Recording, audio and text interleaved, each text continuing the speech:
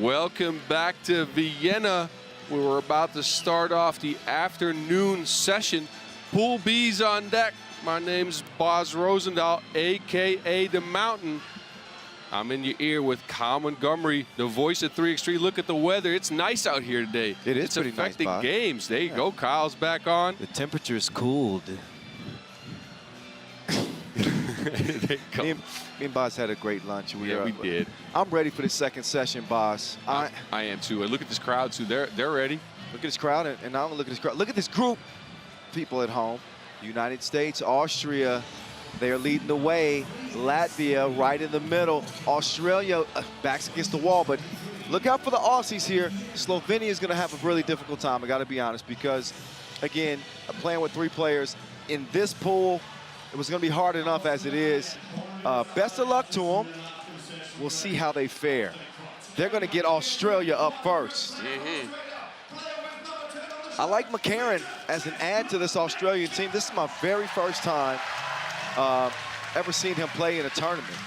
And he looked really good through the first couple, even though I know, Boz, they're coming in 0-2. How you gushing about a team that's coming in 0-2? Well, I'm really gushing about the potential. And obviously they were in a tough game. One of the games fairly controversial. They end up falling. I'll get you all the numbers that you need. Yeah, that's the game that Austria you're talking about. Yes. Where there were some calls down the stretch of the game that didn't go in their favor. I did like the way they played, though, and you're right, McCarron, nice addition. Even though he looks like a dad that just got out of a barbecue and he's playing in slippers, that man will get you on the bucket list. And not just the buckets to catch some rainwater either. Impressive beard. Mitchell McCarron, Waxy, Lucas Walker, Daniel Johnson, he's bigger than you, I'm sure, and Andrew Steele. Stilo. So Slovenia, again, playing with 3 players as they try to get back to relevance in 3x3. Crazy how it used to be, how quickly things can change when you go through transitions and rebuilds. They have some young talent. We get to at least see some of it here in this one. Strel is a straight shooter. Like his game, he's lengthy. And obviously with Lichen in the post, he's a problem. He's a strong dude. Yeah, strong and physical down low. I like his game. He's also able to keep up with people defensively now, even though he's a little bit heavier than some people. Surprisingly. Yes. You know, we call him husky. Husky, right? That's a good word. He's husky. Yes. No Blaj Janezic for this game. Injured his knee in their first set of pool play games, and he's going to be out for a while. So that's why you'll see Slovenia playing with 3 players against the Gangaroos, the Aussies, who, you know, they not only do they want to make it to tomorrow, this team feels like they can medal. Yeah, they're good enough to play up with anybody, right? And they just ran into an Austrian team here, carried by the crowds. But I feel like they should be good enough to get out of this pool. It is going to be a rough day for them. They need 2 wins to have a chance. Yep, lost to Austria 15-21, and also ran into Riga, which is another team most certainly that we're going to have to keep an eye on today. And that's how they arrive at this point. But he's 23 years old, Adrian Hirschman. He's the top gun. I mentioned Strel's ability earlier, but really this is the guy that makes it go. Hirschman. Yeah. Gone cold shooter. Yeah, I mean, he's gonna get stronger as he gets older. 23, they don't even realize how young they are, Boz, at 23. Oh, man. The beard isn't even grown in fully yet. You remember when you were 23? Yes, I do. I was making some bad decisions at that time. That's another story for another day. Let's leave that out of this. But yes. No, but I like Hirschman's game. He's shifty. He can shoot. He can get to the rack, too, and find his teammates. So they're going to rely on him to try to get the W here because he is going to need to shoot the lights out. Playing against 3 in the heat of today is going to be rough. Let's quickly remind everybody about what happened at the first half of the day. In case you don't know, this is the final day of pool play, ladies and gentlemen. So all of our elimination round matchups will be set 1 seeds get a bye straight to the quarterfinals. In the women's competition, Pool D, we saw China go undefeated. We saw Israel come out of nowhere and take the 2nd seed. Italy gets the last ticket from the women's competition. Meantime, the Netherlands, they go unbeaten. Japan sneaks in as the 3rd seed, and Switzerland get the 2 seed. That's in Pool D. Pool B takes center stage for the rest of the day, and this will be it. This will be the last 3 spots in both the men's and women's Pool B action. Boz Rosendahl and Kyle Montgomery here with you. We're going to tell this story for you as it happens, and this one is happening right now. Slovenia and Australia, mate. How was that, Boz? I like it. I got to talk to my Aussie friends about that. I don't think it was very good. I'm going to work on it. Australia, mate. My accent game is not at the point. I can do a Dutch accent. You should put it on the Bobby. No, that's not good. I shouldn't practice this live. Forget about it. Look, though, this Australian team, we talked about McCarron. I think all 4 players can score. They have shown they can contribute. And for me, I like Johnson. I mean, obviously biased towards the bigger players in the game a little bit, but he has shown feather soft touch and some creativity. Also the ability to hang with people defensively now. No, Boz, look, Johnson got skills, bro. Oh, yes. He got skills, man. Great touch. You know, he knows how to use that size. This Australian team is nothing to sleep on. They could have very easily been a team that was coming out of group play 2-0 as opposed to 0-2, but sometimes the ball just doesn't bounce your way. Sometimes the calls just don't go your way, and here they are. But the thing is that, you know, 2 more games, we've seen several teams come in 0-2, and if you handle business on your last set of pool play games, you might find yourself still alive. So that's what's in front of the Aussies right now. As McCarron will make his move right. He's going to loft it to Big Johnson. Pause. Daniel, that is. Yes. He's big. But yes, he's big, and he just got a bucket. Some of you people are immature, and I say something, and you start giggling and stuff. And I'm not interested in that. I'm here to do a job that's professional, serious. You're right. We're serious here. You understand, boss? Yeah, you're right. We're serious. I know. This guy's seriously tall. Daniel Johnson standing 2'11". He's got a decent stroke as well. He's got the wingspan of a pterodactyl. Wait a minute. He just got shook. Oh, now. Oh, whoa. Lichen. He cares nothing about how tall Johnson is. He was taking it at him. I think he might have the weight advantage. He might have that, yes. That means he can attack Johnson's center of gravity, though, which is going to be tough for Johnson. He's tall, but he's not the heaviest player. That is true. Here's Hirschman. Hirschman to Lichen. He ain't catching that oop and putting it down. No. And then you need that touch. Oh, Johnson left one too. It's a disadvantage of being so tall. By the time Johnson got the ball up, he was getting blocked by the bottom of the backboard. Johnson to Steele. Andrew Steele. He's going to misfire that. He'll reset. Daniel Johnson says, it's my turn. Okay. He also is going to miss, but the offensive rebounds are working. Waxy is going to miss several tips and it finally goes down, courtesy of Johnson. 3-zip. Lichen is going to get an easy score, but I think, is that Waxy that's down? Yes. Yeah, Waxy, he's a tough dude. It takes a lot to take him down. He is up now. Member of that silver medal Asia Cup team, and it was the knee. I thought maybe he took a shot to the head or something, but no, he's got his knee wrapped in a bandage, right? So there must be some discomfort there, and I think he might have twisted it a little bit on that play. Walking off though, so I'm pretty sure he'll be all right, but we'll see. McCarron will turn and fire.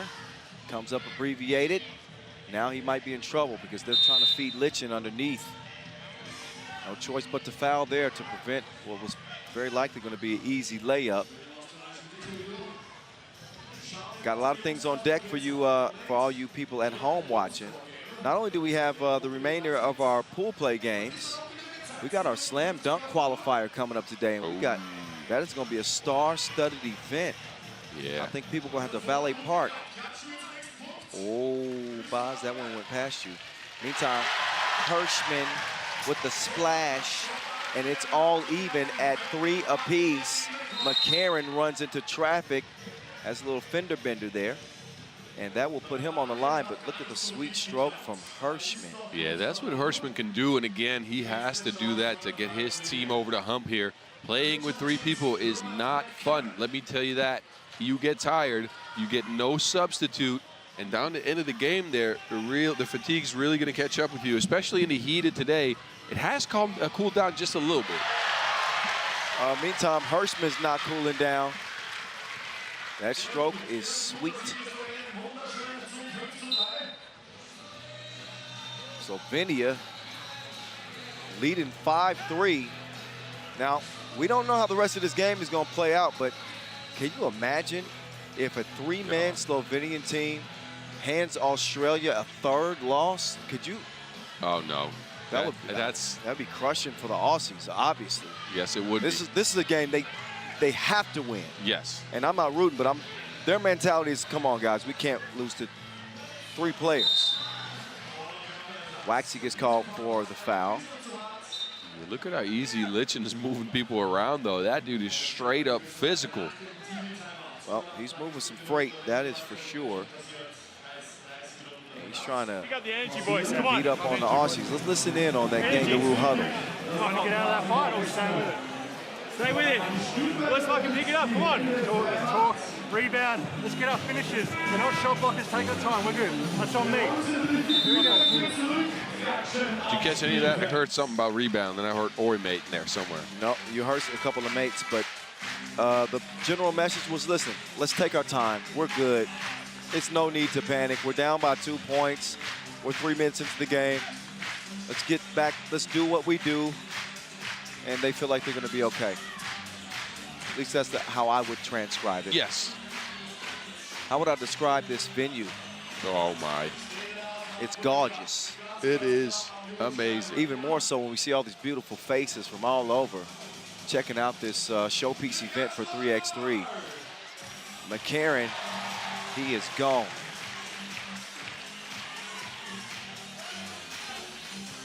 Aussies pull within 1. Strel pulls the 2-piece. Back iron. Somebody better track down that Wilson. Or maybe it's a smart play. Let it go. 1-point lead. And here's McCarron. Yeah, nice take by McCarron. Aggressive towards the hoop. He's looking for his buckets early. Look at that. Another one for McCarron, too. Fire in the hole.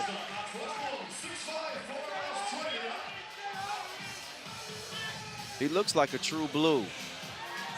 I mean, he's got the beard going. Could you see him out wrestling an alligator or something like that?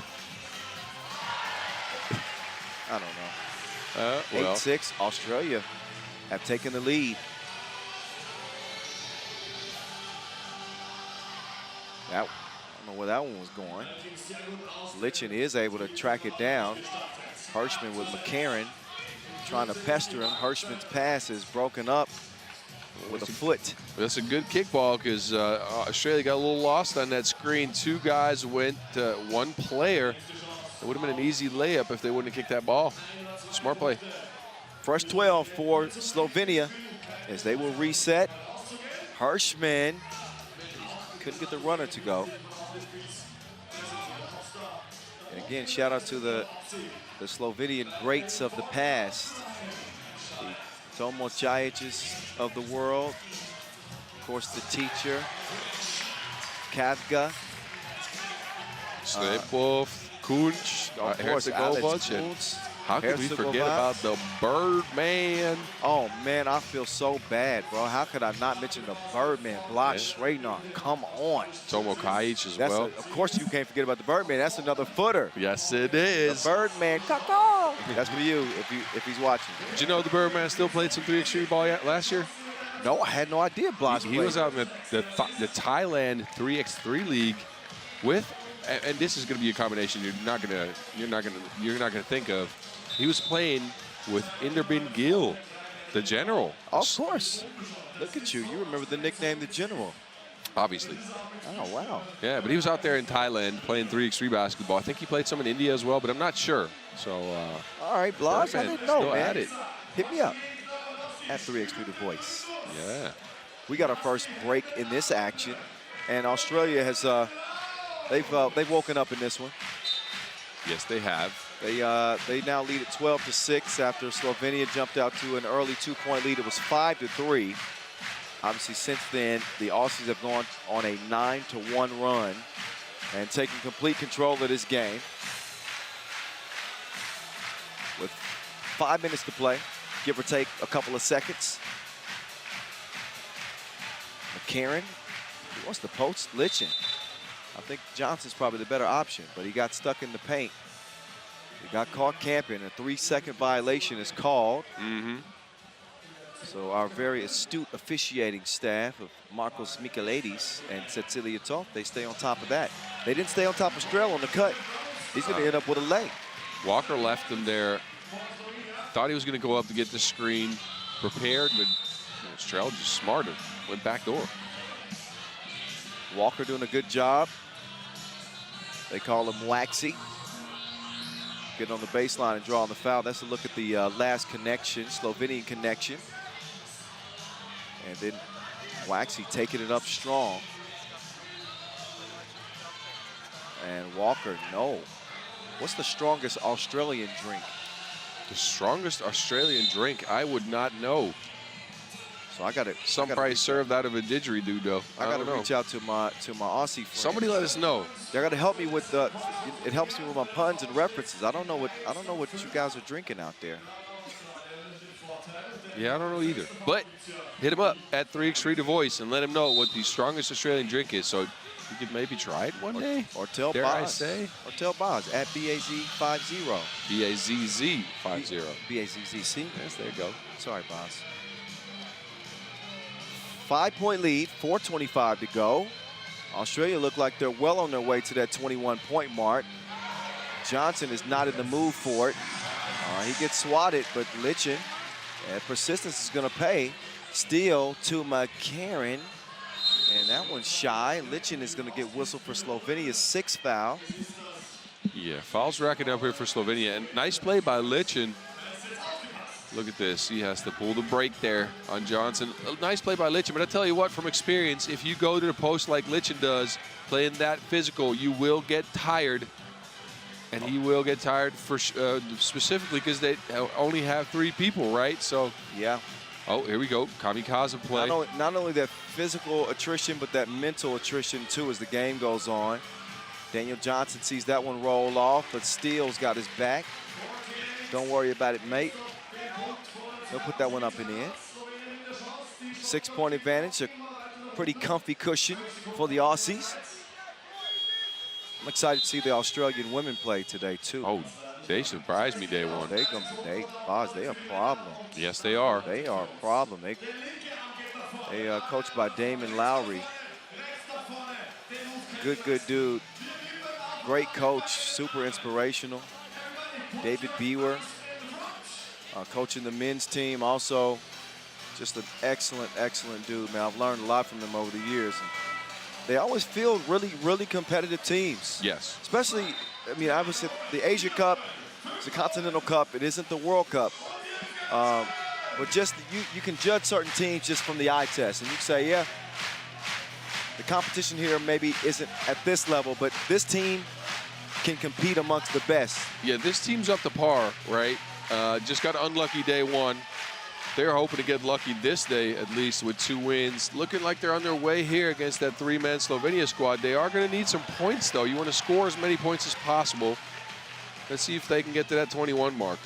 Did you see the beautiful pass from Daniel Johnson? Yes, I did. No look. We'll probably see that again. So check out DJ in the mix. Take that and take this.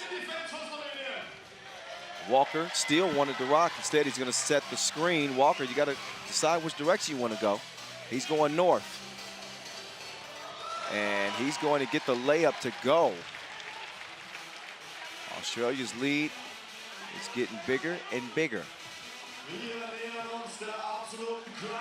Oh, wait a minute. Good defense. Lichen's not bullying Johnson around. Says, I'm a grown man. Oh, that hook wasn't so pretty, but that's because there was a foul on the shot. Yeah, Litchin all physical trying to stop Johnson here. And see, he bumped him on that hook shot last second. You can't do that. 2 free throws for Australia. And it looks like Slovenia is running out of gas right now. Well, again, not a shock. They don't have a sub. They're doing the best they can against the best in the world. And Australia will very likely get a must win. I was going to say much needed win, but no, it's more than that. It's a must. Yes. And they are within 3 points of getting it done. Adrian Hirschman threads the needle. Daniel Johnson swats him. Well, bodies flying left and right. Litchin is really trying to bully Johnson down there. Johnson way taller, but he is giving up some pounds. Well, that would be his advantage in this one, is he's going to push his weight. Yes. But the wait for this one's nearly over. Quarter 5. Is that it? Wait is. Scratch that. I'll show myself now. Oh, McCarron. Nice little move and told him to get in the weight room. That dad's been lifting some heavy barbecue gear. I'll tell you what. There's a little bump and run. What qualifies as heavy barbecue gear? I'm not sure. He just looks like a strong dad. I'll tell you Daniel that. Johnson dunked the ball. I'm sorry, I had an outburst just then. He's 8 foot tall. I don't want to see another layup from Daniel Johnson. I want to dunk. He's a finesse player, though. Hashtag dunk Daniel Johnson, please. Oh, they just sink him in the deep end as Andrew Steele applies the finishing touch from Tulane. Big win, big score for the Aussies. Gang, gang. Gangaroos, 22. Slovenia, 10. Make no mistake, we knew that this was going to be a task that Slovenia with 3 players was going to find very, very difficult. They delayed the inevitable as long as they could, but Australia, just too strong of a team. And they get their first win here in Vienna. So congratulations to Team Australia. Yeah, and a good score for them too, right? Got to 22. Yeah. Made sure they got as many points as they could on the board. So good game for Australia. Way to catch rhythm. All 4 players contributed too. Did you manage to lose another pen, Kyle? I didn't. It's just hot. It's underneath all these papers you have over here. This isn't a safe workspace. No, it's not for me, because your papers have been flying around everywhere. You're such a slob, Boz. I'm going to post something on Instagram at some point about how you leave your papers. I better tidy up here. Yes, in that you case. better. Keep that phone out of your hand. Meantime, let's look at the highlights here. There were a few, right? Slovenia only managed 10 points. Australia with a strong performance. Australia, though, Boz, if they're going to get in, they're very likely going to have to win that game against Latvia. Oh, that's going to be a tough one. So that will be tough when you're looking at a 2-0 Austria team, a 2-0 United States team, and a 1-1 Latvia team. So, man, that is going to be an incredible, incredible matchup later on today. For Slovenia, they're going to go up against the USA. And, well, I don't know many teams that want to see them right now. That not exactly a guaranteed win. You never know what might happen, but that one's going to be tough. Next check ball between Latvia and Austria. We're talking about big games. That's scheduled for 5:35. Boz, I don't have my phone on me. You got to tell me what time it is so I know how long. It's 5:30. 5:30? Yes. Okay. We'll step up the mic here for about a minute or two. My director's saying 30 seconds, but sit tight. We'll get you introduced to our next 2 competitors here at the World Cup in mere moments.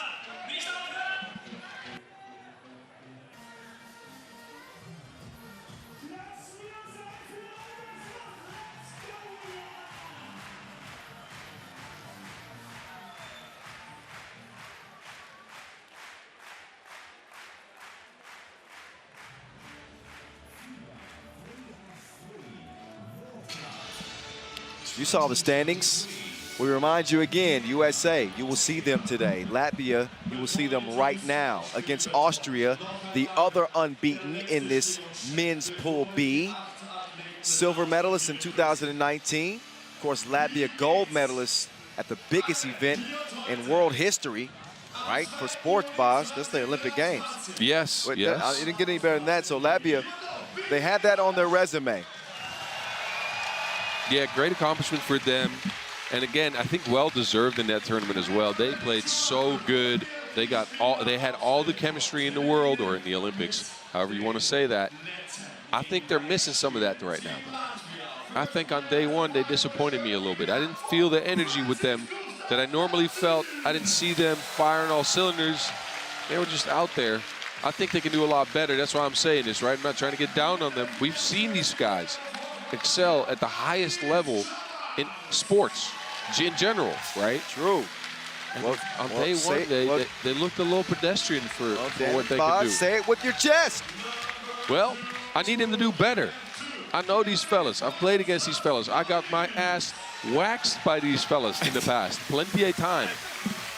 Well, they got one new add to the Olympic trio. Oh, Lasmanis he looks serious, man. I don't think I've seen this look in Carlos Lasmanis' eyes maybe since the Olympic Games.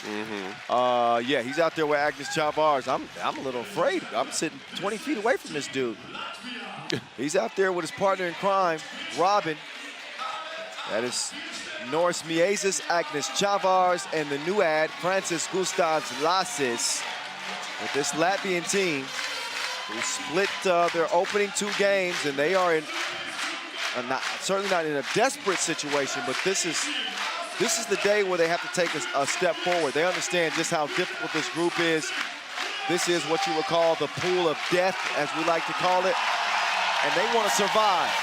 Hey, did you know Lasses played in the Netherlands last year? He played his 5-on-5 boss basketball out there. Okay. I just heard that, actually, because I really don't watch 5-on-5 basketball like that. But one of my old teammates, Jesper Jobs, at the tournament right now, told me he played for a team called Joost United. So some Dutch ties there. But look at the Austrians. The crowd standing up. Stadium's lit. It's litty here in this city. Rathausplatz Square. It's on fire because Team Austria is taking the court, and they have been on fire. They haven't lost a game. Austria, they beat Slovenia. They also beat Australia 17-15 in a close one. They enter 2-0.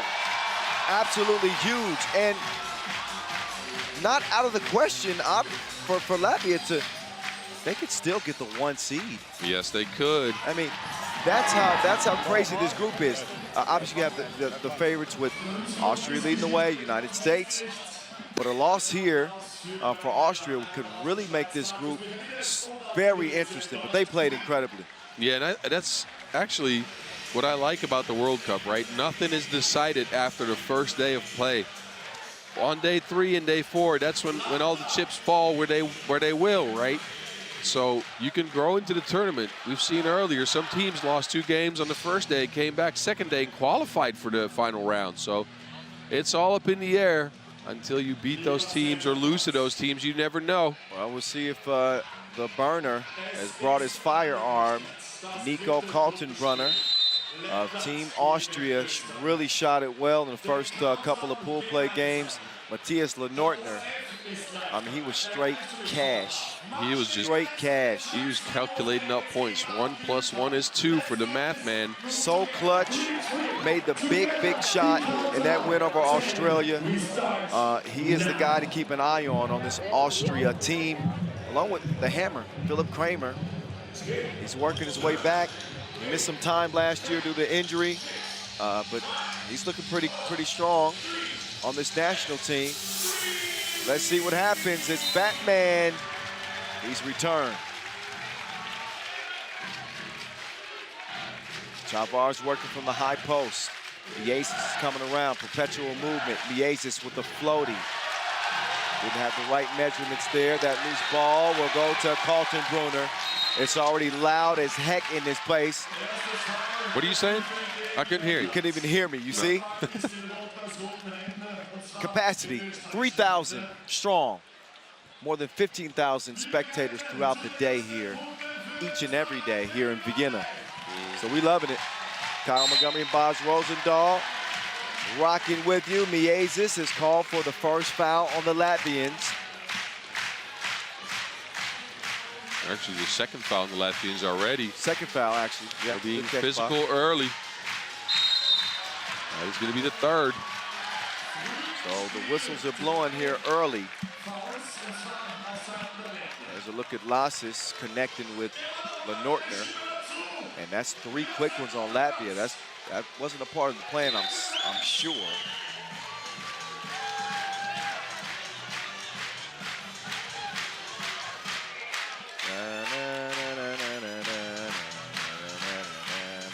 I like this one, Boz. Now look at you learning some European songs. Of course I have. That foul, though, that one's, I believe, is that called on Chavars? Yes, it is. So it's 4 fouls in the first 40 seconds of play. That's exactly what Lasmanis is telling his teammates. He's like, calm down. 4 fouls in less than a minute? That ain't good. This is certainly going to be a test for Latvia because they're dealing with a talented team with a raucous crowd. Lasmanis trying to fight through the screen, and that's going to be an offensive foul called on Austria. So they will see their first foul of the game. Yeah, a bit too much for Memba on that screen. Referees have been calling that all tournament. You got to stand still. The energy in this place is palpable at this time. You can really, really feel it. Really a great fan base here in Austria. It's a reason why we're coming back here for our 3rd big event in Austria. Had the Europe Cup last year. We had the Olympic qualifying tournament also in Graz, and now we've come to the capital here in Vienna. And the fans are showing much, much love. And we love you back. Yeah, you know who else is loving out there? The referees. We got 1 minute, 6 fouls called. Yeah, their lungs gonna get tired in a second. Lassis just a little strong on that 2 attempt. So Kramer will set up shop. Kramer is gonna take it at Lasmanis. The hammer.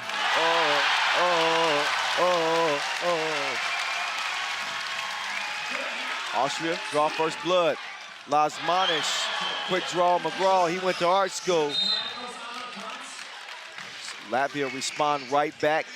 Lasmanis will have a seat. Chavars is in. Batman with the lefty stroke. And then before that, it was Philip the Hammer Kramer who gets the layup to go. Kaltenbrunner won't receive that package. It's stolen. 2-1. It'll stay. I think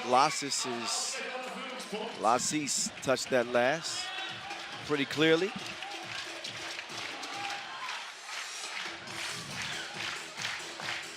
Kaltenbrunner taking it right at Lasmanis, but that length from Lasmanis at 6'7", he's going to make it very difficult for a player like Kaltenbrunner.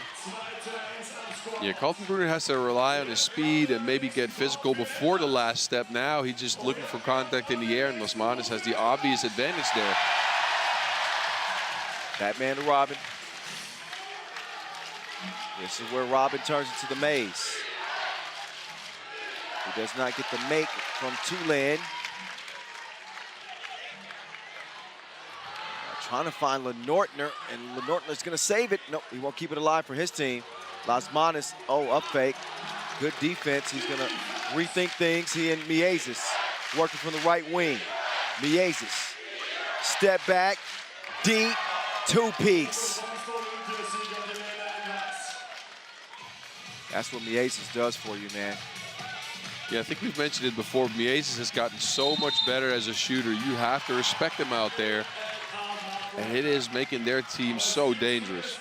Remember a couple years ago when he was really not able to get that many shots to go down, he was just a speedster. A tricky speedster, by the way. But now he is a very consistent shooter as well. So another foul is called as Austria now has 4 fouls. Latvia have slowed down a bit. They had 4 fouls in the first minute of this game. There's the give and go. Miezes setting the table for Chavars.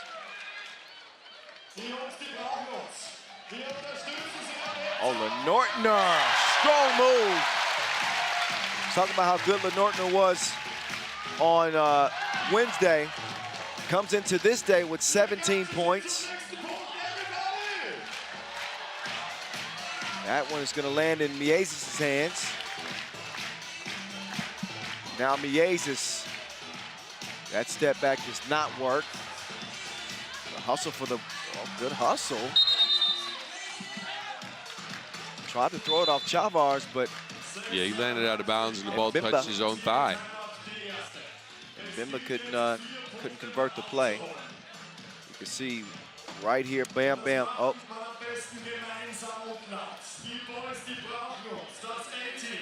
And the last Lenortner score. Lenortner averaging 8.5 a game. And he was 7 of 16 from long range through the first two pool play games. So shooting it at a very, very high clip. Yeah, he took a page out of Jeremy Renner's book. Started throwing some arrows out there. His nickname over here is the Hawkeye. That's right. Boz already dropping bars. Meantime, Miezes dropping deuces. It's 8-2. Another look at Miezes' second double. And the Latvian section is live. Oh, whoa. Whoa, they almost went at you. What do we do to deserve that? Loose ball right in me and Boz's face.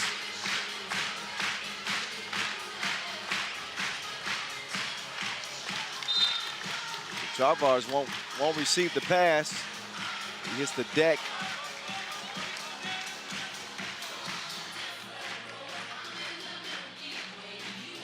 Lasmanis will set up shop.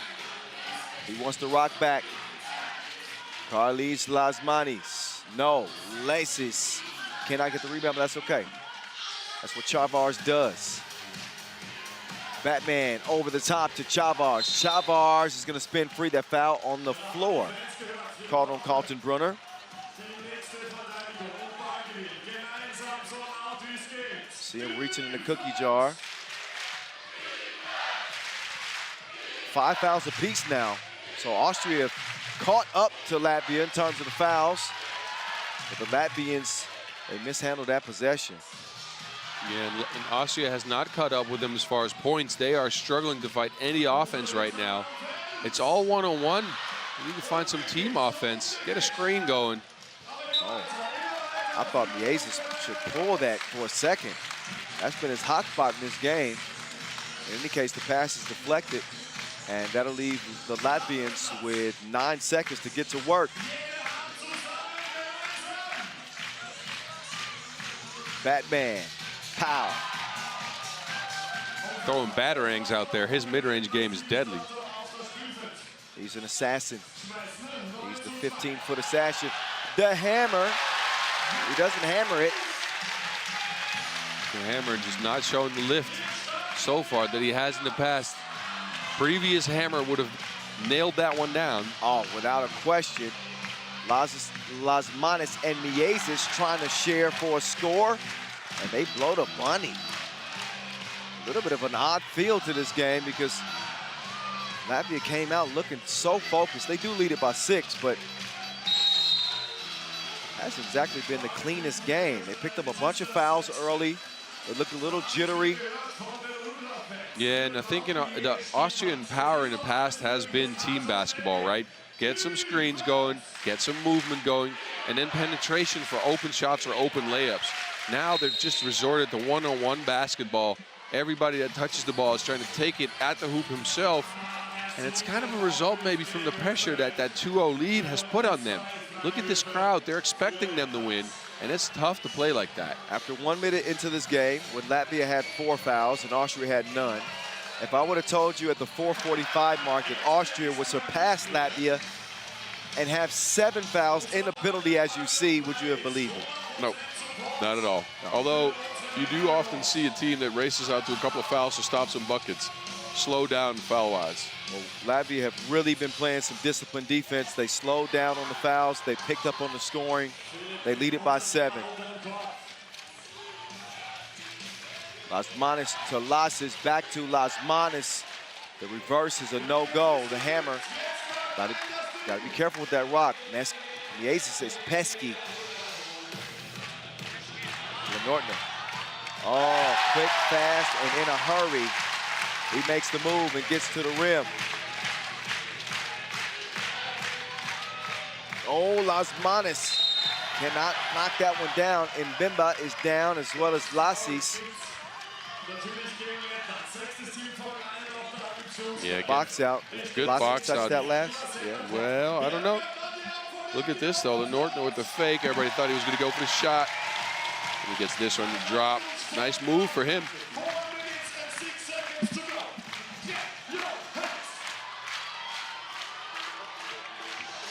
The hammer.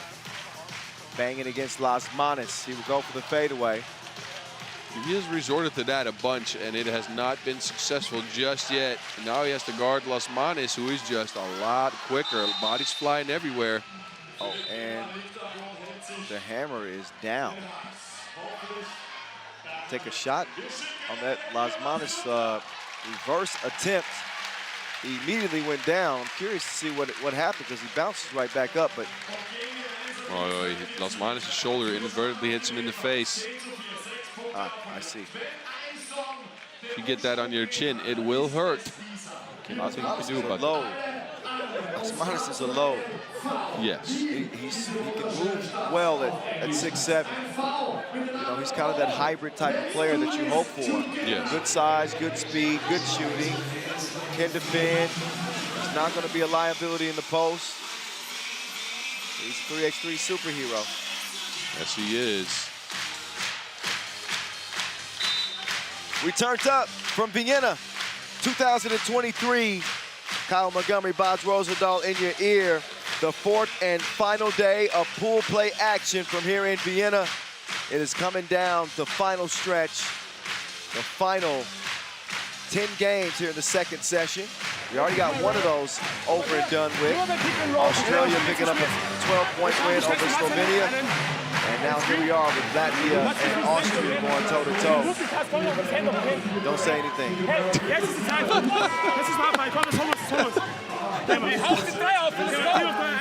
He wants to give me, you know what? There you go. Because of messing stuff up. We got a second one of those? A spill? Yeah, you spilled. That's what we need to write our scores on, though. Yeah, look at you messing up our paper system. I spilled my lemon honey tea. I'm trying to do everything. I got to carry Boz right here. And then yeah, I gotta... You're right. 10-4. Boz, you got the biggest back. You need to be carrying me. Well, I'm not carrying that tea that you just dropped. That's all I'm saying. So the Austria crowd, they want some defense. It ain't nowhere to be found. The Aces with the easiest bucket of the game. And now a 7-point lead for the Latvians. Burner burns them. That's what the Austrians need. Some shots to start falling from the outside. Oh, and Bimba and Lenortner look like, I'd have to get a closer look at this, but a whistle on the play. And I'm sure there was contact, but, oh yeah, you can see that was there. hand. Yes. Gave him a very high five. The very keen eyes of official Donald and Marcos. And a warning, because I'm assuming that Austria didn't like the call. So they'll get a technical next time they start to have an extended conversation with the officials. Lasmanis, swish.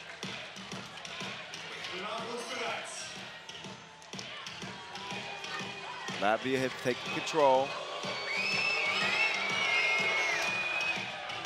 And Lasmanis is goal.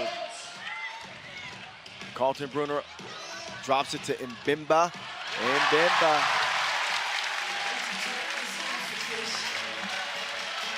Lasis and Lasmanis. Ooh. That's not a shot you want to give Batman. Nah, Kramer just not ready to keep up with Lasmanis right now. He's looking a little bit outmatched speed-wise against the two guards for the Latvian team. And Mbimba beating him up at the post, giving Austria a score. Batman collides with Kramer, and they call that out of bounds on Latvia. Yes, I am. Well, from this angle, it looked like Kramer just caught him with his arms, and then the ball went out of bounds. But, you know, we don't have that baseline angle that Ref Donald has. Lasis is in. Lasmanis is going to get a breather. There he is, the math man, +2. It's a 4-point game. Oh, what a big answer. You heard that crowd. The crowd got quiet all of a sudden. They started getting hyped after that too for the math man, but Miezes just answered right back. Miezes is a cold-blooded killer. But Austria, they are not going anywhere. Miezes is waving everybody off. He wants the ISO game with the hammer. Ooh, just misses it. Chavars. Oh, Miezes, why not? He's wide open. But still cannot find the touch from the corner that time. Minute 49 left, so time is of the essence. Here's another look at Miezes' third two-ball of this game. He got more twos than preschool. Oh, look at that. The math man, not just adding, also dividing the basketball. Excellent. You like that, huh? I did like it. I like it a lot. Look at Erwin. Erwin is trying to wake this crowd up. Yeah, Erwin. I guess he's a featherless seagull. I didn't know Austria was on the sea, but I guess they have seagulls here. I thought he was an eagle. Erwin the eagle? I heard something about seagull, but he might be an eagle. I don't know. Does he look like an eagle to you? Not exactly. I wouldn't say that. He looks like a seagull. Am I right? Seagulls are white. Yes, but so are some eagles.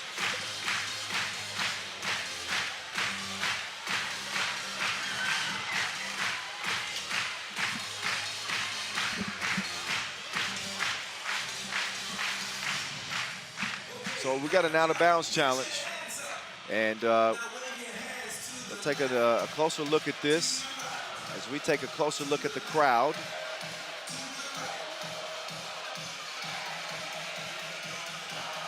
And a closer look at this play. I don't know, Boz. Me neither. What do you think here? Well, I can't determine, and that is always one of those things where if the referees look at this, it looks like it is out on losses, but you see the back of the hand for Memba's on there as well. Who leaves it first? They might just say they can't make anything out of this footage. It looks like it might be off Memba, actually. The back of his hand is resting on that ball. Close. I don't admire the official's job, man. It's so hard to officiate this game. It's so fast. You know, so many actions that happen so quickly.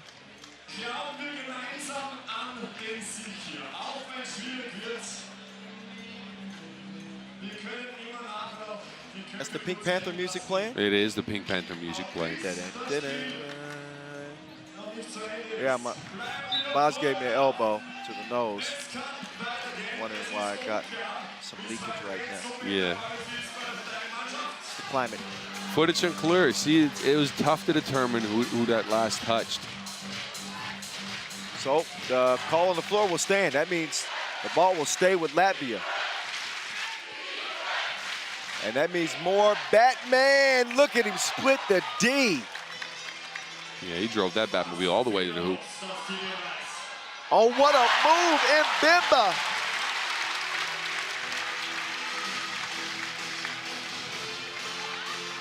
Lasmanis denied that time.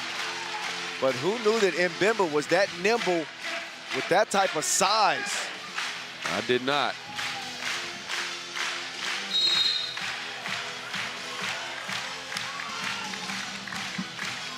It's another whistle, though.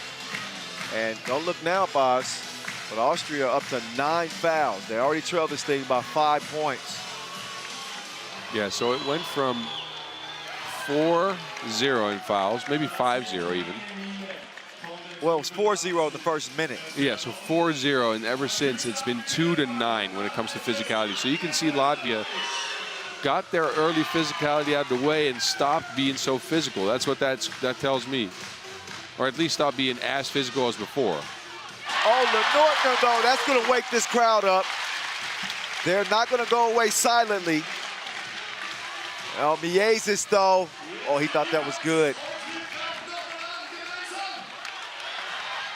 Kaltenbrunner, the stroke has not been there so far today. Oh, Miezis, don't do that man like that. Oh, he stayed on his feet. He threw Close, though. He did stay on his feet. Oh, and he knocks down the 2. Ridiculous. This is a wild ending towards this game. Lasmanis can't put it away. He was trying to sell the foul.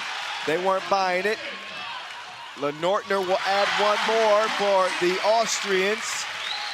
They are within 3, but all Miezis needs to do is get 1. He can't do it that time. They're looking for a 2. Burner, no. Lasmanis, no. Chavars, though. Smart play. Ends up in Kaltenbrunner's hands, and Bimba will put it in. Ooh, they only got 10 seconds, But only though. 10 seconds to go, and Miezis is smart. He's a veteran. He's not going to force anything. He puts a 2 up, but that will end the game. And a big, big win for Latvia. They had to have it, and they went and got it in enemy territory. In the Austrians' backyard, they will hand Austria their first loss of the tournament. They are undefeated no more.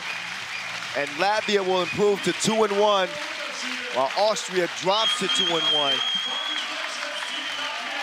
And the Latvians are saying, Lalis, Lalis. Hey, good game for the Latvians. Again, didn't look like they were firing on all cylinders day 1. They are getting closer to that 6th gear day 2.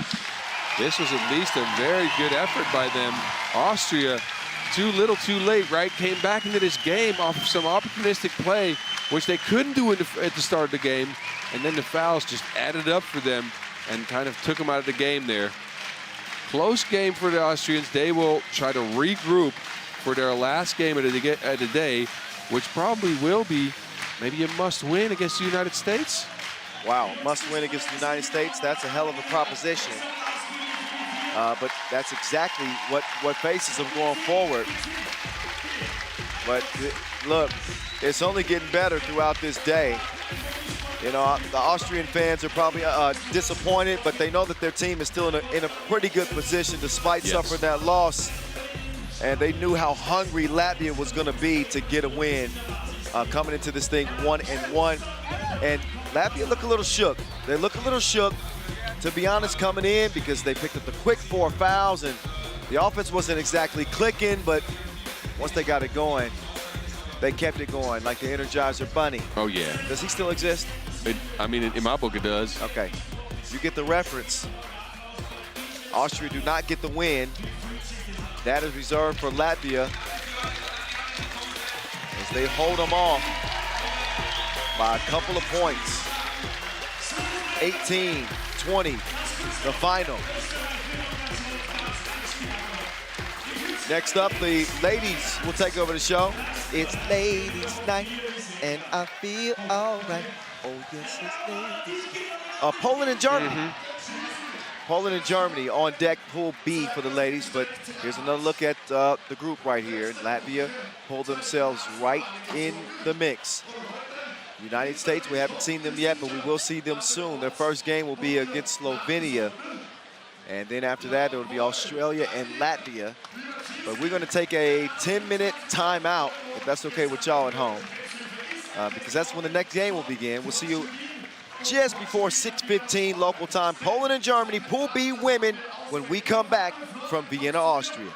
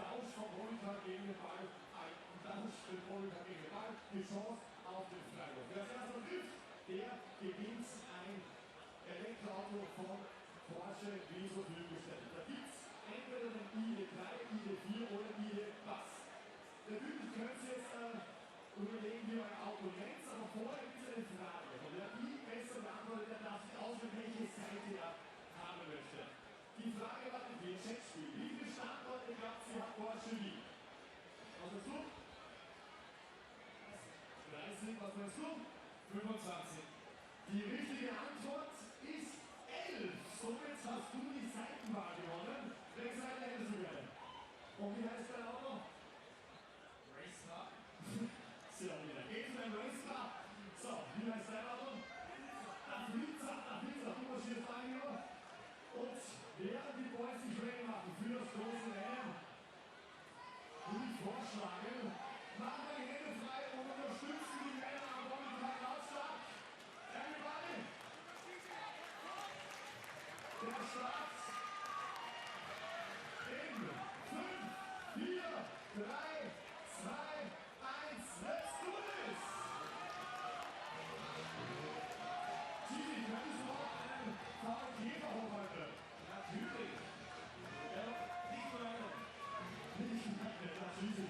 Nicht ist schon sicher, es geht um die zweite Kurve, warum wir zurück jetzt zur Linie. Der Tausch, Auto gegen Ball. Der erste Versuch. Oh, schade ab. Wir unterstützen die Jungs. Die Leute, wir klatschen zum Freiburg. Da ist er.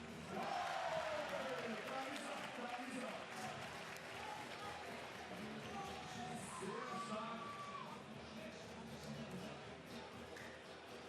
Florian, du machst nicht zum ersten Mal, oder? Nein, wieso warst du da nicht? Hat sehr richtig gut ausgeschaut. Das ist die große Frage. Mit wem willst du denn ein Wochenende im VW hier reingeführt in den Pass verbringen? Kennst du sie? Ah, okay, und mit beiden nehmen so mit. Sehr gut. Jetzt die letzte Frage, welches Auto hättest du gerne? Die reingeführt in den Pass. Da bekommst du von uns den I. Wir haben noch einen Applaus für ihn, liebe Leute. Deutsche I zur Verfügung gestellt.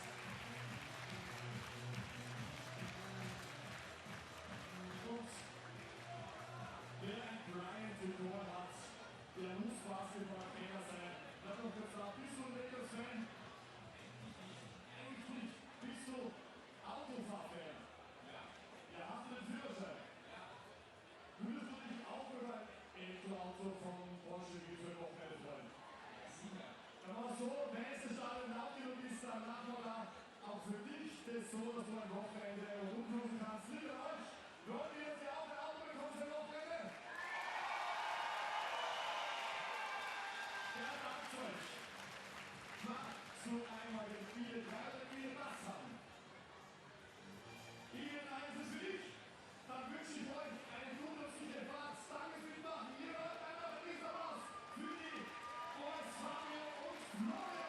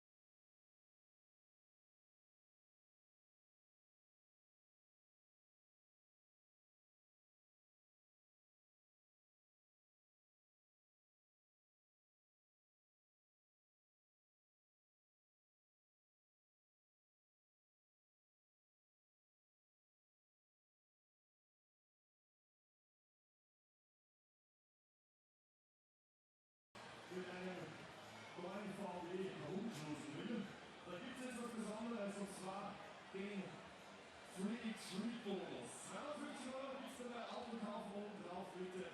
3x3-Bonus. Also, wer, wie gesagt, umsteigen möchte auf eine neue Mobilität, den sei gesagt 3x3, besorgt euch 250 € bei Porsche Wien.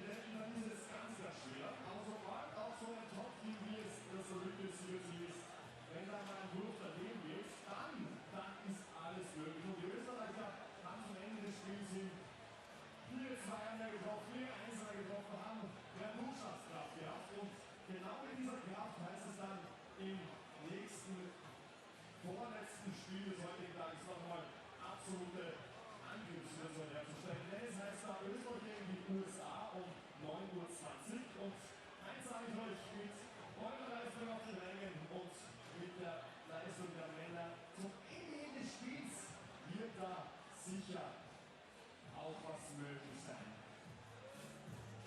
Danke auch an dieser Stelle dafür, dass ihr hier geblieben seid. Wir wollen ein Sportfest feiern bis Sonntag. Seit Dienstag sind wir hier am Rathausplatz für Aufbauarbeiten und Konjunktur. Wir wollen aktiv gespielt wird seit Dienstag beim FIBA 3x3 World Cup in Wien, presented by Win Today. Wir wollen besonders ein Sportfest feiern. Und wir feiern jetzt gleich weiter nach den letzten Minuten Pause mit dem Spiel Polen gegen Deutschland, den anderen wieder zu den Damen. Da habe ich schon Ruheschrei gehört. War das für Polen? War das für Deutschland? Die deutschen Fans sind auch schon hier, natürlich, denn Plätze werden rar. So müssen auch schon verraten, wer sich entscheidet, ach, ich habe am Freitag mit Freitag was Besseres zu tun, als hier feinste Action zu genießen.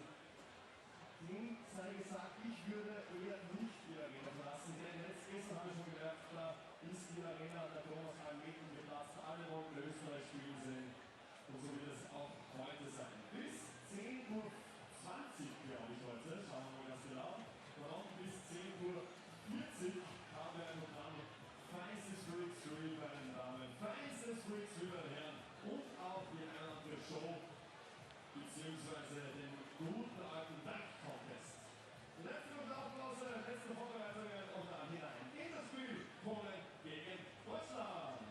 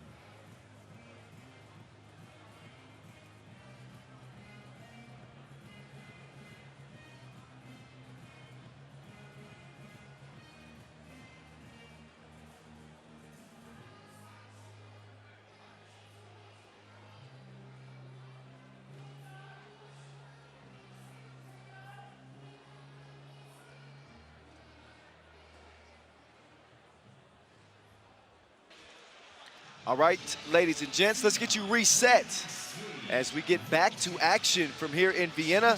You see Australia looking very strong. The ladies 2-0 in their group. Women's Pool B play continues. Germany picking up a big win on their second game of pool play against a very dangerous Poland team. They get set to meet up right here, right now.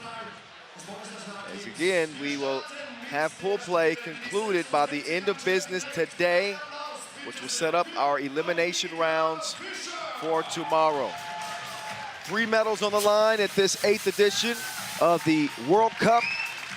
And the 3 medalists will qualify directly to the Olympic qualifying tournament. The stakes are high. Poland understands them very well. How will they respond coming into the day? Starting with the second session here. They've been waiting to get out here and hoop. Got the former #1, Klaudia Sosnowska. They got outstanding shooting on the outside from Fischer. And the question for the Poles is, can they pull off what the men did, go down 0-2, and actually come out of the pool? Right, well, the men were very fortunate. Yes, they were, but they also did play very, very well on the second day, as you remember. Absolutely. For their pool play. I am not taking anything away from Poland. I think that they're playing with a hell of a lot of confidence at the moment, and they should be. And the name of the game is, it's almost like the NCAA in the States. They have a saying, survive and advance. Survive and advance. Doesn't matter how you survive, as long as you do. Yes. And they advance and give themselves a chance at again, potentially winning a medal. So Aldona Marovic, Dominika Fischer, Claudia Gertchen, Klaudia Sosnowska. They'll have a chance to get their second win. The loss that they suffered in pool play early, the first loss at least, was against Egypt, 18-17. Germany has kind of found their groove a little bit. Had a big, big game for Luana Rodefeld. And they pick up a win after being shocked in game #1, which was as the #2 seed. Sonja Greiner and company seem to have turned the corner. Svenja Brunkhorst and Marie Reichert represent this second-seeded Germany team. Yeah, the Germans got shocked there in their first game by Japan. Remember that individual performance by Jue Mura, 13 points for her, and the Germans had trouble with her speed. Maybe Fischer for the Poles could repeat that. I'm not sure, though. Germans are pretty good. Luana Rodefeld, she was hitting from 2. She was. I want to say she hit at least 3, but maybe 4 twos in that game. And we'll see. You know, she's not the most potent two-point shooter, but she can get in her groove just like anybody else. Man, I know you remember that step back when she stepped back and launched herself forward, tossed that two-pointer in there. That was a crazy shot. Wild shot, but a hard-earned victory for the Germans. Former world #1, her nickname is Sunny G. Sonja Greiner. She wants to show her dark side in this one, though. It should be a nice battle between the Poles and the Germans. German men, they won't be playing on, so the country's flag rests on the shoulders of these ladies in front of us right now. So as they get warmed up, well, that's over with now. It's nearly game time. Aldona Marovic could be an X factor in this one. She is a straight-up bucket getter, although she's been held under wraps relatively. Yes. They've gotten some big shots from Fischer. Sosnowska certainly had her fingerprints on their play when they played well. They got to put it all together right now. Yeah, I think they can put out balanced efforts. So far, it's Morowitz leading the charge, but not by much. All these players can score. It's a matter of stringing consistent possessions together. Didn't link up that time. Fischer on the cut, and the pass was just a little long. I think Germany might have got a hand on that one. So that will give Poland 9 seconds on the shot clock. Fischer will start it with Sosnowska. Oh, nice fake. Oh, but lost the handle on it. Solid defense from Brunkhorst. And they will end up giving it over to the Germans anyway.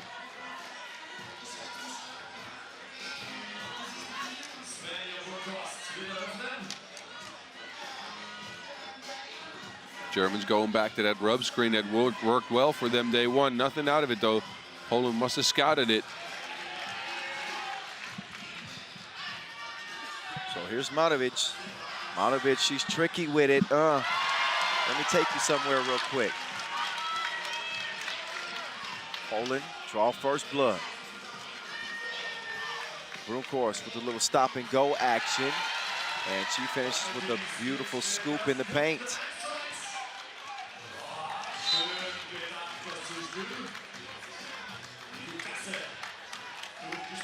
Look at this. Nice little scoop shot. Left it early, too. But it was on point. And on the other end, Morowicz going back to her crafty ways. She's smooth, can finish with both hands. Got a nice little mid-range game. Rodefeld getting it to Greiner. A little too strong on the turnaround. Morowicz. She wants to fire. And she connects 3-1. Poland. So I think that could be really the difference in this game, because the strength for Germany in particular is Sonia Greiner. She's the spoon that stirs the tea. But when you look at Poland, they got the shooting of Fischer, they got the shooting of Morowicz. Even Gerchin steps out there too. So Germany going to stick to their playbook, and that's feed it inside, create their offense from the interior. Gerchin going on the inside, but she's going to miss that one. So that's why Rodefeld is so important in a game like this. If they can get a 2 or 2 from her, yes, and Broomkhorst, and obviously it changes things for Germany. Greiner was going to get her touches, and she's certainly going to have her success in this game. She's one of those players that you can slow down, but you can't really hope to stop her completely. She's that good a player. Yes. Broomkhorst will pull up from the 15-foot range, give or take. And looks like Poland are going to take a foul. 2 fouls on the Poles. Luana Rodefeld.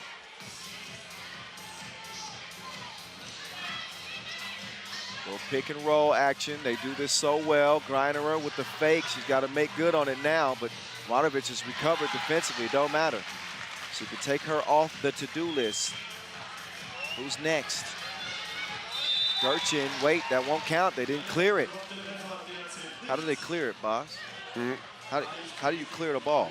So you have to get outside the 2-point arc with at least 1 foot, and the other foot has to be lifted up. That way you're only touching ground on the outside that 2-point arc, and you have right of offense. You are a 3x3 expert. Well, you're the one that made the rules video, so you look who's talking. I didn't make the rules. No, you did not. By the way, let's update that. My beard is bigger, and I don't look like a 19-year-old. Just let me know. I'm available. Svenja Broomkhorst finds herself all alone. She says, why not? I'm going to take that and make that. Morowicz, ooh, that one rattles out on her. That'll allow Rodefeld and Broomkhorst to set back up. Broomkhorst is going to go to the fadeaway. Works good, though. Works out. I was about to say, man, she should take it up strong, but she knows better than I do. Gerchin is fouled. Really saw her have a coming out party in Graz at the Europe Cup last year. She was really connected from long range and really displayed her ability to knock them down. I like the way she used the slip screens yesterday. She got open for a bunch of easy layups underneath the basket. Smart player too, Gerchin. So Broomkhorst going back to that same matchup. She likes her odds against Fischer. That time she will come up empty. Sosnowska to Fischer. Fischer makes the extra pass. Gerchin with the ball fake. Great ball movement. Sosnowska couldn't finish it off. But I think they got the right idea. Yeah, the ball movement of Poles is pretty good, right? It went around, a lot of shot fakes, a lot of drives. I like that, though. Good rebound by Gerchin, too. Look at that. Another part of her game. So that she adds to this team. Travel is called on Fischer. In a 5-4 contest here very early, but it is time for a TV timeout. We're under 7 minutes to go. Pool B ladies action. Yeah, pretty good game so far. Germany not connecting from behind the two-point arc yet, and that is important because in their loss to Japan yesterday, 0 for 3 two-point shots. Think about it. They only hoisted up 3. And in their win against Egypt, they went 6 for 10 from the two-point arc. Crazy. Big thanks to Luana Rodefeld, though, with 4 for 5 twos.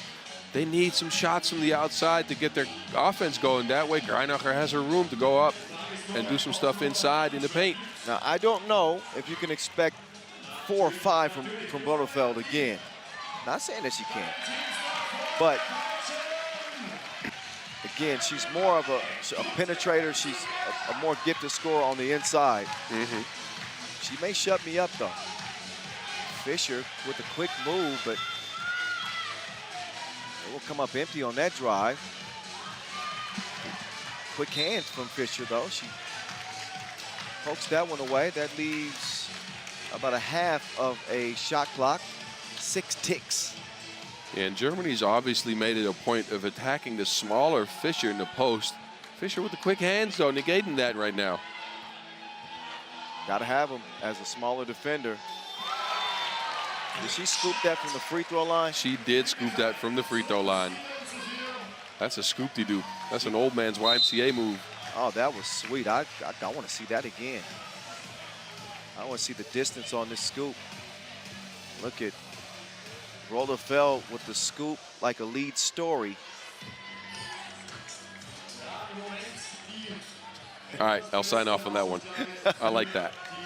I didn't know if you even understood that. In the States, No, I got if that. a reporter has the scoop, they've got the big story. Yeah, you're right. No, I got that, though. All right. Thanks, boss. I appreciate the support. I'm out here helping out. You know that. You know, I was checking my social media earlier, and somebody says that we sound like a married couple. Well, And they said that they actually love it. that's what it does feel like after a couple of days. If we were a married couple, we'd be arguing a hell of a lot more. Oh, yeah, we're just having fun right now. You'd be sitting on the other side of the arena.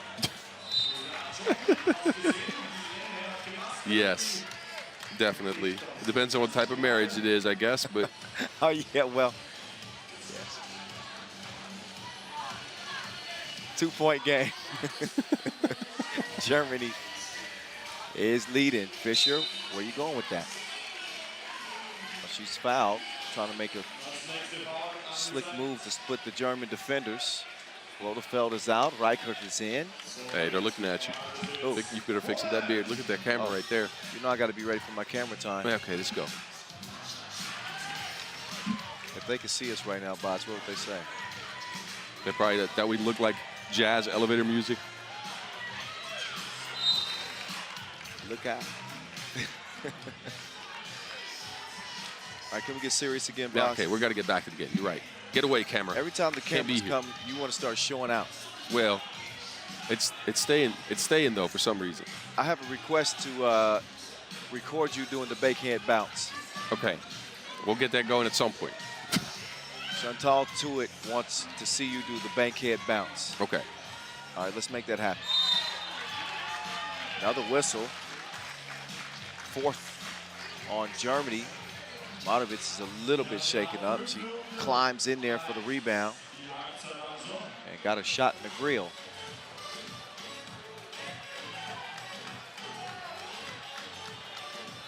Exactly at the midway point of this 5th game in Pool B action. Yeah, so far it's been a rock fight.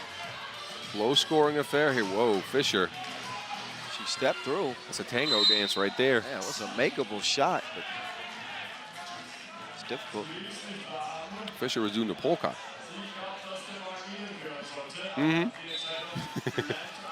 Polka, polka, polka. Right? Yes. Okay.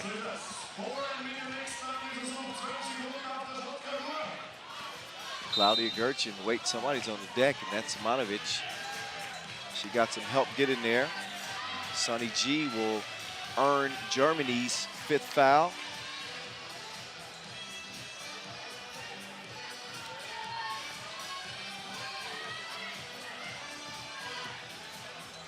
Over to Aldana. Matovic with a turnaround, trickles off the rim. Gerchin will reset for the Poles. Fisher gets the layup.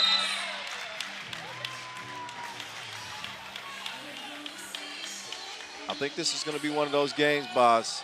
It's going to come down to very likely the final possession.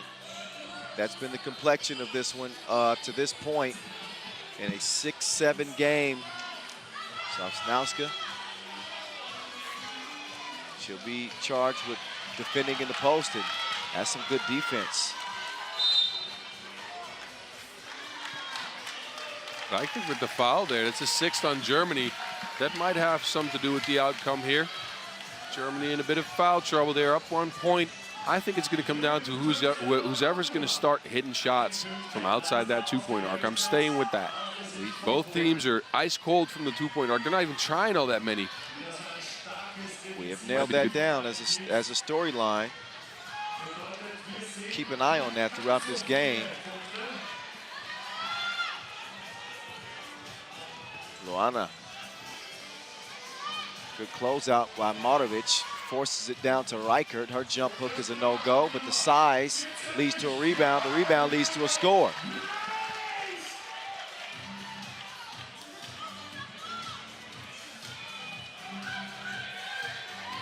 Oh, Matovic couldn't hold on to it. Nothing too much to worry about at the moment.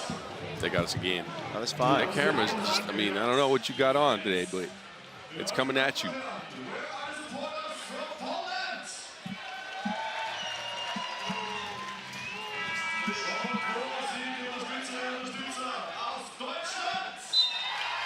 You get that Stromal Swift going. At the end of the day. You got that Stromal Swift? What you get it is 3x3. Oh, I know that, but you went up and down with it. I'm gonna claim this. I was the first person ever to pose in a picture with my arms crossed and the threes. I like that.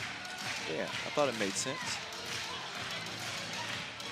Broom course from the free throw line. No, not a lot of makes, a lot of misses in this one. That would explain why it's 8-6.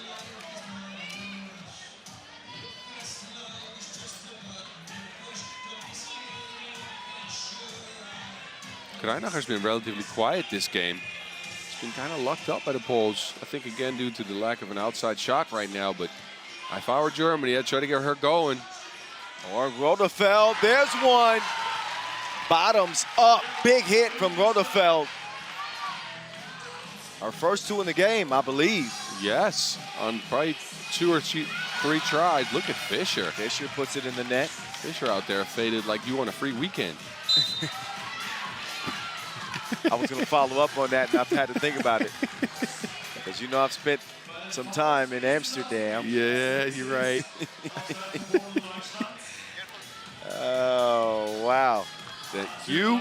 We got some fresh tea. I'm happy. Yes. I was just winning this. We still have a spoon, boss? Yes, still have a spoon. You already lost yours, like you already lost 2 of my pens. Reichert. She's in for the win.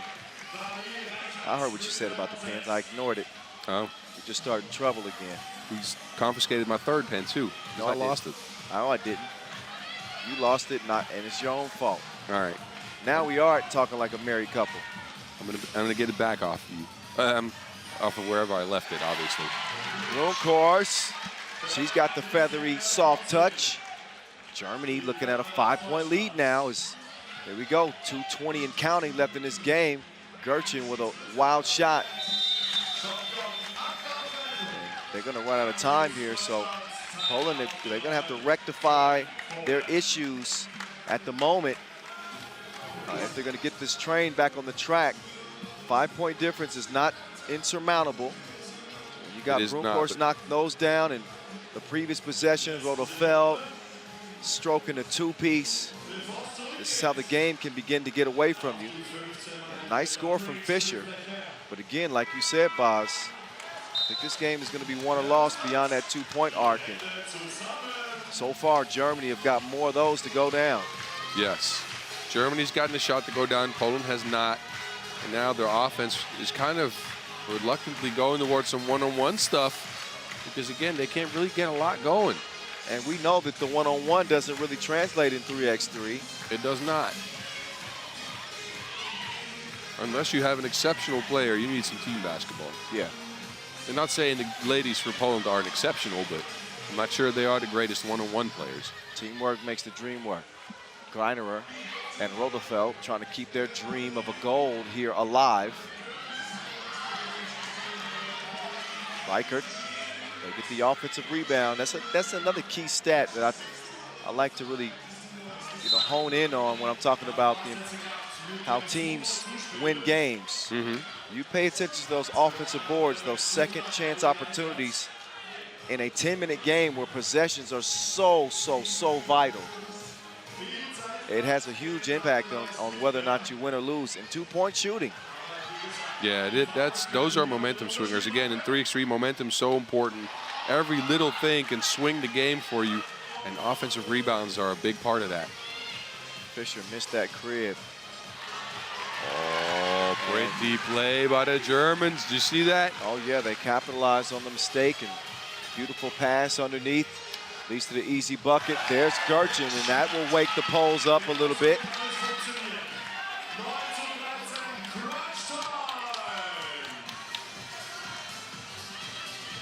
Rodefeld turns and finds Bronkhorst by herself.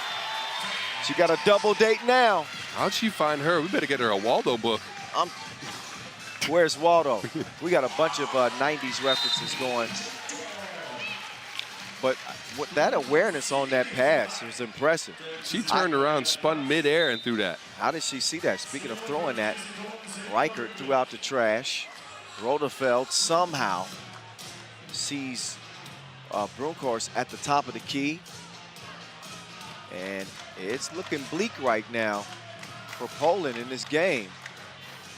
Although Gerchen did get the stroke here from 2. I don't know. And they're looking a little antsy over there. You looking for my pen? I'm looking for my pen. You're right. Thank you. I found it.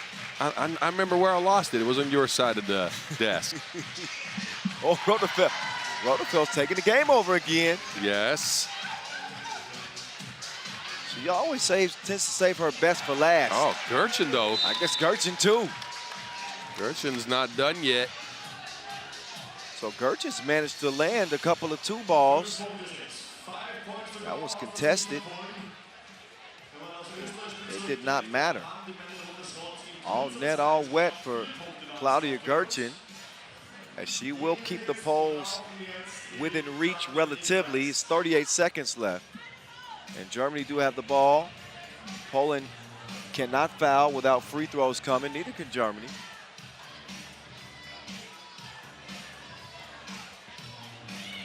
They're going to get it to Sonny G. Sonny G to Bronkhorst. Bronkhorst down to Reichert. Oh, Reichert's got the right touch.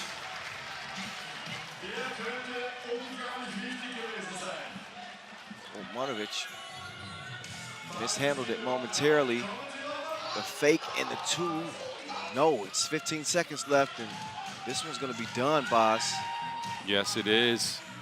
That means Poland will go down 0-3. And they're going to fall out of the race for one of those top 3 spots for the moment. Germany going to improve to 2-1 here. They're not completely out of it, but it will be very tough for them. It is going to come up to the other teams now. They don't have control anymore. And Germany, well, they're in the driver's seat, right? They only lost 1 game, well, 1-2. Australia's in the driver's seat. Well, Germany's right there. Yeah, like the dad that's telling the mom how to drive. My wife came up with it. You remember we threw out a driving references yes. on day 1, and the wife texted me and she's like, Here's why I never drive when you're in the car. You commentate on my driving. So it's like the job continues, but it's out there in the passenger seat, right? Yes. That's where Germany's at right now. That's where they're at. I get it. Man, that's lyrical. That's almost poetic there, boss. Yeah, we can go to get some spoken word in if you want to. Once you tie all of it together. So yeah, they aren't completely dead in the water, but it don't look good. It does not.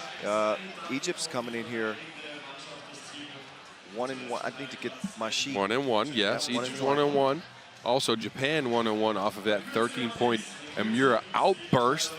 She erupted like Mount Fiji in that game. Oh, save it for the game, Come boss. on, Ali.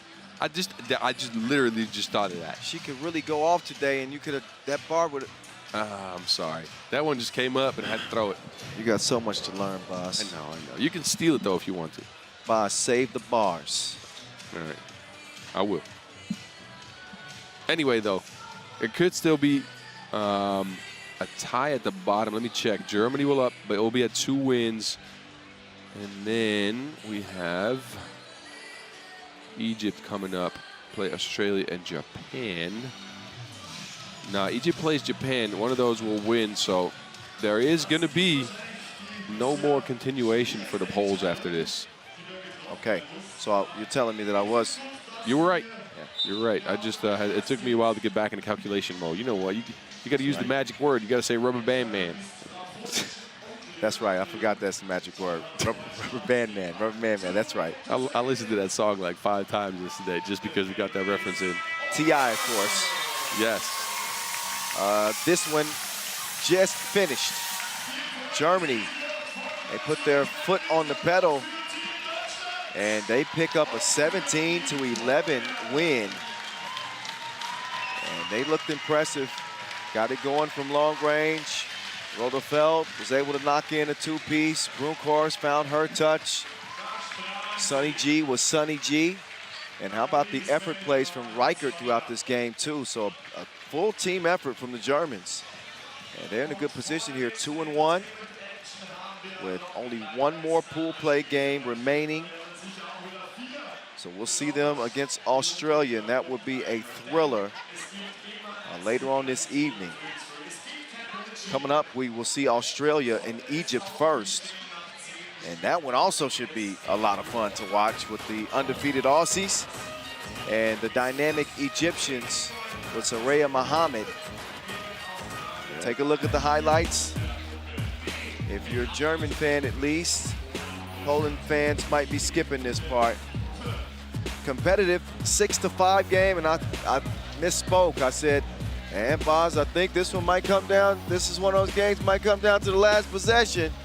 Yeah, it did not. It did not. It did not. A 7-point win for Germany as they eye day number 5 and a chance to compete for a medal. They're going to test their medal in their next competition against Australia. Yes, so they will. Enjoy the final few looks at a 7-point German win. And we get you ready for Egypt-Australia Pool B action coming up next. Incredible venue. Tens of thousands checking out 3x3. Taking over the city, taking over the capital. I'm telling you, man, it's not just a venue filled with people from Vienna and all over the world, actually, because they follow their teams. There's a nice little food festival out here, too. I went and got a sausage sandwich from Stefan's yesterday, which was bomb. I know you tasted some of that. Thanks for the hookup. Yeah, you gave me one. We've been eating a bunch of the local flavors, local cuisine. Actually, look out because we got more to eat tomorrow. Yes. Boz and I are scheduled to take a culinary tour in the city tomorrow, and of course we're gonna doctor it up, put a nice package on social media for you guys to check out. So look out for that. Yeah, I'm curious to see what we can eat. I mean, I know there's going to be some schnitzel, but we've already had that. I need some Apfelstrudel. That's what I need, and some noodle. I want some Apfelstrudel for sure. I'm an American, so we're all about that apple pie. I know the strudel's a little different. That strudel's so good, though. All right, so yesterday, I got to hang out with Saraya. I was happy, man. Fun, fun, fun. We went to a local court, hooped it up a little bit. She has some crazy passes in her, I'll tell you that. And you know me, I like to pass as well, so I got it in. Yep, she's a gifted player, man.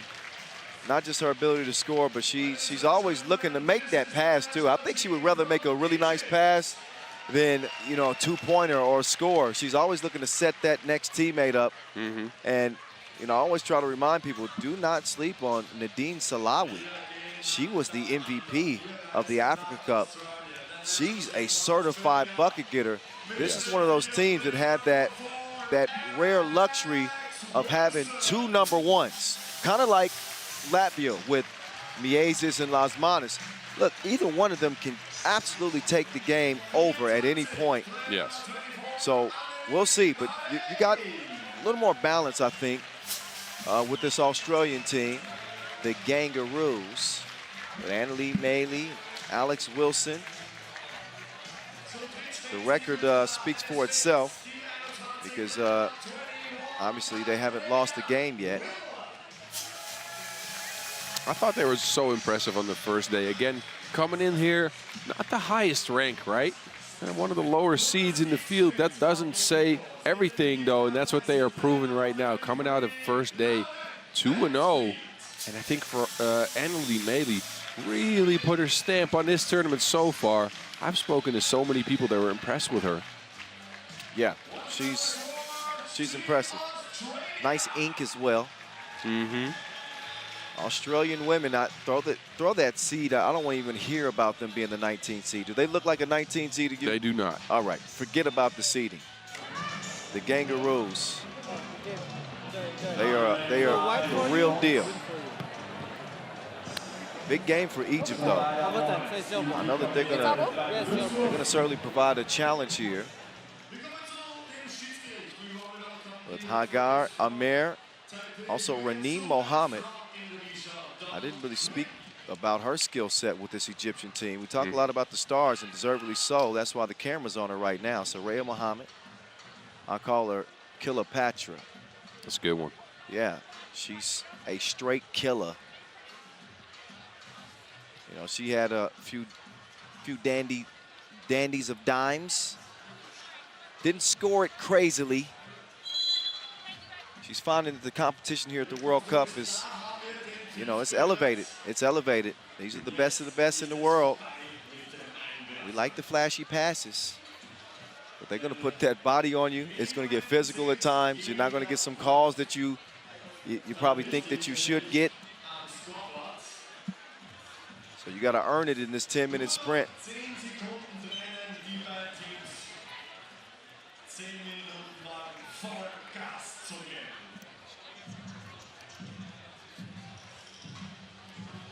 This one's almost ready.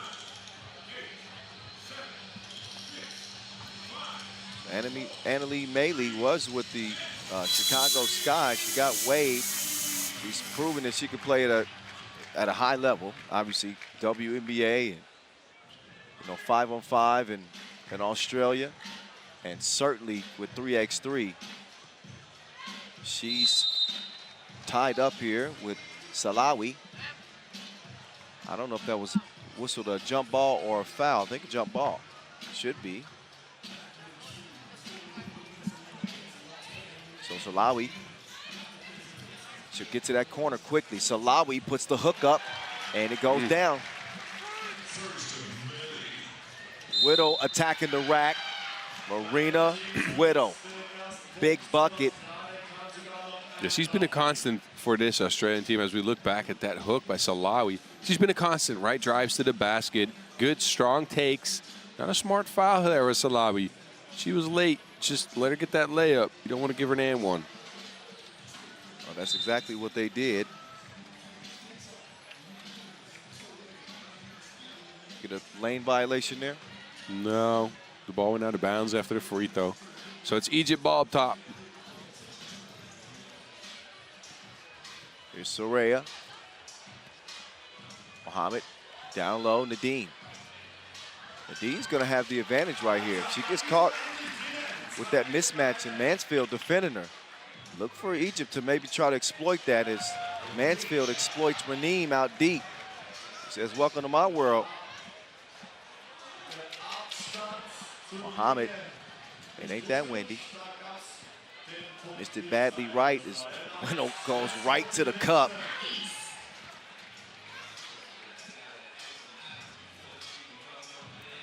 And now Hamer, she can't get the squat. These are the ones I think that if Egypt's gonna win this game, they have to take advantage of that matchup of Mansfield in the post against either Hamer or Raneem. Yes. These two big women under the boards for the Egyptian team have been so good. Right now, though, taking it from outside the two-point arc to the basket, I don't know if that's their strength. They need to be posting up or sealing or screening to get to that basket, especially with a ball handler like Soraya at the top. Take a look at Marina Whittle, MVP of the Asia Cup. Salawi, she is special. Mansfield looking for a second to Wilson. She can't make the shorty. Raneem will have it cleared. She wants to get it to Soraya. Kilapatra. Man, she is rangeless. Oh, that was a deep bomb. Deep bomb, doesn't make it. Out there looking for U-boats. But she hasn't landed one yet. She was looking for one, though. Boz is still coming with the heavy hitters. I'm trying. Salawi, look at the last make. Yeah, Defended well, though. As a defender, what else can you do? Nothing. That's a crazy take. Just shake the hand after, like, hey, Yep. good bucket. That's what you got to do sometimes. Annalie Maley somehow keeps it alive. Mansfield with the bounce pass, and Whittle flips it up over her shoulder. That's great control by Whittle. Did you see that? She flipped it up backwards and was looking backwards at the rim. The momentum going away from the rim and still having the touch to make that shot is crazy. I got a chance to talk to Soraya yesterday, and I congratulated her. I said, hey, look, there's been some Egyptian teams in the past that have been here that have tried to compete, but you guys are actually really, really competitive. She said, hey, we've been working hard. We got a program. It's kind of been together, all types of basketball, but we like this sport. We work hard at it, and we actually have some composure now. She was happy with that. Well, and look, they got a great coach, too. Damon Lowry, he does a great job. He's a long-time Australia women's national team coach. I'm talking about the Egyptians, though. I was talking to Soraya. Sorry, Boz. No worries. I'm just saying, going with the wrong country here. And then I want to show Egypt some love. I've been impressed with them. I've been impressed with the Australians as well. Look at that, though. Whittle taking over this game right now. Have we seen anything else besides that from Whittle? It's what she does. Mm-hmm. Yeah, I don't mind you showing love to Egypt. But I was so locked in on the Gangaroos, I was trying to show them some love. Yeah, I can imagine. And after all, they are in control of this game. Wilson. Mansfield slick behind the back, but Raneem recovers to swat it. Mansfield will come away with it, and Alex Wilson finds herself all alone. She can't knock down the double shot, and that's a hard collision right there that puts Hamer on the deck. I think it's time for a TV timeout. Egypt trailing early. The Aussies pretty much just sticking to what they do. Being led again by Marina Whittle, who's averaging 8.5 points per game coming into this contest. Doesn't shoot a bunch of twos. She does most of her damage on the drive. 78% of her shots are makes inside that two-point arc when it comes to Marina Whittle. It's not a weird stat if you think about the finishing ability that she has. We just saw a crazy shot. This is what I need Egypt to start doing, though. They need to find a way to get Soraya involved. Her passing ability, her shot creating and shot making skills, so important, but not really existent so far in the game. Look at that, though. Yeah, she... Not a torpedo, but can't find home. She's going to put it up in the air. She got the green light, but not the green release. Only 5 points for Soraya Mohammed coming into this game. And that's what I was saying about having that ability is different than it translating at this level. And they depend on her largely and that ability. You can unlock that by running some pick and roll, though, and it's been static. They have been looking for one-on-ones. And again, in their win yesterday, they were team basketball. In their loss, they only found that down the stretch. Amir, nope. Come away empty. In each one of these possessions that Egypt is fumbling, Australia continues to put pressure on them. Too much pressure that time. They get whistled for the foul. See the entry pass, Wilson. Great off the ball movement. This game is all about perpetual movement. Giving the passer a moving target. The layup is missed. Alawi can't get the follow, but she does get the whistle. So foul is called. Something interesting I saw on _Gangaroos social media. Kangaroo's original name given to the eastern gray kangaroo of the Huga Yimithir people of the far north Queensland. Okay. So kangaroos apparently moving mobs. They're long and strong and will battle outsiders trying to break up their mob. All right. I think that fits with this kangaroo team. Yeah, and I like that fact. But you're coming in with the trivia questions. Oh, look at Amer, too. Coming in with that off-the-glass shot. Spans that, well, trims the lead to 5 for the moment, and then quick answer. Mansfield for mid-range. So Lawi didn't have enough sauce on that. And Mansfield, so here, Mansfield, X factor in this game. Yeah. Third 2-ball. They haven't really been able to exploit her in the post, but she's exploited the bigs on the outside. Oh, did you see that pass, though? Soraya coming in. No look behind the head pass for that layup. But I agree, though. Look at Mansfield cooking out there. Well, she didn't have the right recipe that time. But in the first 5 minutes she has. Mohammed is fouled. But we'll see that pass again. No look, worth seeing again.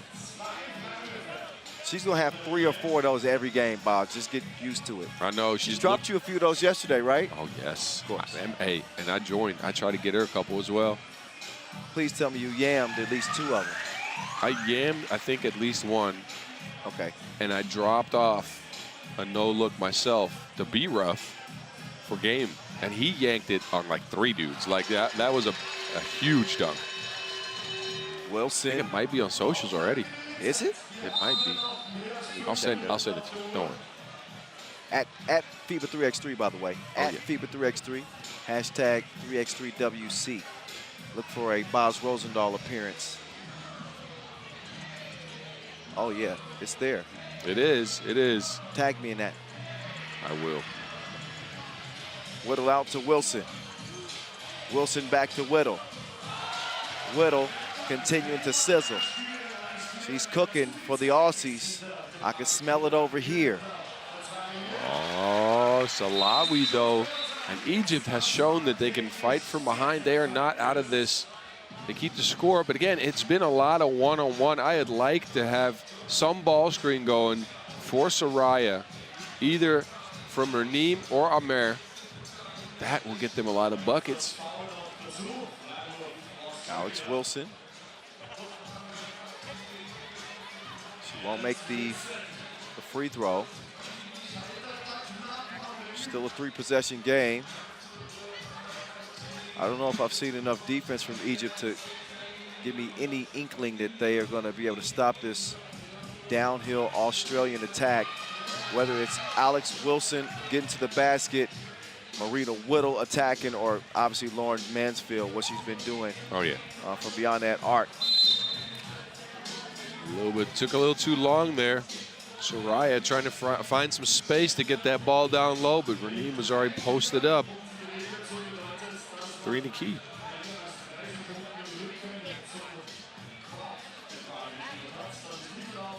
Skip pass to Whittle. Another bucket for her. She's going to be pretty close to top the scoring charts probably by the end of the day today. She is just straight water out there. Yes. Straight water. Marina Whittle's about to become a star before the world's eyes here at the World Cup. Making her debut. This has been the Kangaroos' secret weapon. Well, it's not so secret no more. No. It is on videotape now and on YouTube. She's shining like some LEDs. 20-10 Australia.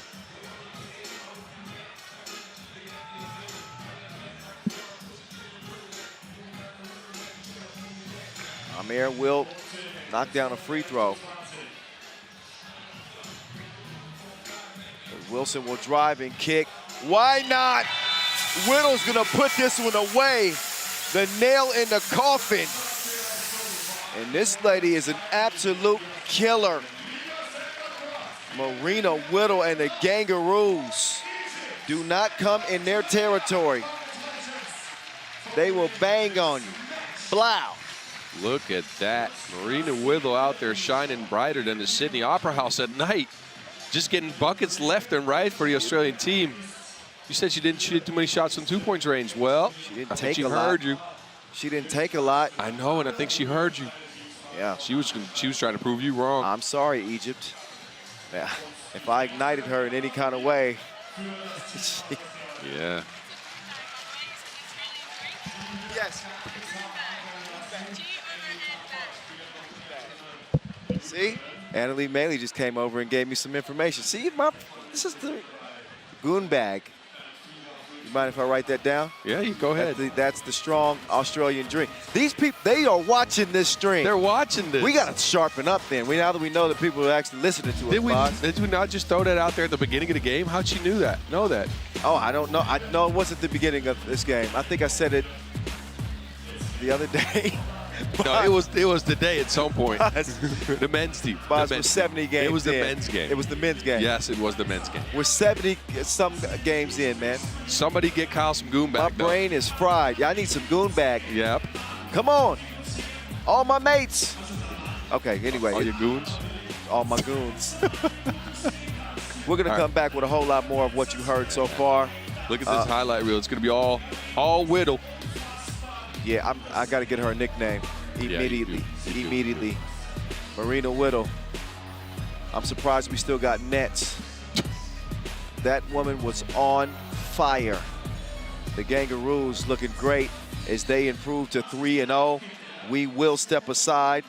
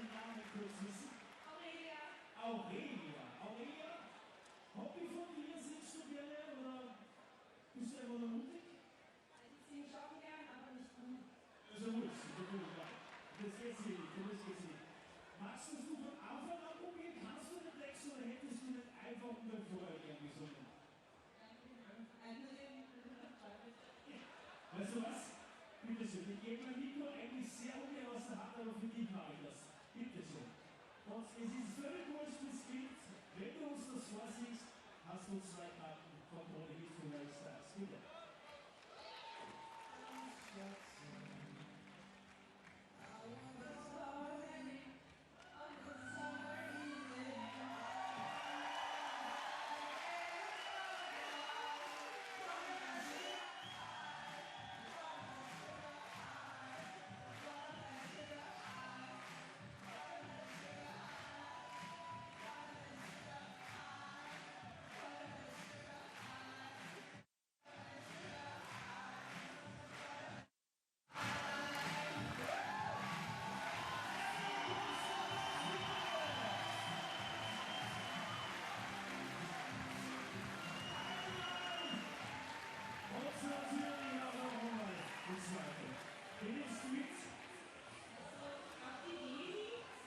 Die ist auch da, freut sie sich auch. Hat sie es gut gemacht? Wo ist sie? Hat sie es gut gemacht? Aufgepasst. Große Hände,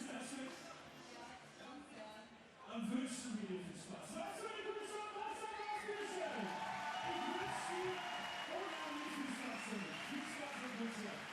Ja, nichts schlecht, nichts schlecht. Und ich muss sagen, wenn ich hier lauter junge, talentierte Tänzerinnen und Tänzer habe, dann würde ich vorschlagen, lass doch die mehr Geile so hier tanzen, bitte, oder?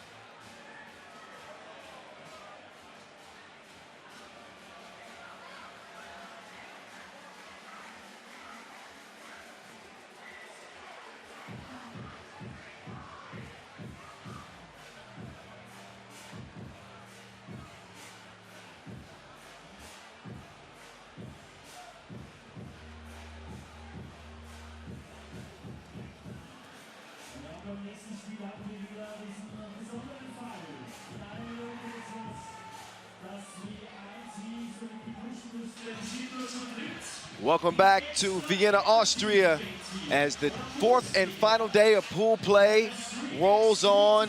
The stakes still very high. United States, Latvia, Austria, all with 2 wins. Australia in a must-win game against Latvia, as that is on deck. First up, we'll get our first look at the United States on this fourth and final day. Kyle Montgomery, AKA the voice of 3x3, here with my partner in crime, Big Boz Rosendahl, AKA the Mountain. USA, again, coming in 2-0. And no wins to sneeze at, by the way. They started their winning campaign by beating Latvia, which was a signature win for this newly made United States team. And then they were able to top Australia to come into this final day undefeated. Slovenia's had a tougher time because they lost one of their players and they have not won a game yet. And their chances of winning this one against a red-hot United States team, Boz, are... Well, slim, I'll say that. Yeah, I'll never say never. It's 3x3, but these guys are out of contention for the group. So this game to them doesn't mean a lot besides pride. And again, playing with 3 people in these conditions, it's still a little hot out here. Not that hot, not this afternoon, but it's still kind of hot. It's tough, right? You get tired. These guys will try to go at it, obviously. And I know especially Lichen will try to put the physical in the game. Yeah, they're going to put their best foot forward. Actually got off to a decent start against Australia to start the second session today. But obviously the Aussies pulled away big time and win that game 22-10. So Jacob Strel, Jure Lichen, and Adrian Hirschman will put their best foot forward against the red, white, and blue.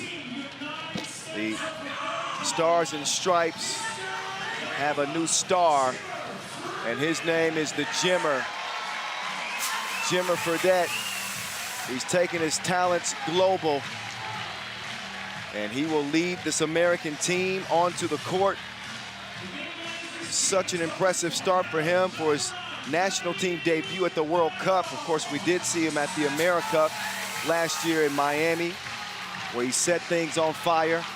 He's joined by 2019 World Cup gold medalist Kareem the Madman Maddox, and the real deal, Dylan Travis, formerly of Team Omaha 3-ball. So dynamic from the guard position. Kareem Maddox is in some of the best shape of his career. And Canyon Barry, the undefeated Americans. They look locked and loaded and ready to go, especially against an undermanned Slovenian team. This has the potential to end quickly. Yes, this has the potential to end before time's over, especially with Jimmer being so hot. Oh yeah, scored 19 points on the first day. Exactly 9.5 per. We'll take the ball. He's 7 of 8 from 1, and he's knocked down 5 two-pieces. Jimmer Fredette as the Americans' leading scorer. So he will continue to look for his shot. He's got the green light. Zhu Yun Su and Marcos Michaelides will officiate this contest.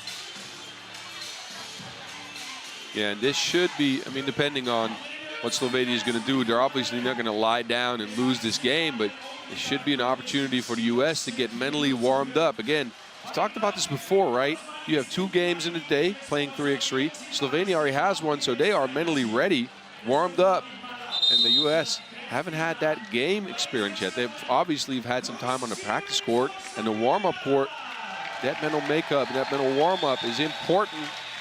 So let's see if they can tank some confidence here going into that second game of the day as well. Yep, here we go. Maddox will start on the bench as the Americans will open with Barry, Travis, and Fredette. And of course, the only 3 that Slovenia have.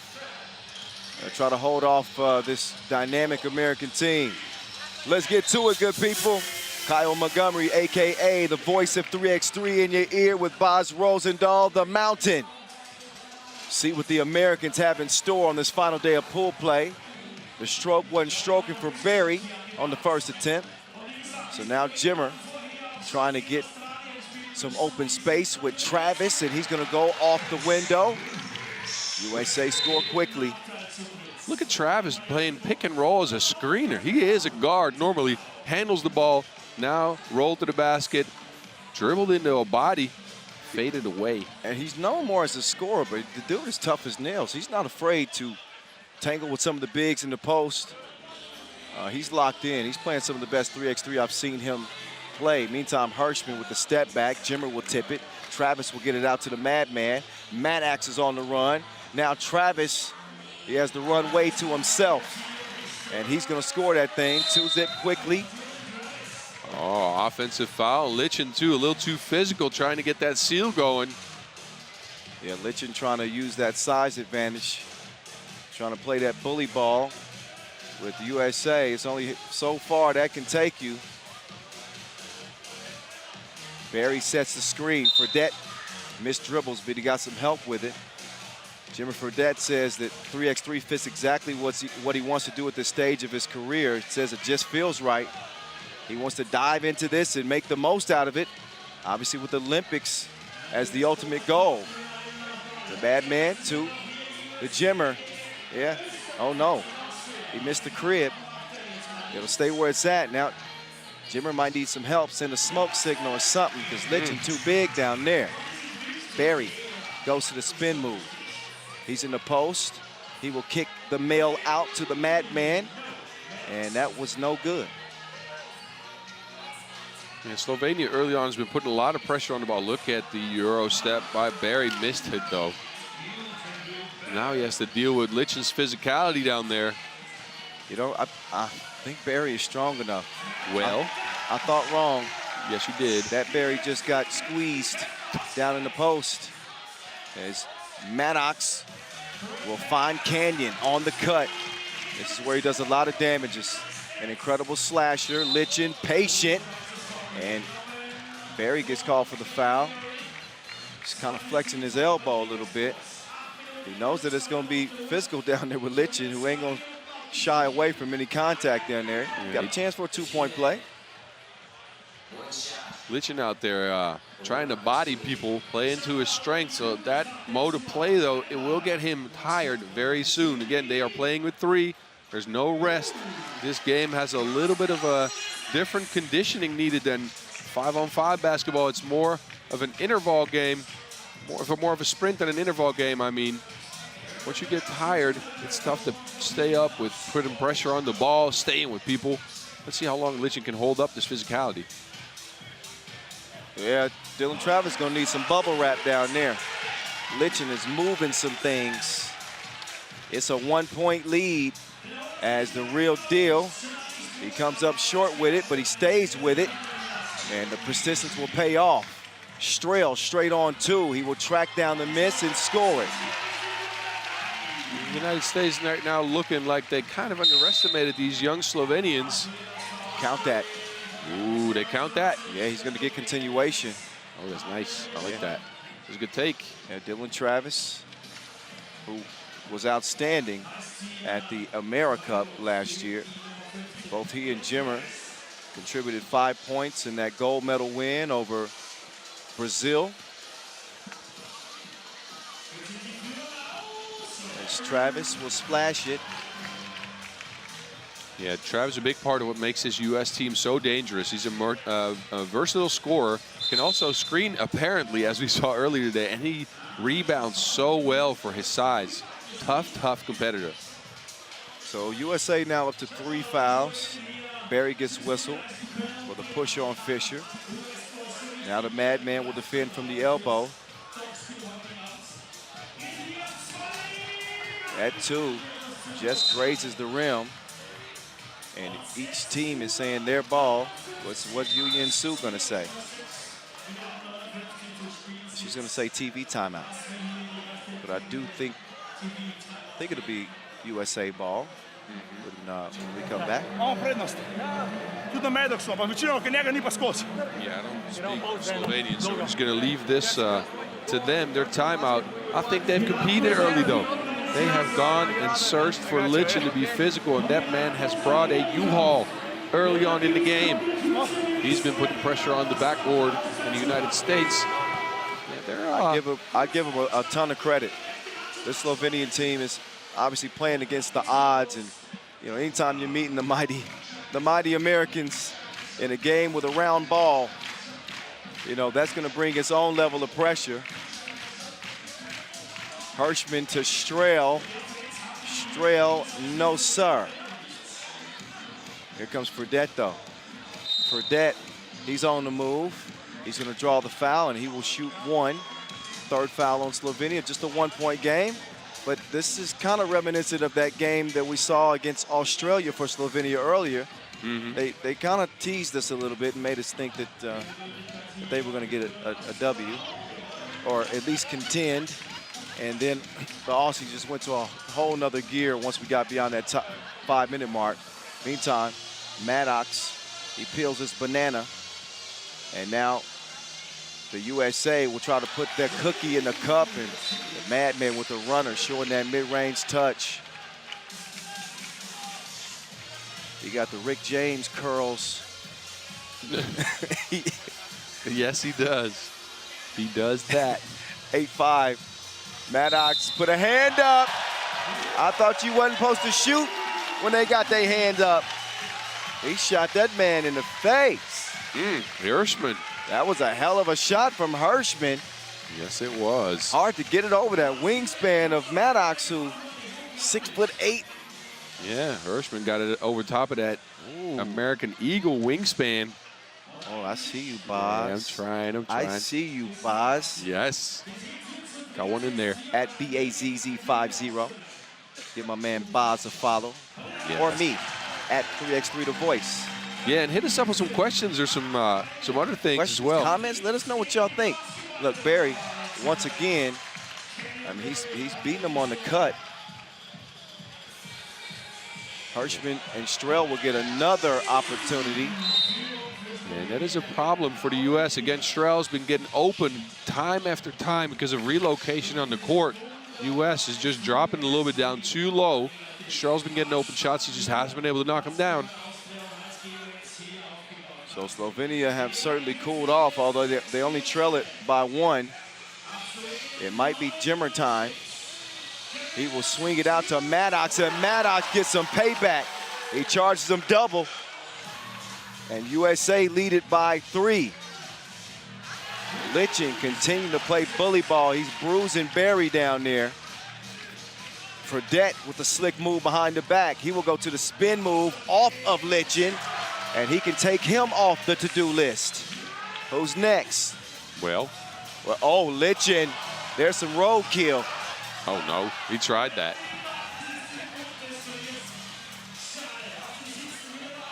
Maddox wants another two-piece, but these goals ain't loyal. Rolls off the rim. Hey, Lichen is having his way. He's had some. Maddox mishandles it. But Lichen is single-handedly keeping Slovenia in this game as we get another look at Kareem Maddox's two-piece. But again, Lichen in the pick and roll, ISO on the block. He's having his way like Burger King. He's probably had a few Burger King. He looks like he's had some Burger King in the past. I hesitate to say that. Well. Lichen, you know, it's all love, man. We just joking. He's a sizable guy. Yeah. Husky? Did you say that was the word? Husky, yes. There was a Husky section in Kmart. Meantime, there's Jimmer getting his first 2 to go in this game. All right, Strel defending. Don't get Jimmered. Or buried, for that matter, either. Here comes CB. Missed that one badly. Hirschman with the quick move. Hirschman behind the back, coming right at Barry. 4-point lead for the Americans, and they're going to feed the beast. They're going to feed Lichen. That is good eating. He is licking his fingers. My goodness, feed the parking meter. Lichen down there going at everybody. Barry with a nice pass inside. That's a foul call. Thought he might have had it tied up, but nope. Hey, credit to the Slovenian squad. They've attacked the U.S. at their weak spots, right? Pick and roll defense with a drop coverage. They've stopped behind the screen, and Lichen has had some quick rolls to the basket. Then again, Lichen throwing his physicality around, mainly attacking Dylan, Travis, Fredette, and Barry. He's not really going at Maddox. Smart play from the young fellas from Slovenia. And you better believe that other teams are probably watching this game and taking notes and saying, okay, this might be something that we can exploit. And look, you got to give up something. Yeah.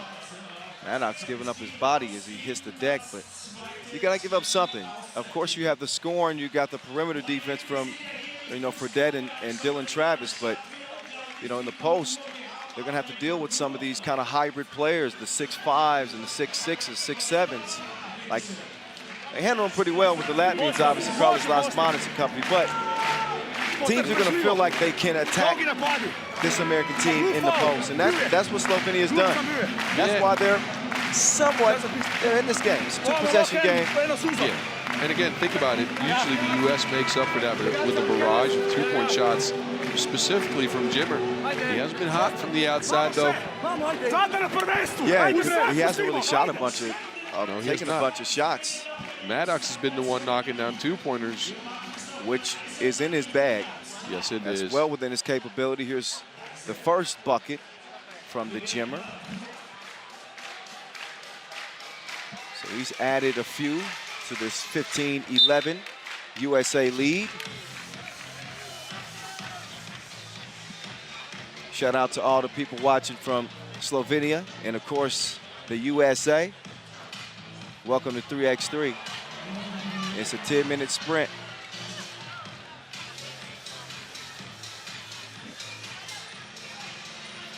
Dylan Travis now.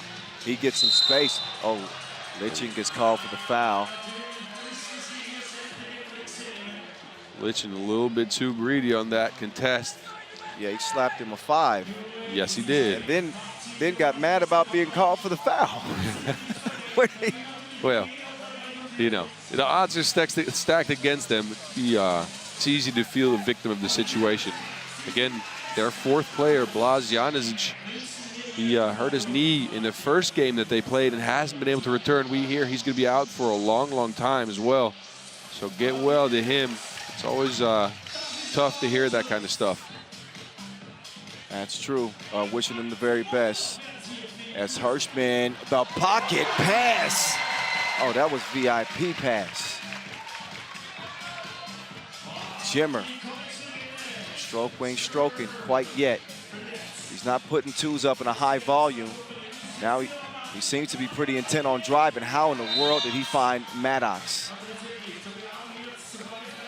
That's court fidgeting right there. Foul starting to add up now for Slovenia. 7th foul, they're into bonus, so that means this is 2 free throws for Maddox. And every foul from now on will be 2 more free throws until we get to 10. Then something else happens. Maddox working on a really good game. He had 7 points through the first 2 pool play games. I think he's got about that now. A couple of 2s, no 4. 4. It feels like more, though. His hands have been all over this game. Some good shots, some free throws now, some good takes. Maddox looks like he's in really good shape. He told me he changed his diet a little bit, He's certainly in the gym as much as he can be there. But he's committed. I mean, he's one of the elder statesmen in terms of USA basketball national teams. Winning that gold medal in 2019 with Robbie Hummel. Shout out Robbie Hummel. Of course, Damon Huffman, the tough man. Those two were the other pair that took that gold. Craig Moores of the world. And let's not forget about Disco Damo Jones, Kadani Brutus. These are players that have helped build you know, USA basketball, some of the guys that have started early. Zaire Carrington. Zaire Carrington, yep. So, and hell, Dan Mavridis. Brady's, yeah, you're right about that. Dan Mavridis actually in the building. He played on that 2017 USA team. Man, I remember them. Such a marketable personality. I got nothing but love for Dan Mavridis. So players like that have helped kind of set the stage for what we see now. And Maddox, he's going to pull the trigger. It's a misfire. Jimmer, he is unable to save it. But we're already up to game point for the United States. Yeah, like we said, this one had the chance to be done before the time break. U.S. just getting loose on offense right now in Slovenia. This is the part of the game where their conditioning is really going to hurt them, playing with 3 guys. You knew eventually, or you certainly figured eventually, that the USA was going to kind of take it to that next gear. Same thing that we saw with Australia, because the physical attrition in a game like this, when players transition from 5-on-5 to 3x3, you'll soon find out how hard it is to play this game, number one, and how much more difficult it becomes when you don't have a substitution. You're just not going to be able to withstand a really good team for the duration of the game. So Litchin got off to a much better start than I think most people expected, and that's the reason they were in it. Hey, look, did you see what Dylan Travis just did? He intentionally bricked 2 free throws because they want to get to 22 points. They feel like they need that. For the people at home watching, thinking, what's this guy doing? Look, you can only get to 21 with a score, but you can get a 2-point shot going at 20 points and get to 22. And pool play is often decided on total points scored in certain situations. Yep. So they're going to look to shoot from 2-point line here. Smart thinking by Dylan Travis. Yep, thinking about the tiebreaker, absolutely. An astute observation from the Almanac. Well, I tried. Bas Rosendahl. So, let me see, is there I believe there's a 9th foul, so Maddox is going to have to try his best to miss 2 coming up. Yeah, maybe at this point you just hit one, but I'm pretty sure, yeah, he just hits one. Okay, fine. Why not? They win it by 7. Easy work for the Americans as they will start day 2 off the right way. Didn't have to have a big game from the Jimmer. Didn't need it. Canyon Berry got in on the action. Dylan Travis played a good game, but it was Maddox leading the way. 21-14. The next time you'll see the United States, it'll be 9:20 local time in a game where this arena is going to be absolutely bonkers because they'll be going up against Austria, the local favorites. But a win goes in the books for Team USA. It's a good game for them. I think a good confidence builder as well. Again, a little, a little careless maybe at the start. The Slovenians came out on fire. They really took it at the U.S. in the beginning of the game, especially Litchin, who brought the U-Haul truck and started moving some stuff around. He had a strong game, but U.S. knew they were going to run out of gas. They tightened up the defense a little bit and got a little loose on offense. And especially Maddox just putting in work, concerted effort from all of the guys. I think it's good that all of them got involved. That's necessary against a good Austrian squad later on the day in a packed house here. Everybody better be watching. It really shows the balance. Shows the balance, the versatility. Obviously the off-the-ball movement. Kareem with the quick cut. We saw the United States capitalize on several plays that looked similar to that, whether it was Maddox or Berry. Of course, Dylan Travis a part of the catalyst of that win. And USA probably feeling pretty good as they don't have a stranglehold on this group, but you see the Latvians in second place, who the USA have already beaten in a big game coming up against Austria. The rest of this day is going to be a ride, Boz. The only thing we obviously know that Slovenia is out, so it'll come down between Australia, Austria, and Latvia. The United States is that 1 seed is not completely locked up. It is not. Not yet. Not yet. So let's see. What do we? Of course, we got another game coming. It's Australia and Latvia. Oh, that's going to be a very important game. Think about it. Australia fighting from an 0-2 early start. Latvia already lost one game.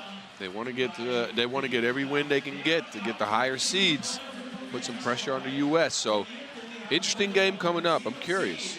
What do you think, Kyle? Well, I'm no expert, Boz, but if you want to know what I think that we're going to see a game that will have 10 minutes on the clock, and there will be 3 players on the court, and the best team's going to win. Well, no. Thank you for that expert analysis, okay. Kyle. Here's my honest analysis. Australia is really good. They cannot try to play Latvia's brand of 3x3. Latvians have more experience. The Aussies have to use their strength, literally, to their strength. They're bigger, they're more physical. They've got the size advantage with Johnson. So that's what they're going to do.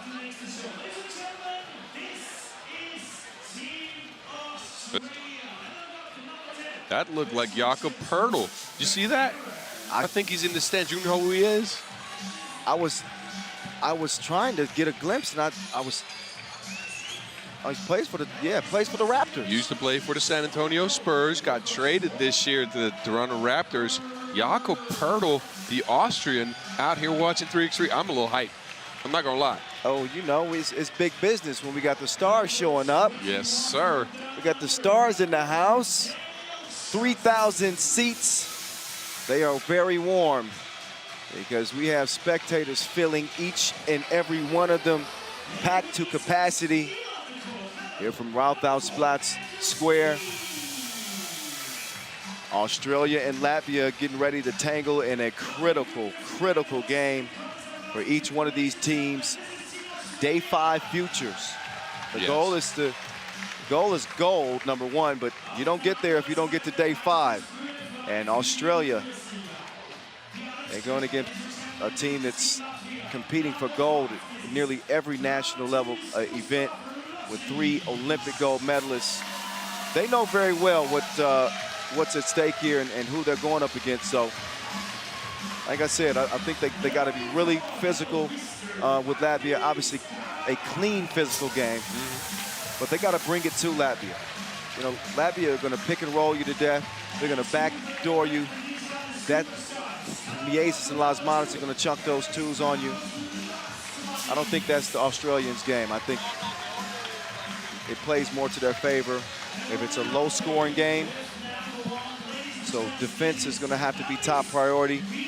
Yeah, and I think Miezis and Lasmanis are going to make it a point to attack Johnson, who is not the fastest of foot. He's kept up with people now. I'm not trying to get down on his defense, but him being almost 7 foot, that means they can they can use their speed to attack him. Now the Australians, they can use their physicality, right? Even though Latvia is a very physical team. Look at that. That's Jakob Pertl. He plays in the NBA, ladies and gentlemen, and he's here. Come on by. We got a spot for you here on the broadcast. Somebody let him know. Yeah, footer for footer. I'll step out. You get Jakob. Well, I ain't going to trade you in just yet. I'm happy. We developed somewhat of a relationship.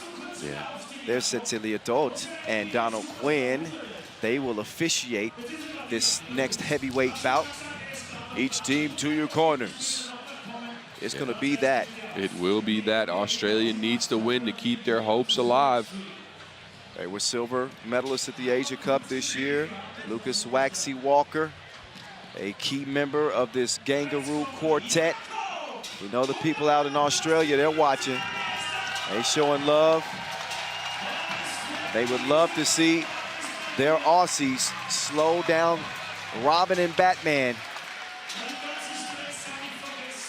And Agnes Chavars as well.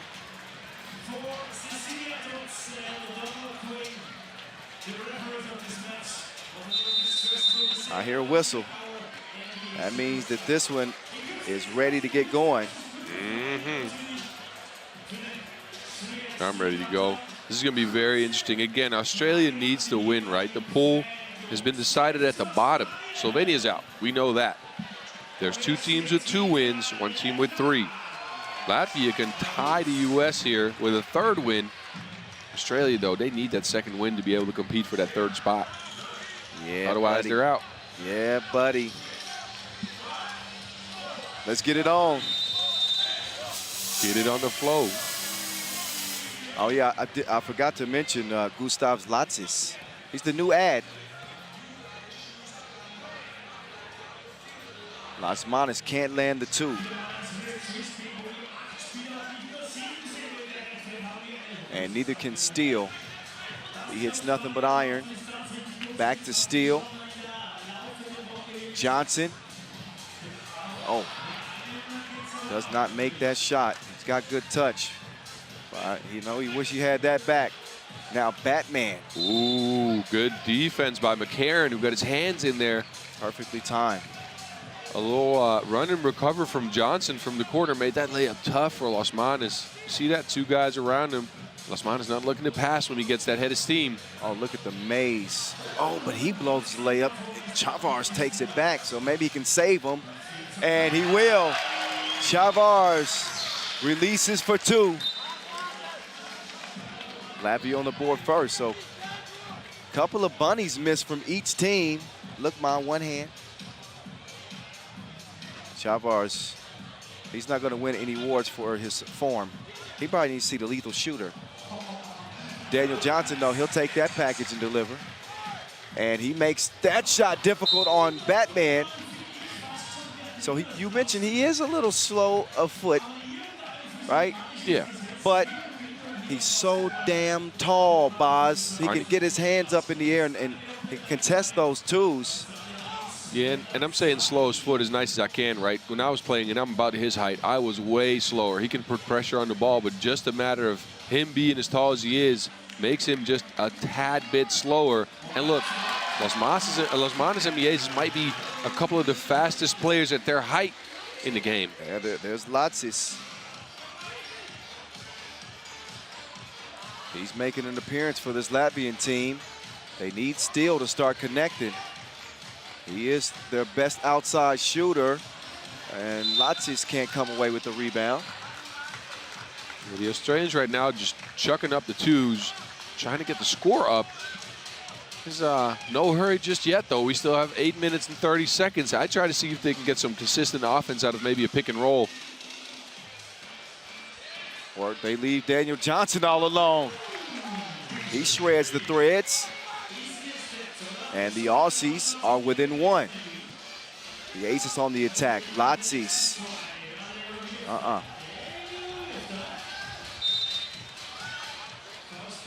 Got a whistle. Shout out to Renars Wiewicz, who's helping me with the pronunciations. He hit me up. He's like, yo, love you guys, but you're saying the name wrong. Latzis. Latzis. All right, good. I got that. McCarron. He's unable to complete the drive. I'm pretty sure we got McCarron right. Yeah, I hope so. Maybe it's Macaron. Yeah, I got you. There we go. All right, ladies and gentlemen, we're back. Boss trying to, okay, you're right. I'm just locked. This is such a big game. Steele, no. Steele is struggling at the start here. Mieses is going to get it to Las Manas, and Las Manas is fouled on the two attempt. Yeah, but Karen just didn't give him any space to land. Got his slippers underneath him, and that means 2 free throws for Las Manas. Las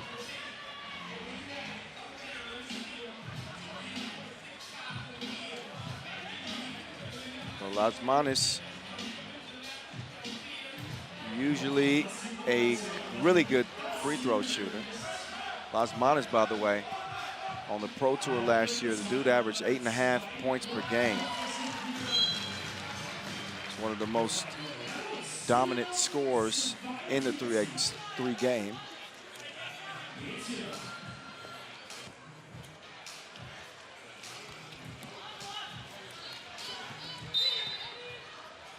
So another push here. Pretty clean game so far. Latvia just with a third foul. And Australia with 2. McCarron gets tied up. Steele is going to unload.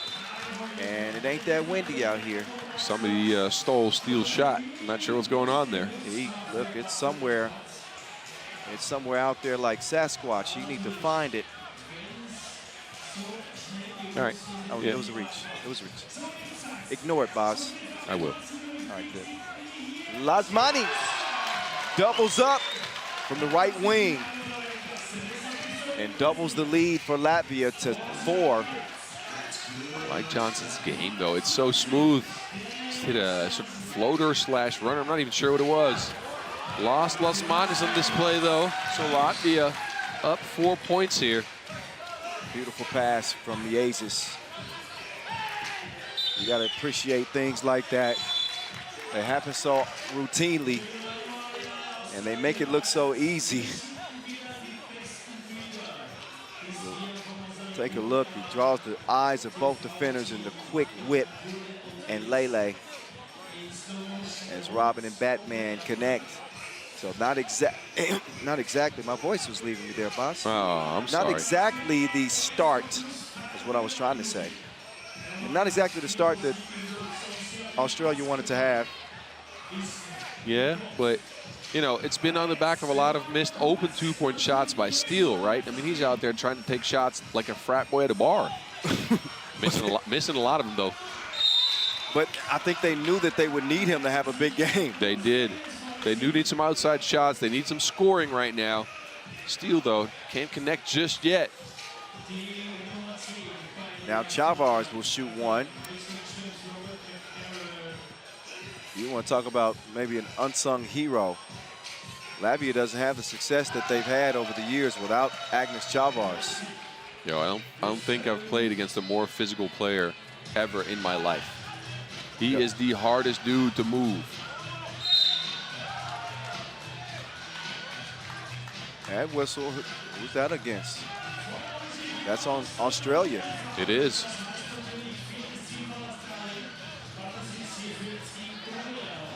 The Aces mixing it up down there. They'll get the possession started.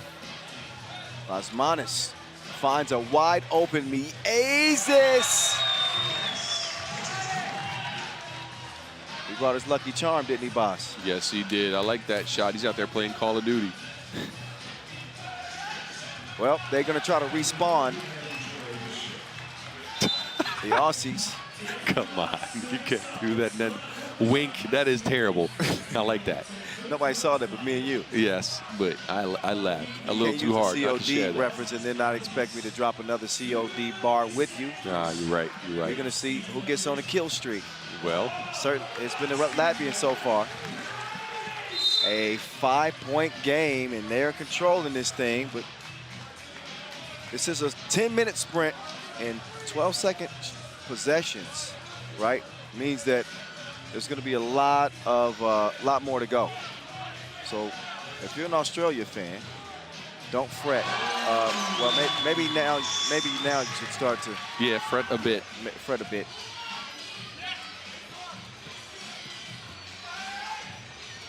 Karen with a strong move, but the offense has been missing like a couple of screws.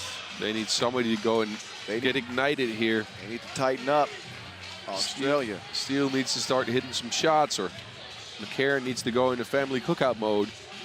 That's when the Aussies are at their best. Yes, sir.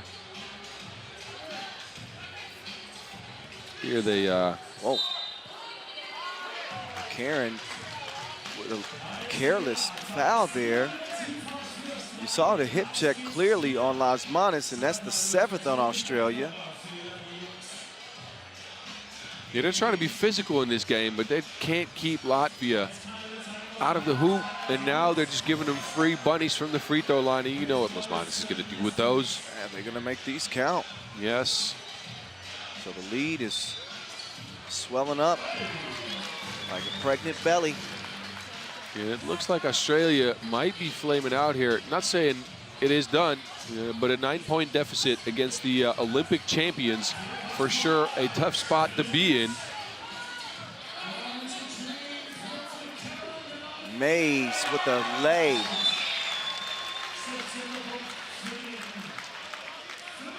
Nine-point lead for Latvia. And Australia is up against the ropes very much, as Latvia just need 5 points to put them away for good. Yeah, think about the tournament that Australia's had so far. A couple of heartbreakers, could have been different for them. But again, Steele just cannot connect the Wi-Fi from 2. They need to step outside or something. I don't know. You know, this is probably the worst Australia performance to this point. They played some pretty good 3x3 in the biggest game where they absolutely had to have it. They are just flat, man, fouling, and they're up to 8. This pace, yeah, but 16 fouls. Yeah, think about it. They might still be mentally dealing with that Austria loss. It's been 2 days, so you got to try to get over that. But they lost in a full atmosphere here, and a couple of calls just didn't go their way. They played a great game, but the execution down the stretch there was more in favor of Austria, which hurts. And then earlier this session, I'm sorry, they had to play a 3-man Slovenia squad, which they did well. Now up against the Olympic champions, though, I don't know. It's always a very tough game. Yeah, this was tough to watch. 18-7. Didn't quite expect it.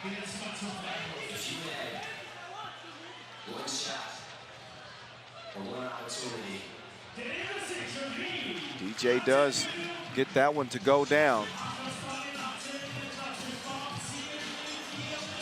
But Mays is toying with his food.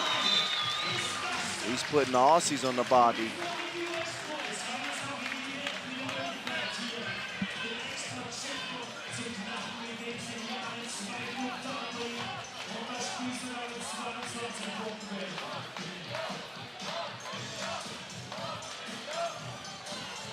Johnson does finish that off. It's a strong connection. Oh, Miezes, that's his hot spot. All they need is one, and he is the one. That is Miezes.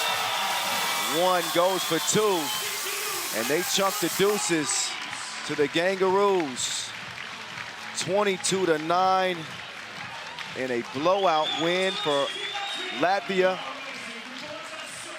So Australia's first trip back here to the World Cup since 2019 rather. It ends with a 13-point loss. There's the final shot, delivered by Norris the Maze Miezes. They got plans for day 5.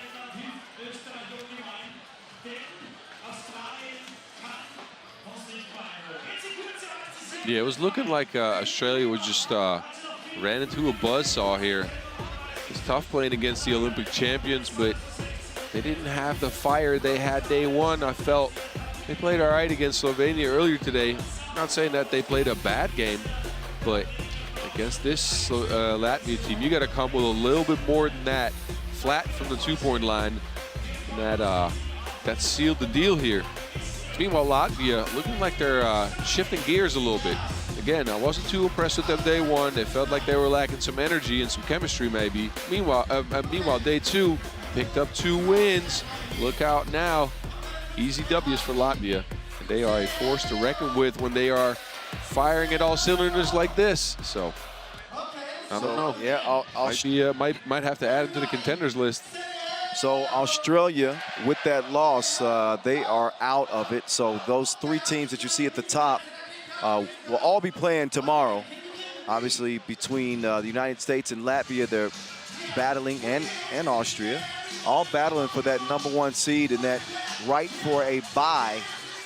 So a huge game still left that Austria and United States will determine the entire seeding from the group.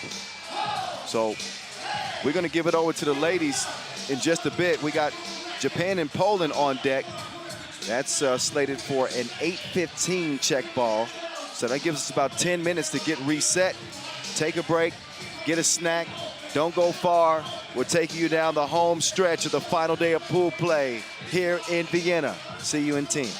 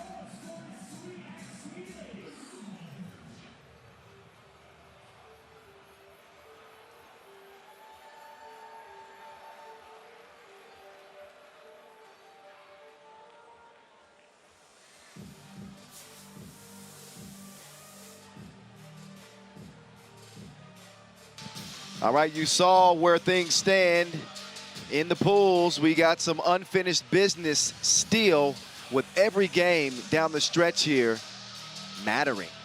We got 3 ladies games left and 1 men's game left on this final day of pool play. Kyle Montgomery and Boz Rosendahl. Wait, what is that building right there, Boz? I think it's the Rathaus, right? We're at the Rathausplatz. Platz means square. Yes. So that means the building on the square should be the Rathaus, and Rathaus is kind of the council hall. Okay. So it should be a government building. I just knew that you would very likely know that, so that's why I turned to my partner in crime. Thanks, Boz. Yes, that's what I'm here for. Well, we haven't seen Japan in a while. Oh my, no. It's good to see them back. Yeah, for sure. And playing well, coming in with a 1-1 record. Japan, who of course pulled off that incredible upset over number 2 Germany. They will come in confident and very, very much in play in Pool B. Got a young star in Imura. Yeah, I was about to say. Yeah. They have such a good player in Imura. She went off for 13 big ones in that game. Just vicious from all over the court. She can get a layup because she is blazing fast. She's got that 1-foot mid-range shot, which is a little unorthodox, which she'll get you with it, and then the 2-point bombs too. Yeah, Imura is an electrifying young talent on this Japanese roster. Their loss with this 1-1 record was to Australia, who they look pretty much unbeatable right now. So really no shame in that for Japan. But they have a great opportunity to maybe beat a wounded, is it fair for me to call Poland a wounded team? Well, again, all that's left for Poland to play for in this competition, as it's looking like they might be done, is pride, right? Yeah, well, they lost to Germany. They lost to Egypt, and they lost to Australia. So that means they're winless. But yeah, I know they're going to play with pride. Yes, but that means they can't pass up Egypt with 1 win anymore, and that means Egypt's automatically advancing over them. So Poland's here playing for pride, and, you know, that means they got to muster up the strength to put out a great performance here. It's always tough playing these games because you don't want to go out without a win, so maybe that'll help. I do think this Japanese team, though, might outmatch them just a little bit. We've seen them get hot from behind the 2-point arc. And again, Imura, just an incredible player, especially in their game against Germany. Well, time for talking is almost over. Of course, we'll do our customary coin flip to determine possession. Sounds like Japan want the ball. Nakata, another player to keep an eye on. Santa and Takada. So there's Nakata right there, rocking number 33. The 25-year-old rising star for Japan. They're starting over and building, you know, building up from their youth. And not a bad idea because they've really performed outstanding in the youth competitions. And it seems to be translating pretty well here at the senior event. This is the showpiece, in case you didn't know. The World Cup, it don't get no bigger than this for FIBA 3x3 over the season. Started with 40 teams, but obviously we are narrowing it down for the perfect fit for the quarterfinals. Yeah, we're getting close, and like you mentioned, Japan building from the youth, they are on average the youngest team in the competition together with the Czech Republic, and they have the 2 youngest players in the competition. That is crazy if you think about it. But the youngest in the competition, are they? Oh, okay. Including men and women, because there's the two 18-year-old Germans. Oh, no, I'm talking about women's. I'm sorry. You're right. I was talking about women's teams, but they have 2 20-year-olds that they brought, Imura being one of them. 20 years old with the world in front of them, playing on the world stage. Yeah, what were you doing at 20, Kyle? I was trying to go to the NBA. Oh. I had grossly overestimated my skills. Well, you still do that. Because you keep trying to talk trash to me, talk about how you can get me one-on-one in the post. We still need to get that going at some point this week. I just want to score on you in the post one time. Meantime, that one's off the window. And who was it? I think it was Amira again. You know who it is. It's Amira. Sosnowska will answer with the layup. But I think she might erupt again in this game. Takata couldn't make the layup there. Think about it. She's 20 years old. She's already starting out a tournament like this. That is a cheat code right there, ladies and gentlemen. Look at the range on this. She's way out there. Yeah, that's from Okinawa. It's southern Japan. Just letting you know. I know. I was actually I was happy about the line. I was thinking to myself, Boz is still coming with bars. Mm-hmm. I'm wide awake. All these games got me hyped up. 2-1 to start. Poland will not be playing on. I wonder who those kids are rooting for. But a packed house, as you can see. It's Claudia Gertchen. She wants to give Fisher some space. And that's all that touched. I love the fact that it's so crowded, though. Man, it's more packed in here than a Japanese metro. Yeah. In Tokyo. Yes. In Tokyo, yeah. They might not all be as packed. But you know those ones where they have to actually push people in? Shibuya Crossing. Yeah, well. Have you been there? I have not. I've yet to go to Japan. I would love to go, though. Sosnowska to Maravic. She'll get the shorty to go. 2-2. Amira, the little speedster, trying to cause some problems with the dribble. Kind of misdribbled it. Also got hacked.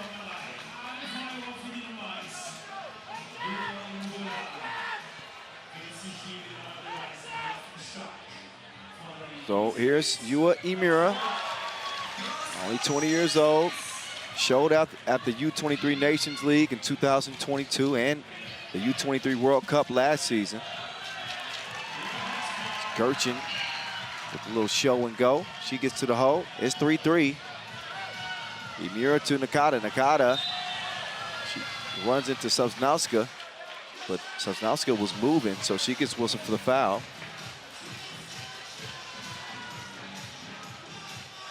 Look at that cherry blossom hair color though. I like that. Yeah. I think that's cool. It's representing. Should I do that? Yeah, you should. Well, if you've been to Japan, you know all about the cherry blossoms. I've never been to Japan, but I do still know about the cherry blossoms. She crossed her like Shibuya.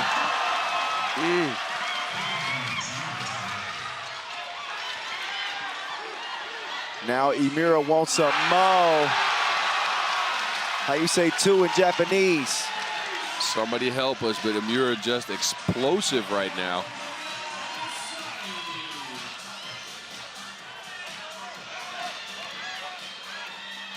Amira trying to feed Takata this time, but she's tripped up. But look at Amira putting on an absolute show here against Poland.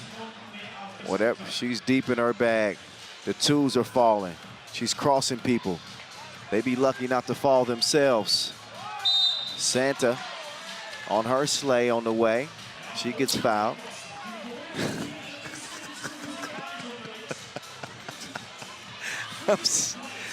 Oh, man. All the way from the North Pole. Come on.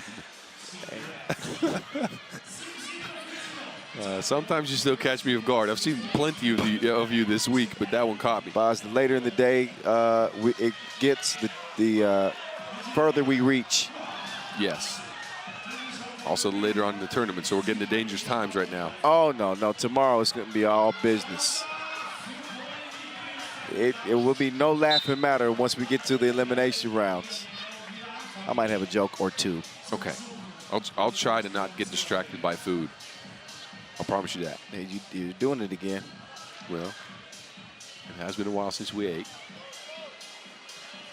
4 games to go, boss. You can hold on. Yes.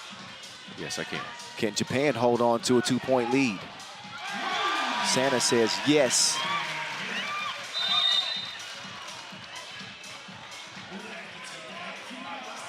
Second foul on Japan. As we get another look at Santa's drive and score off the glass.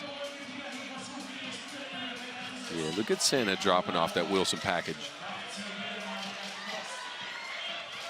With some swag. Yes.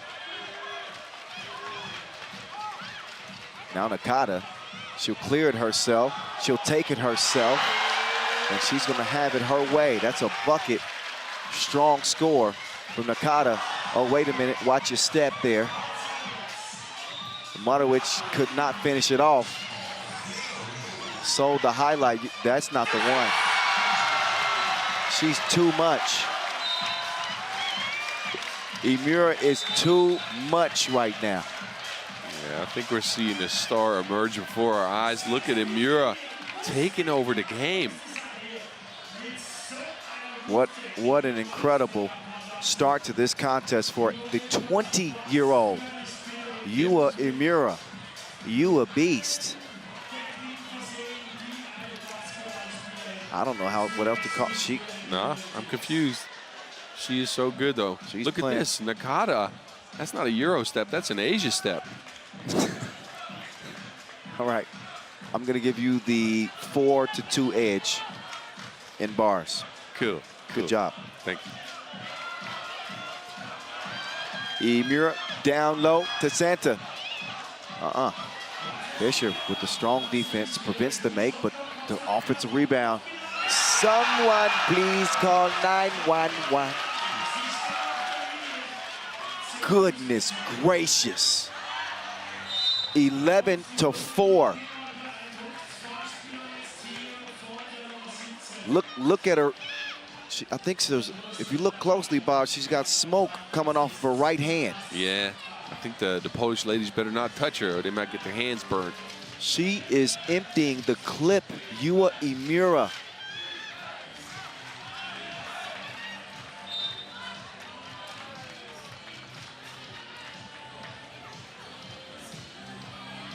(11-4). Yua Imura has scored the majority of the points for Japan. It's the second straight huge performance we've seen from a Japanese player today. Remember Kennedy earlier. Oh. Yua different. She got a banking account here too. Oh my. Poland's just trying to stop the bleeding. Majua's scoring from everywhere right now. She's counting only in multiples. Twos. Just flying left and right. Yeah. Mira wanted another one. She's looking for that shot. Little heat check. Not just money, it's yen right now. What's that? I said that shot, not just money, it's yen. That's the currency out there. Of course it is. We're pretty good with our currencies. Yes, languages. Languages. Well, you are anyways. Oh, well. I got a bunch of random facts. You got the geography stuff down. Oh, yeah, true. Gertchen can't put that down. A whistle. That one called on Santa.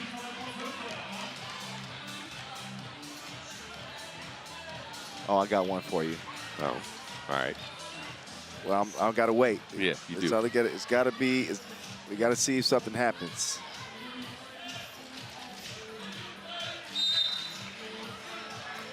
Got another whistle. It's a 13-5 game. And this one has the feeling like it's going to be ending early. Matovic, good positioning. And she will score it. Takata will get it to Imura. Santa has that one poked away. So they'll have 3.8 seconds left to go on the clock, and you know who's going to get this rock.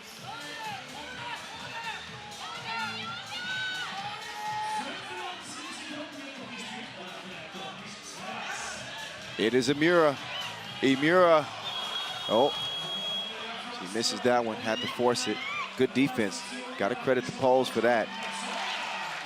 It's incredible how the Japanese can get the pace of the game up so fast. Look, they are shorter than the Poles. Polish ladies right now just outmatched by the speed and the shot creating ability of the Japanese. They can't do nothing with her, Boz, except for foul her. Yes, and that is going to result in 2 free throws for Yua. You can tell she's making some new fans in the stands here. When you come out here and you put on a show like this, all of a sudden, some Austrian fans are going to want some Emira jerseys. Well, I think she's creating a fan right here. I like her game. She gets threads on the first of 2, as that was the 7th foul on Poland. 12 points this game, and didn't I tell you? Listen, MVP of the chance they're hearing for Emira. She's trying to steal Michelle Plouffe's nickname. Nakata, you said you get nada. Great energy with the Japanese team. Hasn't been much that's gone wrong for them in this game. Offense and a little defense to go with it.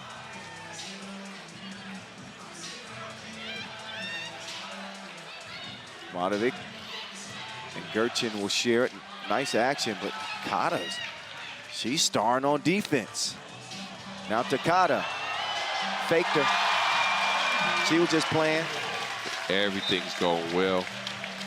The Japanese team right now, sharper than a samurai sword. They are just getting everything. Slicing through this Polish defense like Polish sausage. Or pierogi. Okay, that works too. Huh? You throw one at me, I'm gonna throw something right back. Cool. That's cool. That's, you know, we got our chemistry about as good as the Japanese team. I got a nice score. I'll save that one. We'll talk about our chemistry tomorrow. Okay. Meantime, Emira, she got places to go and buckets to get. This young lady is growing up right before our eyes. Yua Emira with a 17-8 Japanese lead.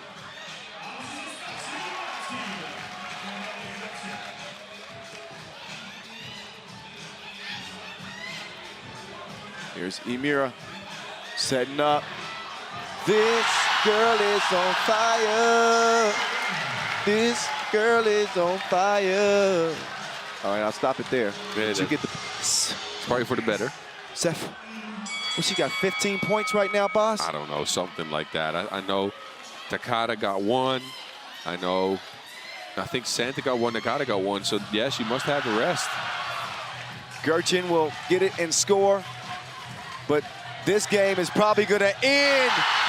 She has erupted like Mount Asama. Yua Emira, you are special. What a crazy game by Yua Emira. We already saw yesterday she could go off for a game like this, but to follow that up with this performance, just special. And look at the crowd. They're chanting MVP. The Austrian people are standing up for this young Japanese woman, chanting most valuable player after an insane performance. Man, she's so hot, I keep my distance from her. Check that woman's temperature. Yua Emira, this is her highlight. Just sit back and enjoy. She hit so many twos, I got tired of counting. I'm being told 6. 6 twos in a blazing performance. 20 years old.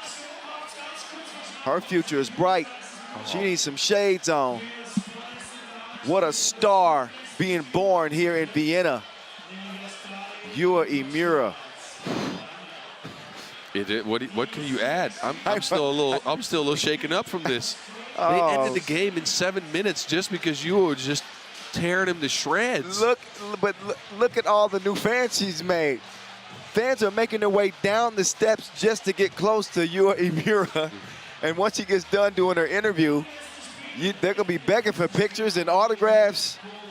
Oh, that was unique right there. That was very special. It's not often you get to see a player grow up in front of your eyes. And Yua Emira doing her best to show us, I'm here at 20 years old. Wowzers.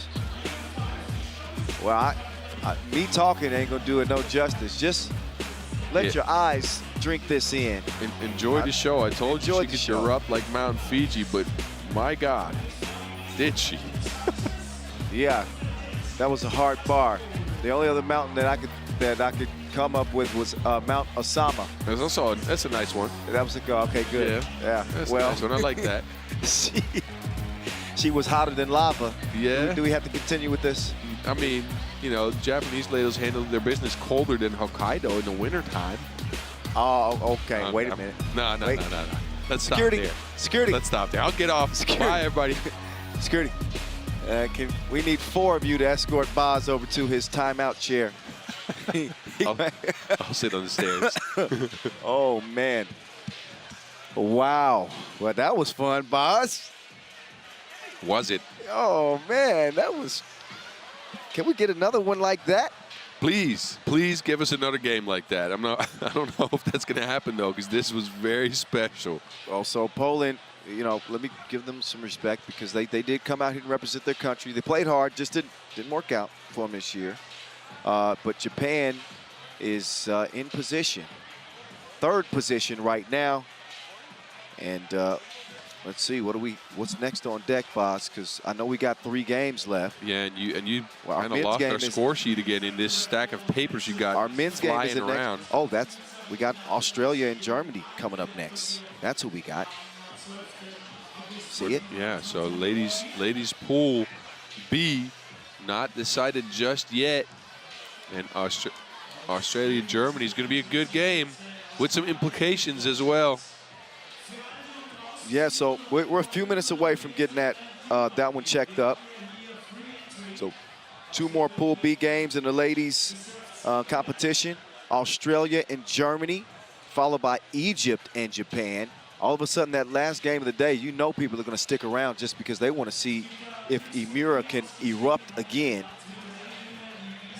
So these fans are getting a treat tonight. We'll get it back going here in a couple of minutes, so stick around. Don't go far. Australia and Germany are coming up in just moments.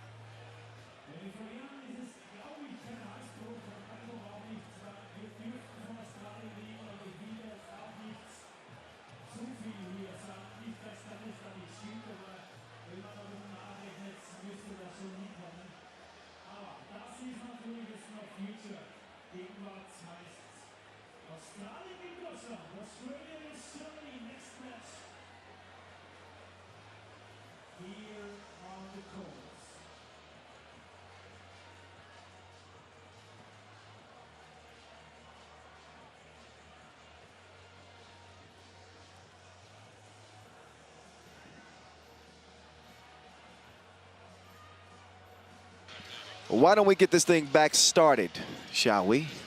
Australia and Germany. Australia has not been stopped to this point. Now they will try to complete an unbeaten pool phase campaign with the Germans standing in the way, who come in 2-1. I would ask you who you think has the edge in this one, but I think that if you say Germany, I might kick you off the broadcast. I need a shower. I'm still sweating from last game. But, no. Australia has been dominant so far. Very, very impressive from the Kangaroos. And like to see more of that. I'd Don't also you steal like that? to see, yes, I'd also like to see somebody get you a goon bag. Yes, I would like that. I would like that too. I got a detailed description from Annalie Maley. Thank you, Annalie. Such a nice lady. Alex Wilson, and Alex Wilson, she's unsung, but she has a really big impact, man. I'll talk about some of the best defenders I've seen here this year, 2023. I watched her at the Asia Cup. She's got a ton of blocks out here. She's running around like her hair's on fire, super active. And of course, Marina Whittle. Yeah. Come on now. Yeah. For the people that hadn't watched the last game, please Come on do. now. That's all I'm gonna say. Come on now. I told Coach Lowry, it's like he's been hiding this team. He's got a secret weapon in the garage that he is unleashing on the world right now. Yes. With this Australian team and Marina Whittle in particular. And let me not forget Lauren Mansfield, because she had a big game last time out as well. 3 twos for her. Yeah, think about it. Marina Whittle, last game, 14 points, 4 of 6 from two-point line. That's a lot. So we've seen 2 ridiculous individual performances in the last 2 women's games. Marina Whittle, as Boz just mentioned, with 14 big ones. And she looks like she's ready to go. Those 14 against Egypt. And then Yua Imura for Japan. She had at least 14. I think she might have been a little bit better, maybe 16 points. She had 18 points last game. She had every game a point but 3. That might be one of the greatest, if not the greatest, individual performance I have ever seen. It might be a World Cup record. I think the all-time record for a FIBA 3x3 game was 19 points in one game. Don't ask me who did it. I know that that's the record. This guy played like 7 years ago. Look at you diving into the facts, Ben. I will. See, we need to get a research team on that. But 19 points. One of y'all longtime 3x3ers, help me out. My memory fails me sometimes, but that is the record. But if it was 7 years ago, it must have been there. That's 16, right? Yeah. So that's when I still played on the world tour, 19 points. Yeah. And also, Filipino kid scored 18 points in a game. Well, RJ Abadientos. Oh, yeah. Yeah, Abadientos had 18 in the game. Yeah, I remember that. Anyway, those aren't the important people right now. These are the important people right now, boss. Yes. They are VIP. Australia trying to step into day 5 and get a break in that opening round. Again, the top overall seed gets a bye, and the 2 and 3s will have to play in play-in games. Top 3 finishers, gold, silver, and bronze, will earn tickets to the Olympic qualifying tournament. Marina Whittle, the leading scorer. She's got 31 points coming into this contest. That's a cool average of just 10 points a game. Mm-hmm. Not kind of pedestrian. She's only shooting 83% inside the 2-point arc, 45% from deep. Just another day at the office type stuff. Crazy. All right. Well, let's get to this one. Let's not forget about Svenja Brunkhorst, who's got a fairly quiet 20 points for Germany, but she's getting it done. As their leading scorer, believe it or not, boss. Brunkhorst. Mansfield, she's wasting no time. In a rush to the cup, finishes the layup. And the Aussies, or the Gangaroos rather, are going to get the first bucket, but they're dealing with the former world #1, Sonia Greinerer. She wants to serve a little reminder of who she is and what this team of hers can do. That's what I was looking at for Germany. Again, she is usually a little more dominant, right, Greinerer? We haven't seen too much of her. She's played well now, but she hasn't played extremely well. And I'm looking at them right now. They are making a concerted effort to get her the ball early and get her going, which is what they will need against this Australia if they want to win. Yeah, good point, because Greinerer is 3rd on the team in scoring, behind both Brunkhorst and Rudefeld. And she's their most consistent offensive threat. That they're doing a good job, you know, surrounding her and making every shot difficult. And I even misspoke. She's actually last on the team in scoring. That woman is stronger than Goonbag. Marina Whittle. Look at this. They couldn't stop her with the National Guard. This woman, here we go. Yeah. This will be a double-digit scoring game. I'm telling you. Okay. She got that look in her eyes, Boz. I'll take you up on that. I don't want to go against that because she is pretty good. Through that. That was a hard foul, too.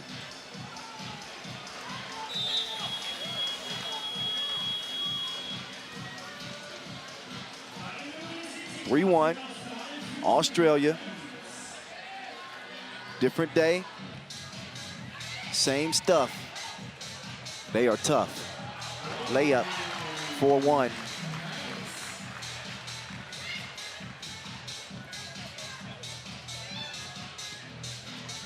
Reichert will answer.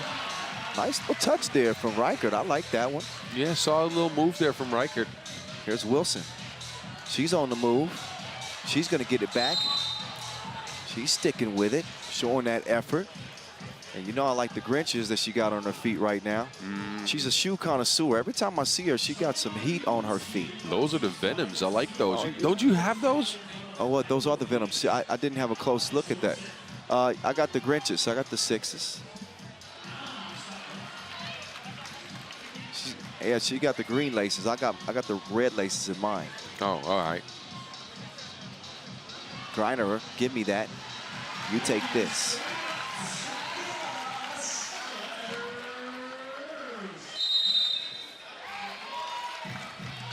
So 4-3, and Germany's still looking for that big breakout game from former world #1 Sonia Greiner. They call her Sunny G. She's out of the game now, and oh no, there she is. She misses the layup. Sunny G. Broomkhorst working the 2-woman game. Broomkhorst steps back. Is that a... No, it wasn't going to count as a 2 anyway. She was on the line.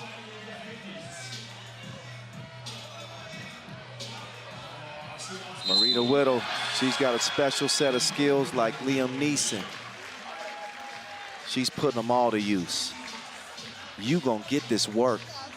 Yeah, you gonna get this work. I like that. She ball faked a step early and got her defender in the air, took the contact, finished the layup. Chance for a 2-point play here. And the finish of a 2-point play. 6-3. Oh, what a move from Greinerer. Sunny G with a nice fake.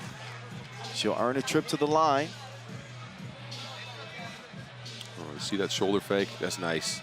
And I believe Australia's win streak, including the World Cup qualifier and the Asia Cup, they've now won 15 straight games. Wow. They hot. Who's hotter than her? Well, she's hotter than a top model. Yes. All right, I'm going to keep them coming, boss. You do you. Rodefeld. She didn't have the feeling on that shot.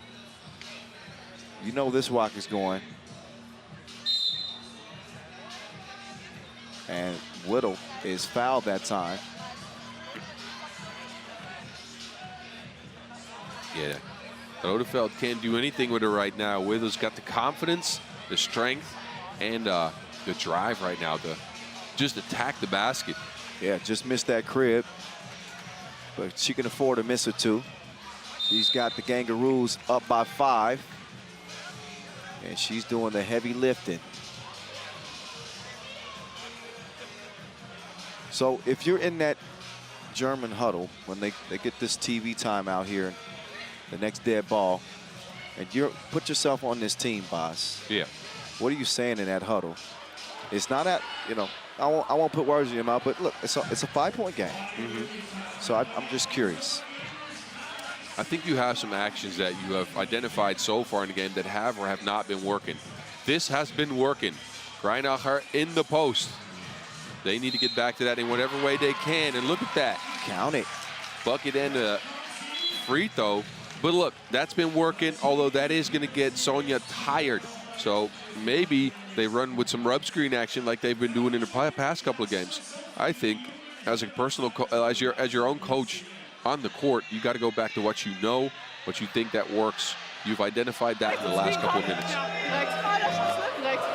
I can dig it. Here's what they're actually saying. I didn't hear it. And again, my German's only good when people speak slowly. Well, don't ask me to translate. Come on, you're the linguist here. I need some German lessons. Greiner now has that lead down to 3. She draws another foul, Marina Whittle. She's got that early fake on the second to last step, gets her defender in the air. If you bite on that, you're going to get caught. Count that at the free throw line. Down low they go. Broomkhorst is fouled by Mansfield. And she says, who, me? Yes, you. Couldn't be. Then who? Did y'all have that little nursery rhyme when you were? The what? Did they have that nursery rhyme when you were young? No, we have nursery rhymes in Dutch. Never mind, then. You know fun. Come on. I mean, I know a lot of stuff in the States now, but I was born in the Netherlands. I got to teach you a few more things. Yeah, you do. Wilson with the Wilson. I'll come check it. I'll come check out LA. I don't mind. I've been out there actually. Oh yeah, I can show you a few places.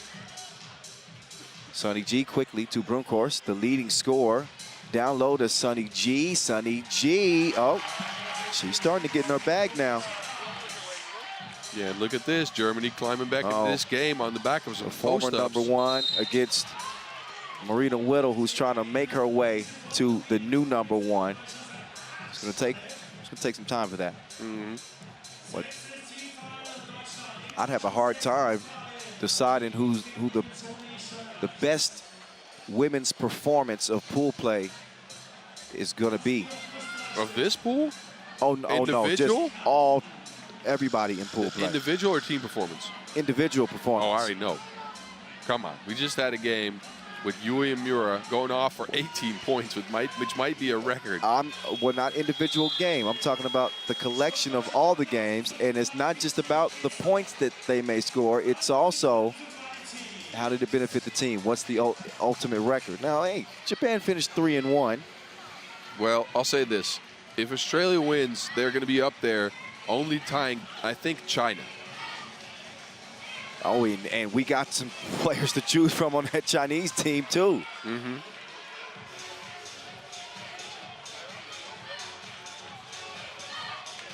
Wilson, a little strong, but a second chance will come for the Kangaroos. She's waiting for Annalie Maley. Oh, she just missed it.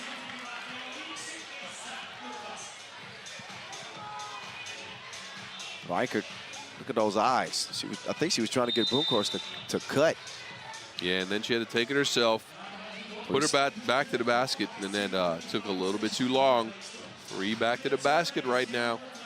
Seen that called a couple of times. It's not, it's not something that we see too often, but it's something that players really need to be cognizant of. Marina, you to Whittle. She threw some shade at Sonny G. Straight down to the post. Got some mail for you right there. That is strong. Sign right here, please. We used to have people sign that. If you shot a shot in somebody's face, we give it to them, say, sign that. You didn't do that? Oh, I remember that, yeah. I did that in the past. That was when I was in college. Yes. I dunked on a dude in pickups once and then tried to act like I signed the basketball and give it back to him. He wanted to fight me. Yeah, there's going to be some people that want to do that. they might feel slightly disrespected by it. I don't know. It was, but it was also a very disrespectful dunk. He got tired. I took off with 2 legs and cleared him, sort of. Griner, you know, like you hang on the rim and then you kind of just get over top of somebody. Yeah, that. Yeah. Well, that's one you can't wash off. Nope.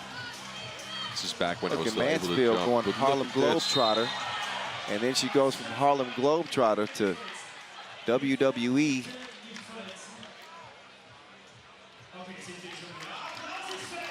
Whittle goes down. She just kind of mishandled it. Look at her and Sunny G. It looked like she was trying to white chocolate that pass. I don't know who's the culprit right there. Nah, me neither. Oh, well, now we do know. It's one of the Australians.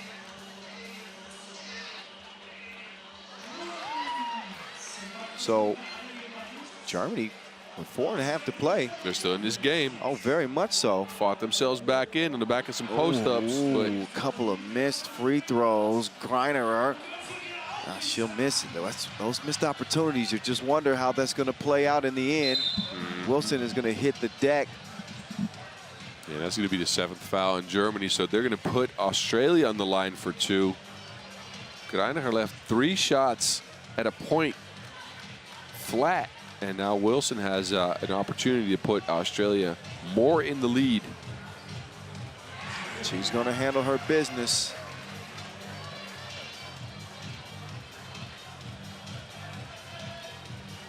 Second one upcoming. And Wilson puts it in. This is the matchup right here. Griner. She's going to earn the whistle on Whittle. And I always like her attitude. She has such a good attitude. Really, the entire Gangaroo team. They don't argue calls. They ask for explanations respectfully. When the official explains it, they say, "Great, great, mate." Give them a thumbs up, and that's that. Yeah, I can only respect that. I was never able to get that mode going.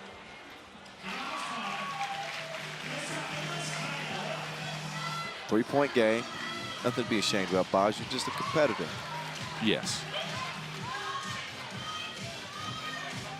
Griner back down to the post. Oh, Mailey wasn't having it, though.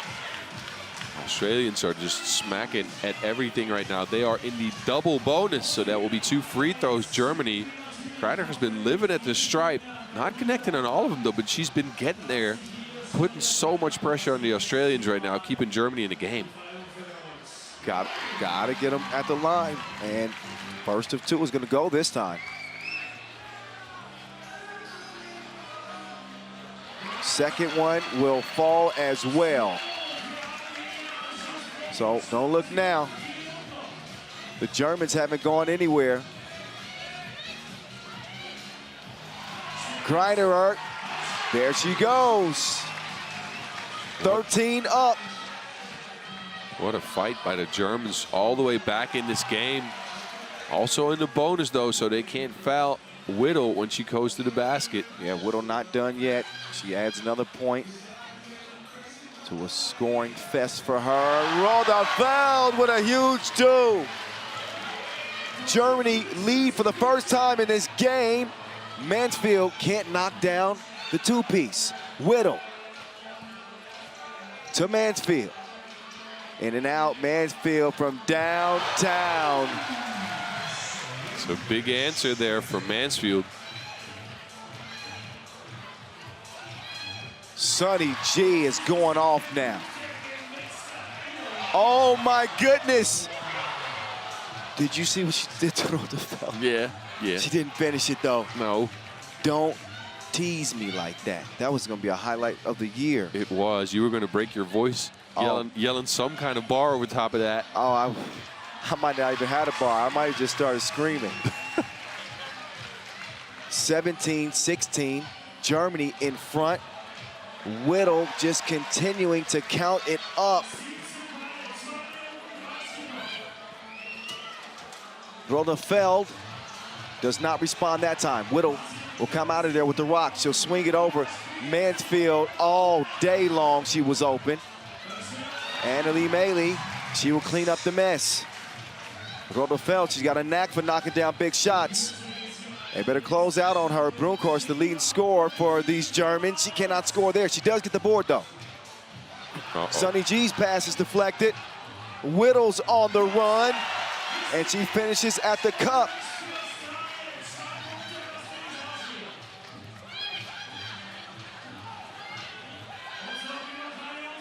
Brunkhorst, big two. 19 apiece. I'm sorry, Germany. I thought the Kangaroos might run through you. They might be on the verge of shutting me up. Greiner with the turnaround. Sunny G is shining for the Germans. They got game point, but Mansfield can take it. She takes it, but doesn't make it. She's gonna get another try. Lauren Mansfield, no. Whittle over to Mansfield. It's a third time, and John, no.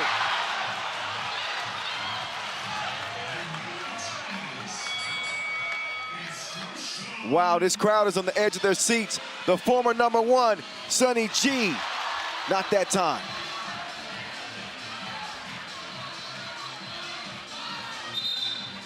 Ooh, and a travel on Mansfield.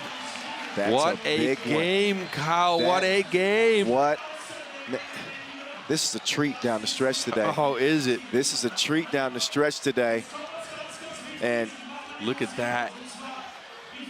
Rodefeld, big two.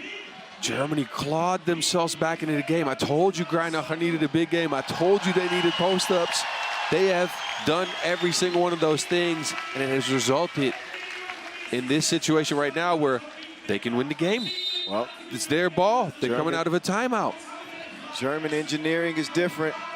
This team was built for a game like this, and you know, I may have underestimated them.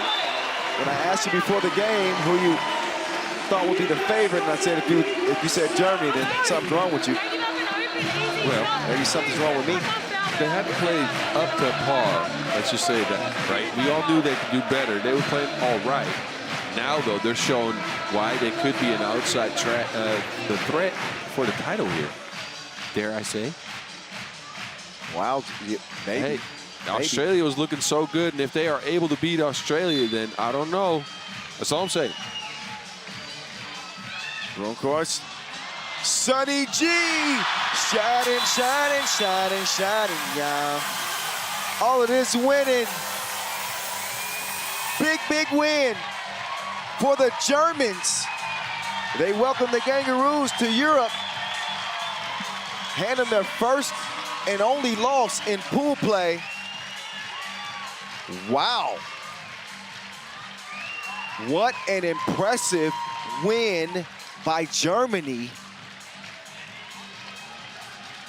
I'm still trying to figure out how they got it done. Well, I know how they got it done. The former world #1, Sonja Greiner, on her grind. Huge, huge game for Sunny G and this German team. A hard-earned victory, and that was an incredible, incredible game. Fun to watch. Sunny G, she can't hear me. I was gonna have her come over here and tell us how she, what got into her. Yeah, well, she was the spirit of Kareem Abdul-Jabbar or something. She was killing people on the block. She was a woman possessed. My goodness. It's gonna tight win. It might be interesting in the pool now, though. I'm trying to calculate here. I'm shifting over to rubber band man mode, but hey, look, Australia 3-1. Germany also 3-1, right? Yes. Japan in his last game also with a chance to end up at 3-1. Oh. And it's going to be individual results. Then it's going to be score. So I'm sucking now. I'm calculating. I know score-wise, Germany hasn't gotten more than Australia. That wasn't even possible with a score like this, because this was 21-2. Yeah. Let's see, 21 to, what the score end up being? Believe 21-19. 21-19. Yes. Because We'll do the calculations over the break, though. Think about it. Because these people, they're tired of hearing me do math on a basketball stream. Well, here we go. They've already done it for us. It's right in front of you. So Germany with the tiebreaker over Australia right now, even though they have less points, they should continue in first place if the score remains like this. But Japan with a shot of tying things up. Then again, Egypt with a shot of tying up Japan for the third spot. That is correct. In the final game of the day, we got 2 more to go. We're going to take about a 10-minute break. Next, women for the final 2 pool play games. We'll see you guys in about 10. Don't go far.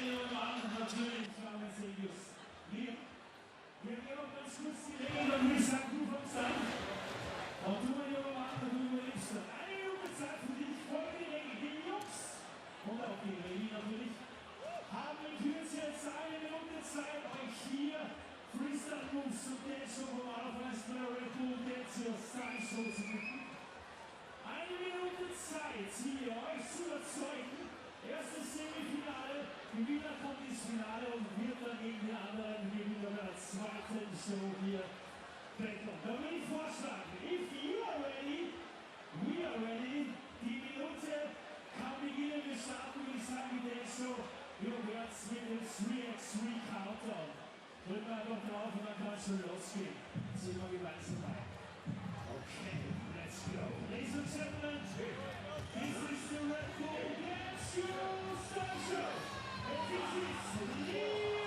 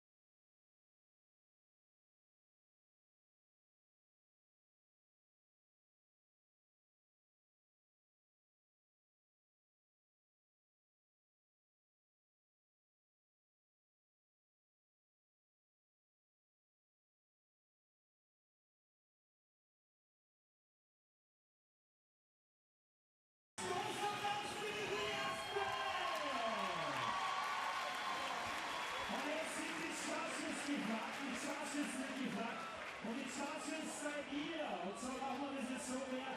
Den lauteren Applaus gebracht kommt ins Finale. Euer Applaus mal für Leo.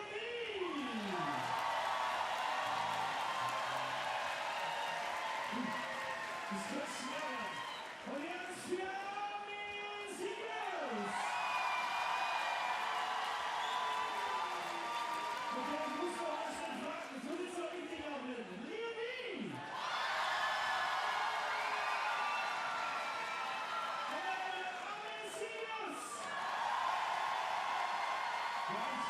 Ich muss jetzt leider richtig gehört sein, weil ich guten Satz sein. Und ich sag, das rechte Ohr war ein bisschen lauter. Wir gratulieren mal Berlin. Aber wenn ich es jetzt hier nicht entscheide, dann tanzt man auch die ganze Nacht. Nächstes Battle, ich schaue mal die Liste ja ganz kurz gebracht, dann können wir den nächsten Battle. Ich will vorschlagen, das ist ein Bruder drin, oder? Und die gleichen Namen da stehen. Der Schüler ist da, der Padawan. Es ist der Padawan. Und ich vorschlagen, it's your turn, young seniors. Come on.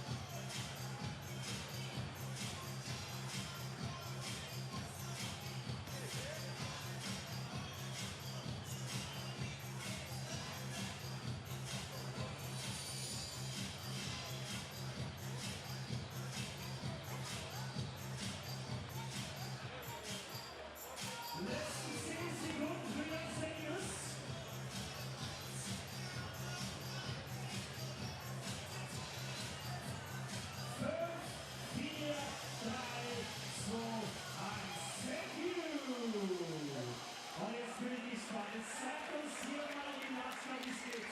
Zeigt sie uns. Ladies and gentlemen, this is Latvia. Come on!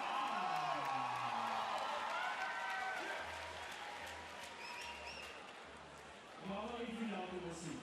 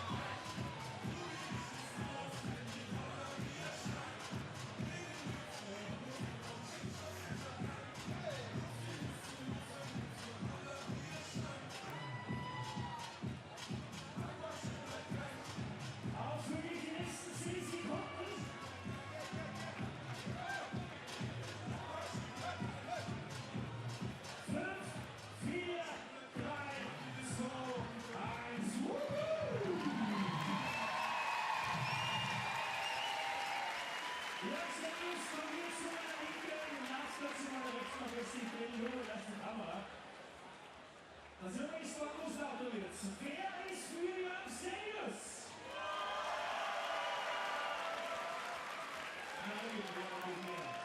Und wer ist für Latvia?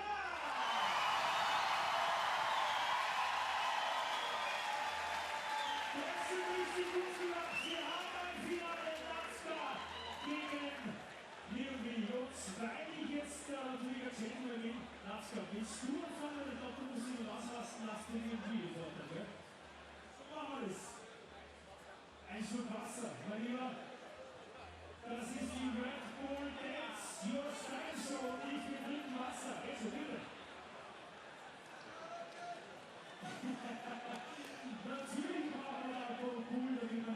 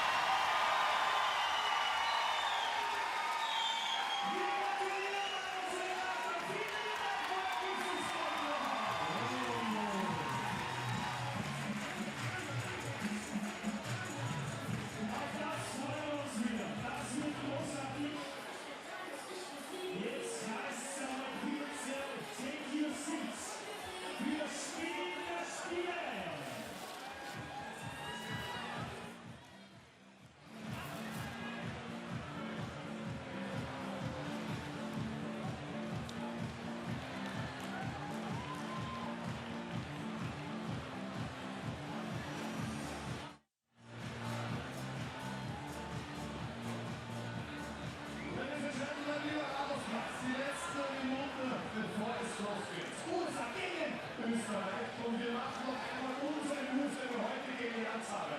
Alle stehen mal auf. Stehen alle auf. Wir stehen auf. Und die Arme gehen auch nach oben. Wir machen uns aber sowas von bereit. FIBA 3x3. Everybody, die Arme nach oben.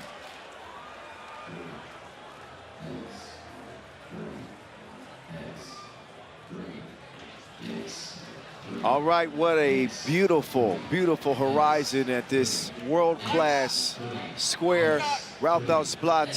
The stage is set for the final 2 games of the day as we give you a look at Women's Pool B, which is not yet decided because, as you can see, Japan and Egypt have a critical game coming up.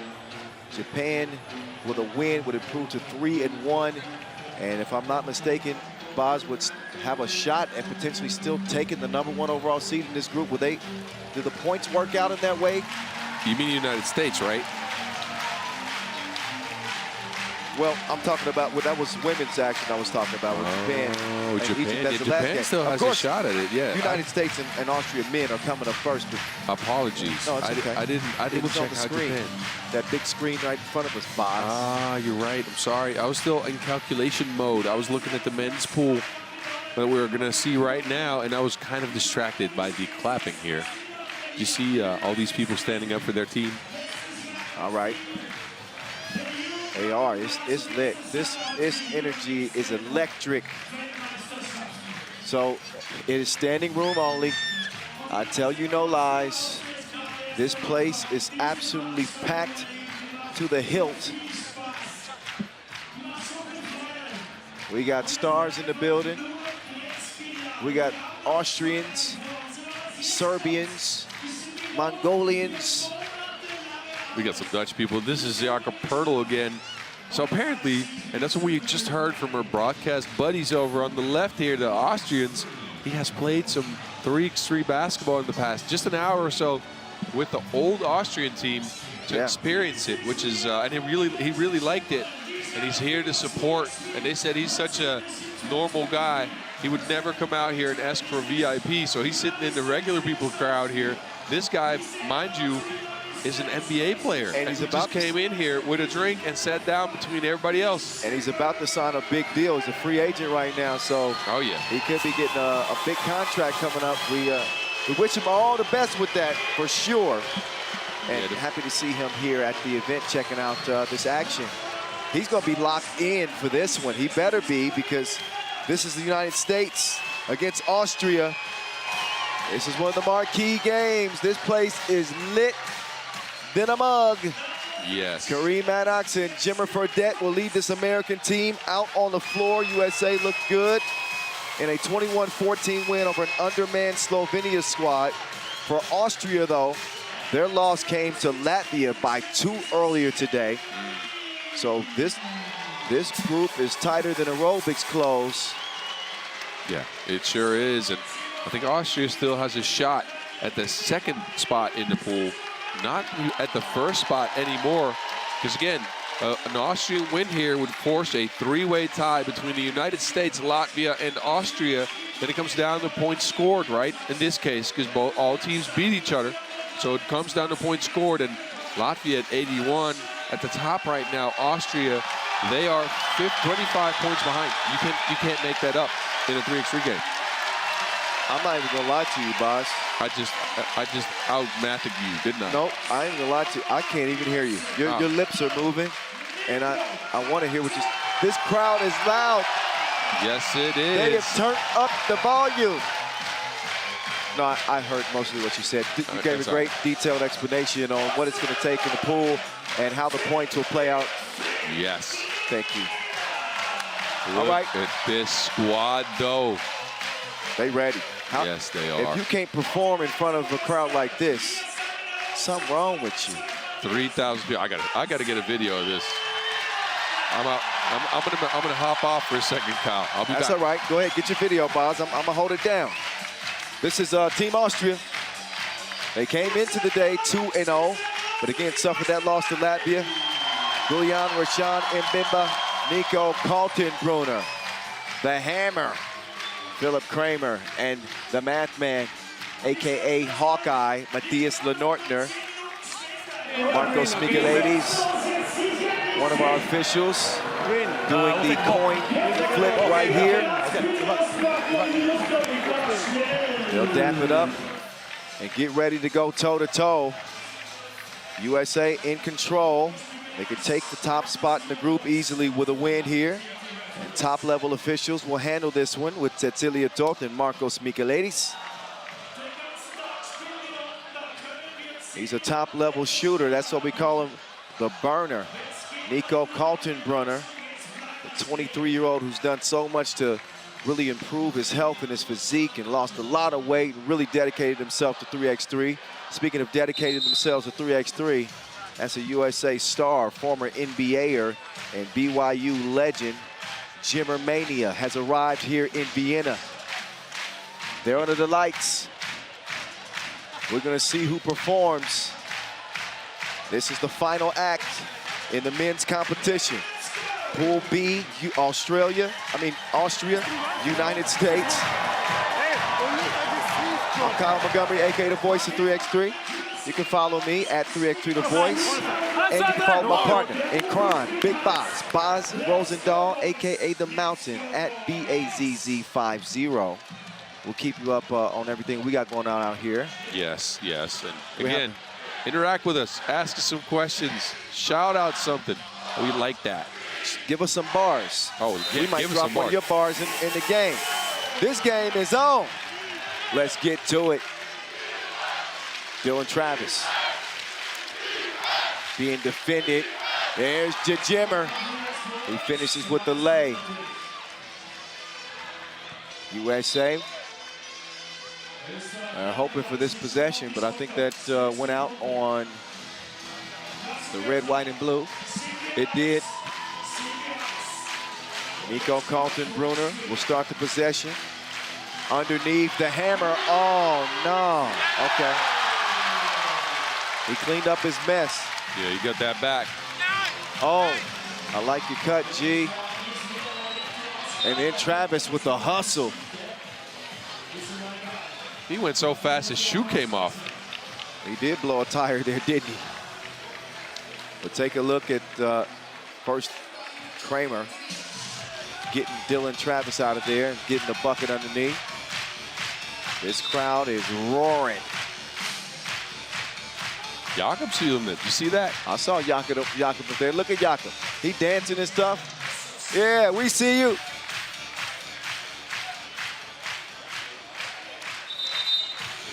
He's got about an inch on you. He's certainly he might be 7'1". I'm not sure. Wow. He's a tall individual. Oh, so when Travis apparently went to dive for that ball, you see Aniola and Rachel in the background there too. But apparently when he was diving for that ball, he hit his chin. Or maybe he took a shot in the chin. I'm not sure. I think he was on the receiving end of a hammer replacement move. He was trying to get displaced there. Looked like he got hit by a bus. He was missing his shoe. His chin is bloodied.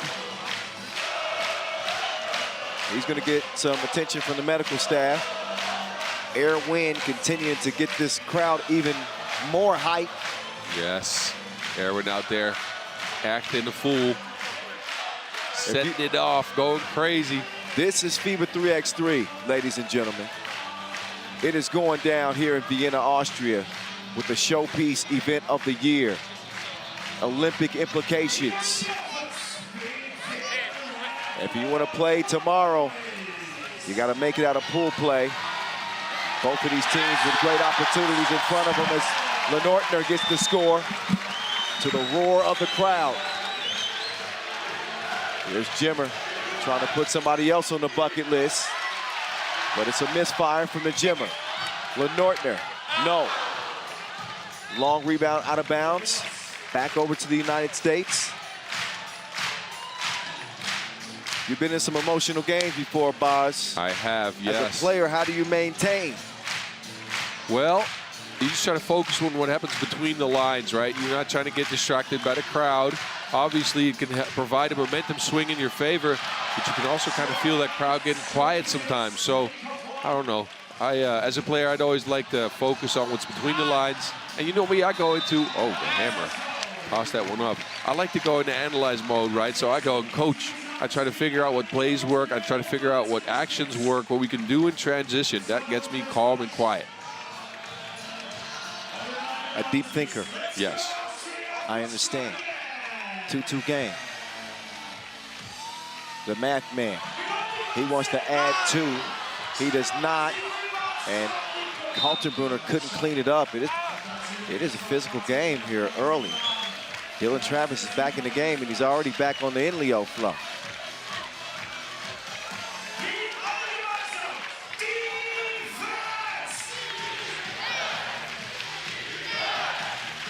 There's Jimmer. He gets a look. Oh, I like that play. As a handoff action with a little screen before it. Ooh. Oh, he made Jimmer touch the ground.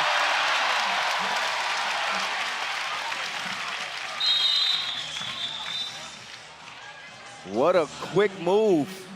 He catches Fredette off balance. Yeah, look at that. Nice shot by Fredette. Hope we get to see the other move as well. Well, just the end of it, but Jimmer looked like he went skiing out here in Austria. It's a nice move. Jimmer leaning in. Oh, count it. 2-piece combo. So Jimmer, he's going to take the contact with a man on his back. He's still wet. Yeah, I like that. He faked, jumped up, got the shot off. High IQ play there by Jimmer. We might have to call him Jimmy Neutron. Yeah, he's certified. Jimmer making his World Cup debut, a memorable one. And official Marcos Michaelides will take a closer look at the monitor. I think they want to make sure that this was a 2. I think so, yeah. I'm assuming that they want to make sure that both of his feet were behind the line. Interesting to see what happens here, though, because the crowd is still in it. They are a little bit pissed off about that shot. Obviously, yeah, they're looking at to see if both his feet were inside or outside the 2-point line. It's looking like this might be, yeah. There's a little space between his toe and the line. Yep, looks like a 2 to me. Yeah, this is a little bit of a reset though in the game as far as focus and mentality, right? And you have to really refocus yourself as a player during a break like this. It's waiting. You're just kind of standing around. You're not sure how long it's going to take. Hope the Austrians pick up the pace here. They've done well on offense, I feel. It's a 1-point shot. All right, the referee had a better look at that than me. So it'll be a chance for a 2-point play here for the Jimmer.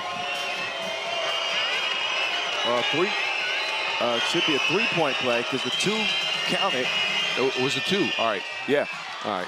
And so he'll get 3 the hard way. The 3-point specialist out of BYU. They count for 2 in this game. Jimmer wants it back. But the madman says, hold on, I got the scoop for you. 7-3 in Mbemba. He can't get it to go. Maddox will redirect. Travis will try to control that Wilson. Gets the screen from the madman, and that one is air-mailed out of bounds. But the USA off to a hot start here, leading 7-3. Another look at the pirouette from the big man. That was Purdy. Yeah, it's a nice little move.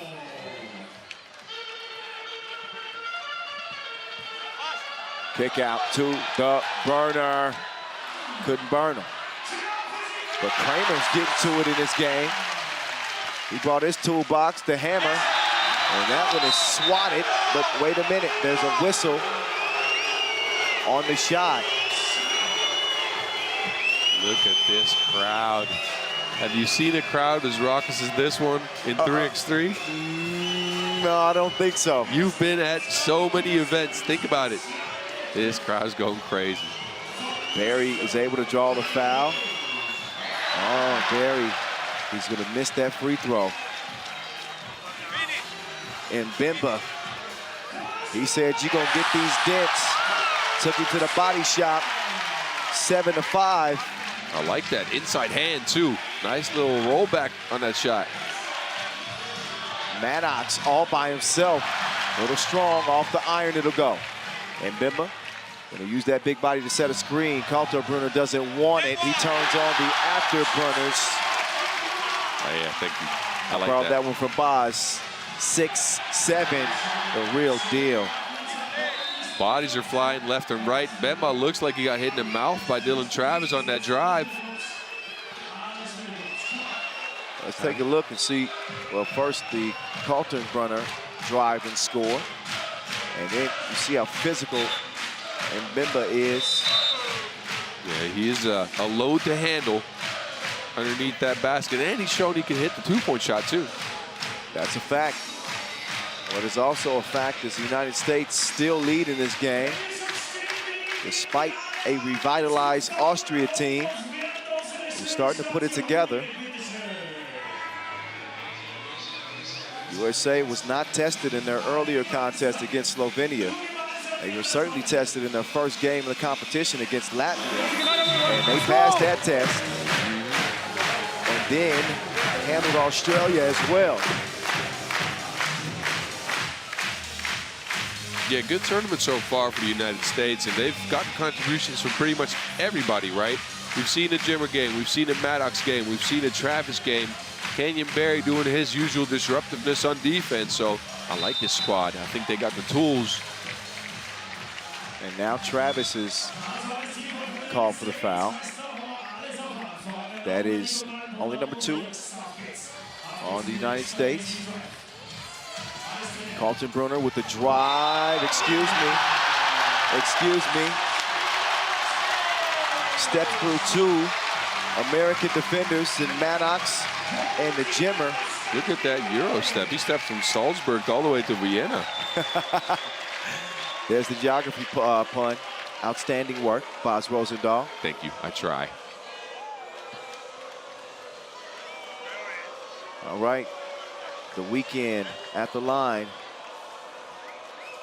I can't feel my face when I'm with you. I'm just playing. That's Nico Kaltenbrunner. You can't mistake him. Maddox, he wants to take it at the hammer. He says, take that. Nailed it.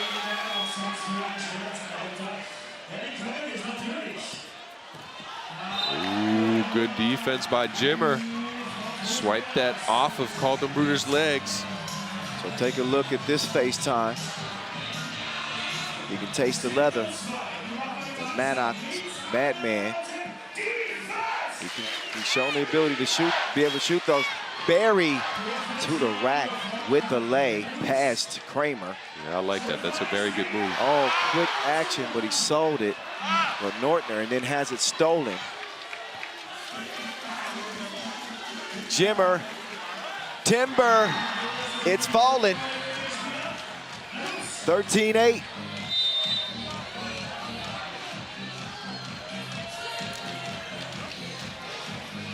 So Jimmer Fredette, he is armed and dangerous. And that man's shoot. It's 13-8, and USA are trying to regain firm control of this with Mbemba. He got that beat. Oh, that block was so hard. Cat Williams wants it back. Smack. Oh, slap or splat. Oh, and Jimmer is jabbering with Mbemba. Look at Jimmer Fredette. I like him. He's like a little pit bull. He's dogging people. He's off the leash. And US is running away with this game. They are responding well to all the emotions here in the crowd and the physicality of the Austrians. Look at Jimmer. Oh, he's cooking. I can smell it. I'm hungry now. 17-8. Kaltenbrunner with the spin move. Oh, Kaltenbrunner. Oh, Travis is going to get called for the foul there on the baseline. Kaltenbrunner just, let's see, yeah, I think Travis is moving there. He might be. Yeah. Look at this again. Yeah, he's leaning into that one. Feet weren't set. It was almost there. Close, but not all the way. 17-8, USA. Kaltenbrunner will shoot one at the line.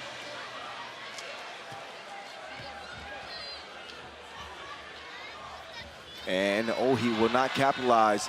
And Demba, though, he's there to clean up the mess. The big fella's been all over the glass. Maddox to Barry. Barry is going to lose it out of bounds. I'm not sure if he lost his footing. We're not sure, but the pace of this game has been ridiculous on the back of a hot Jimmer shooting performance. Look at this. We are halfway through the game. In the U.S., 17 points.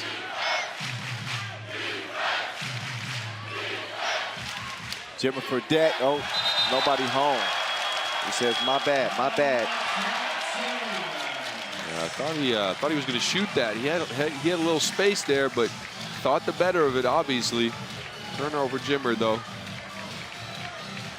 I like the leg sleeve, too. Oh, yeah. So he came dressed for the occasion.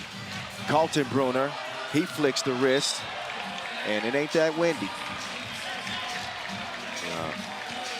Kaltenbrunner just not feeling it from behind the two-point line right now. It's tough because they have to contend with this hot shooting team from the United States. Oh, Dylan Travis on the cut. He ties that up. He ties that up. What a play. Dylan Travis. Ooh, look at this guy. He's all fired up. I like the energy. Keep that same energy. Team USA. These dudes are tough. They're gritty. They're not afraid to tie it up with you. I like the emotions Travis is bringing to this team. Think about it. They have had some teams in the past where they might have lacked a little bit of that. And then again, Jimmer so tough to stop right now. Fredette gets the foul. Give a quick shout out to, we got people watching all over the world. Oh, yeah, you're right. Clint Owen, all the way out there in Kazakhstan. Oh. Young Blake, Alex, Dan, Caleb, what's up, fellas?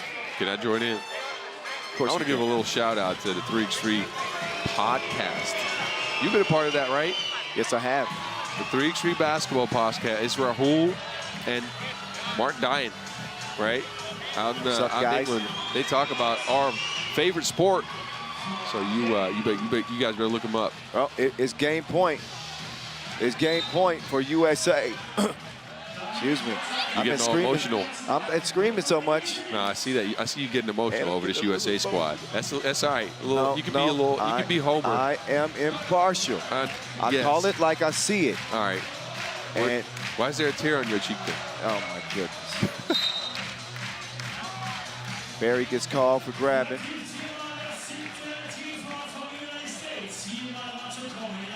Think about this performance by the U.S. though. This is a very, very dominant performance, and they are really solidifying themselves here as one of the contenders, I think. I would not disagree with you. They've done a great job on Matthias Lenortner in this game. But think about his offensive output throughout this tournament, and they put the fire out on him.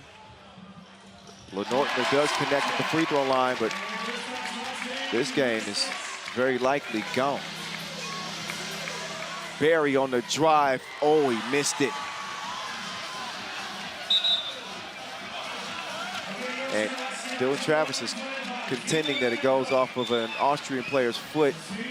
They can take a closer look at it. And that's exactly what they'll do. But this won't come down to points for the United States. They're going to get this win, and they will be undefeated out of group play. And I think it's safe to say one of the favorites to win a gold medal here, something they haven't done since 2019. There are some really good teams. The Netherlands look great. Serbia looks great. But they are right in the mix with those teams in terms of, who you would pick as a real gold medal winner. Yes. Serbia, I think out of all the teams, Yes. Serbia is a machine. For sure. Netherlands is exciting. They look about on par with the United States. They played that well. So I don't know, man. Tomorrow, listen, whatever you have on the schedule for tomorrow, cancel it. It's the elimination round. Oh, you got to watch. You have to watch FIBA 3x3 all day tomorrow. Yeah, you know it's going to be a packed house here.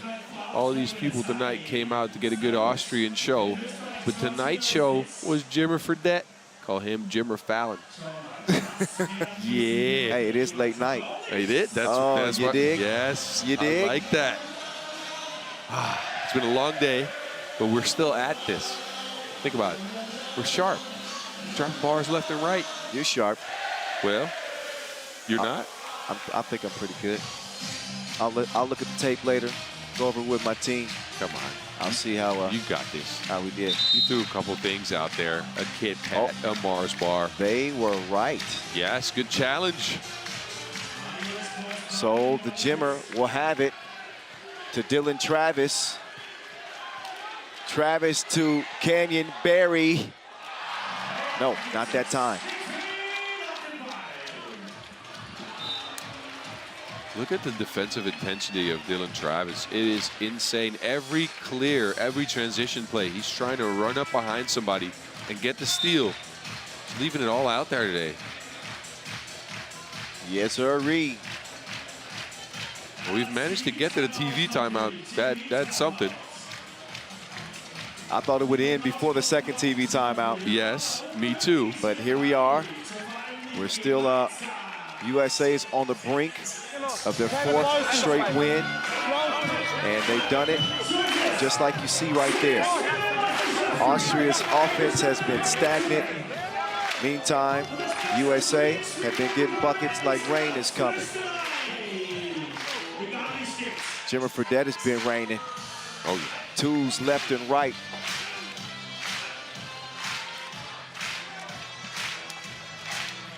Carlton Brunner to Lenortner. Lenortner wants to give this crowd something to cheer about. He will not.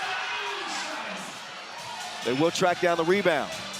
Carlton Brunner with the jab step, flies in for the lay. Now, the ball is in Jimmer's hands. That's a dangerous man. Jimmer Fredette misses. Maddox does not get the rebound. And a shot clock violation is the call here. Nice little setup from Lenortner and a quick step from Carlton Brunner. Look at that super hard layup. He almost got that dunk, though. And he just needs a little bit more lift. Carlton Brunner's quick on the dribble. He put Fredette on the bucket list right there. Now Travis to the madman. Maddox elevating.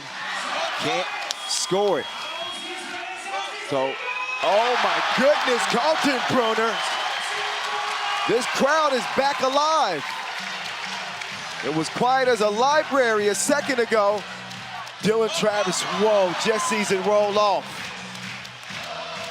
So the Austrians are waking back up, but Matthias Lenortner couldn't nail that one. They got a ways to go. It's still a 5-point game. The madman with the sick dribble. Oh. There's no words for that. He just left that one out there. Fumbles left and right here, but Carlton Brunner got back to the cup. Only 4 points difference now. Hey, what's happening? Well, they're getting some stops, but they're also getting some luck. I don't think it's a bad thing that the United States is being tested a little bit. This is some adversity. They had a big lead. They're playing in front of a raucous crowd. Their opponent is really starting to pick up some momentum here. Maybe a nice test for them as they get ready to head into the elimination round. We don't know how this is going to end. They're still in the driver's seat with a 4-point lead. Yeah, they're still in the driver's seat. And they're a well-coached team. Shout out to Coach Joe Lewandowski.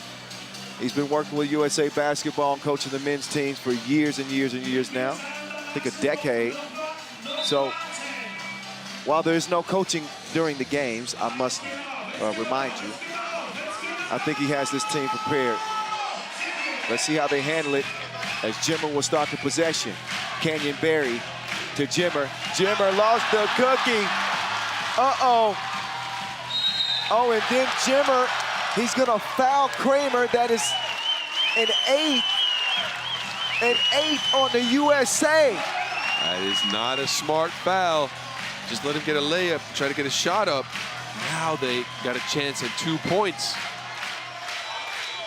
So the hammer is at the line here, Paz. And he can make this a 2-point game if he nails them both. The first of which is broke. Win or lose, the United States have tied up first spot, by the way. Just dropping that because of the score, but just you keep that one. We'll get back to it because this is too exciting. Kramer with another big free throw here. He misses them both. Now they're gonna run a 3-man weave. Canyon, Barry, buries them. That is it. This USA team, they some bad boys. What you gon' do? 4-0 is how they finish pool play. They got a little scare there at the end from the Austrians who fought them tooth and nail, but they left it up to Barry. And Canyon, he fired the last cannon on him and says, shh, don't be talking to me. 21-16, the final. USA, Kareem Maddox, Jimmer Fredette, Canyon Barry, and Dylan Travis. The collection that gets it done. This man was certainly getting it done. He's the lead gunman. He was shooting like sundown. I like that. Yeah. That was a good one. That's an old Western yeah, I know. I think. Never mind. Jimmer Fredette. You had some bars too. That Jimmer Fallon was hard. I like that. I had Jimmer Fallon and Jimmer Neutron. I was all right. All right. Well, the men's groups are decided, and the seating is set. Yes, but look at. I mean, we don't get to enjoy this enough. Look at this view. All right, actually, we're viewing the pool now. That's all right too. Yeah. Well, this is a good view too. Yeah. Look at this United States 4-0. Latvia 3-1. Coming in second in Austria. Moving on as the 3rd seed. So they're gonna have to play in the play-in game. Let's play some highlights for you. Team USA. Team Austria. The energy was right. Both teams have been playing great 3x3. It was a perfect nightcap in the men's competition. Jimmer Fredette got him off to a great start. He started it, and Barry finished it.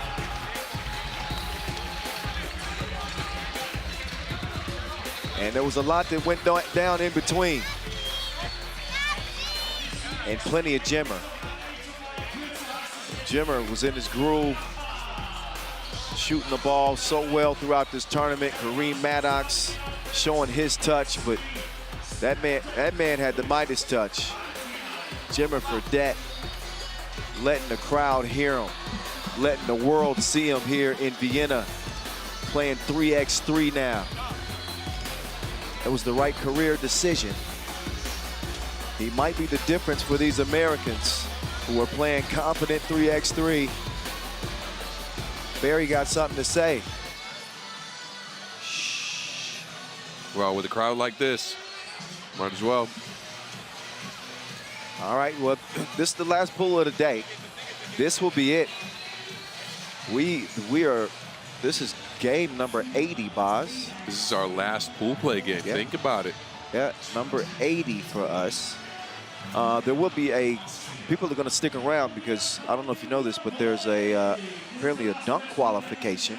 Oh, coming up after the final game. Let me ask and see.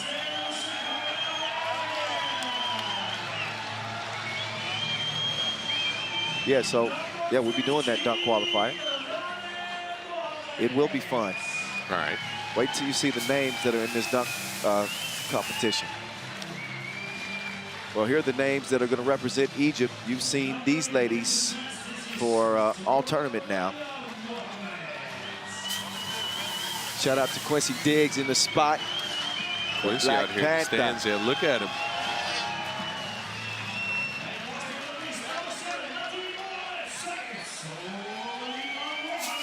Last out is Nadine Salawi. She's been putting together a nice highlight reel.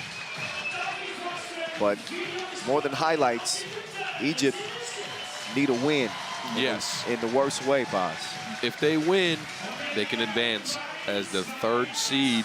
If they lose, they pack their bags and go back to Cairo. That's it. All the stakes in this game come down to it. Now, I'll say this though. I like the matchup between Soraya and Emura. Oh, this is gonna be the perfect way to cap the day. Yes. And obviously these fans are still here. And there's a few more Emura fans, that is for sure. Yua Emura, the 20-year-old, who dropped 18 points. You heard me correctly, 18 points against Poland.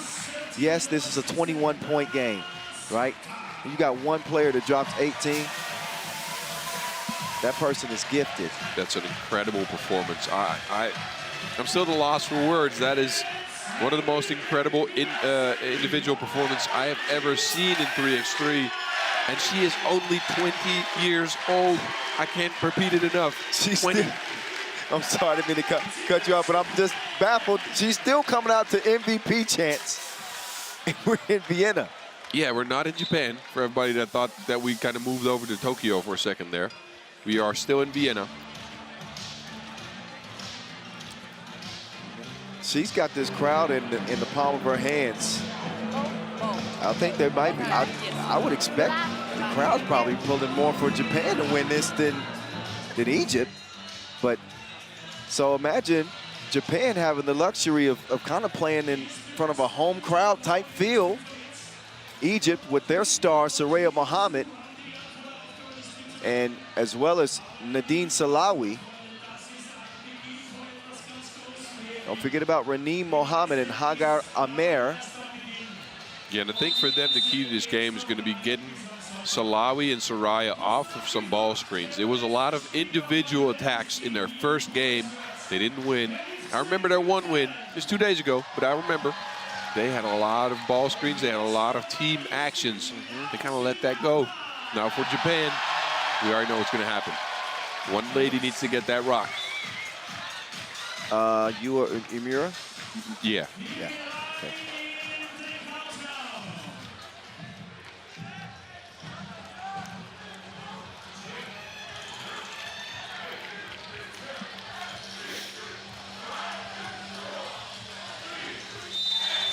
All right, ladies and gentlemen, the final countdown of pool play. Egypt and Japan are doing the honors. Emura will kick it out to Nakata. Dangerous pass, it almost got taken. Oh, she ain't the only shooter on this team. They got more shooters than the camera crew. That time it was Takada. Somebody got another one. It would be crazy. Oh, Takada, that time, didn't have the measurements correct. Soraya Mohammed wants to rock right now. Kilopatra wants to get to it. Kilopatra trying to set up Amer with the pass. I like the action, though. Ball screen action. Japan dropped. Soraya towards the basket. Had a nice little pass. Put a little bit too much sauce on it, though. Yeah. They got some long-range snipers on this Japanese team. Which star is going to be featured in this one? Nakata, she has it swatted as Raneem will clear it. And Raneem, she's seizing it. An advantage here, but it's a miss. Yeah, Raneem needs to be a little bit more patient. Now she's attacking from the two-point line. Look at this, though. Smack. Be gone. What the five fingers say to the face? Slap or smack? What the five fingers say to the face? Slap. Charlie Murphy. Charlie Murphy. Charlie Murphy. We're off the hinges. Anytime Yes, we are. Soraya's got the record button on. She's shooting 2. Wait a minute. It's 3 on 2. Soraya lost her footing out of bounds. Oh, another block. Egypt will get the rock back. Amer, get out of my way. Bucket for her. 2-2. Here comes Emira now. This is the matchup you want to see. Emira is going to miss her first 2 attempts.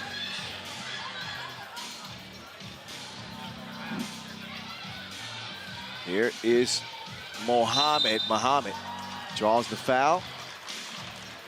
Was she beyond the 2-point arc? I didn't have a great angle there. Here's a good angle. Well, that's the shot you just made. Yeah, I don't know. I think she was.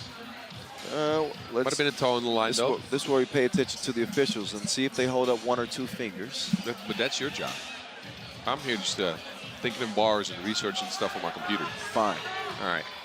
Oh, it's not even a shooting foul, boss. Oh, my. I thought that was in the process of the shot, but and apparently something needs to be cleaned up on the court. So we're just guessing here. We're not. With official Donald Quinn, apparently there's something down there. Oh, it's a wet spot, right? A towel or something? Yeah, it might be coming off of the smoke gun on the basket. You know, there's one of those smoke machines on there. Somebody get Andre Dragomir over there quickly. Andre's running faster out there than his hairline can catch up with. What's up? We shutting down the show already, y'all? Come on. He's running that fast. His hairline looking like the Metro. Oh, never mind. We shouldn't be putting Andre out there like that. He's a nice fella. That's my dude. His hairline goes back like a distant memory. He's out there looking like Vegeta. See, this is the payback you get on somebody. See, I have the power of speaking on a microphone. Yes. He tells me, he jokes on me every morning. For everybody at home, this man comes in, writes 15 fresh ones for Kyle in the morning about his hairline and just pops them off all at once. The disrespect. Oh, yeah. The utter disrespect. Okay, we're back and ready to play. We won't be talking about Andre's hairline anymore for the moment, or Vince Chains for that matter. Meantime, Reneen, she will get the score underneath. So Egypt, who saw, oh, what a cut.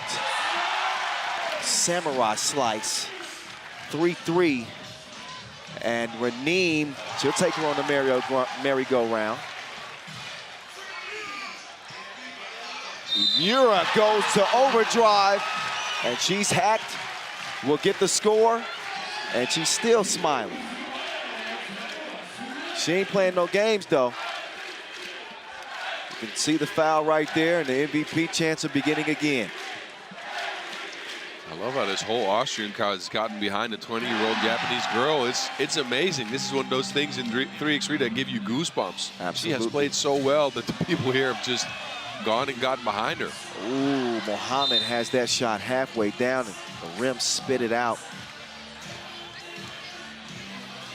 9 times out of 10, that's normally going to go. Out of bounds, though.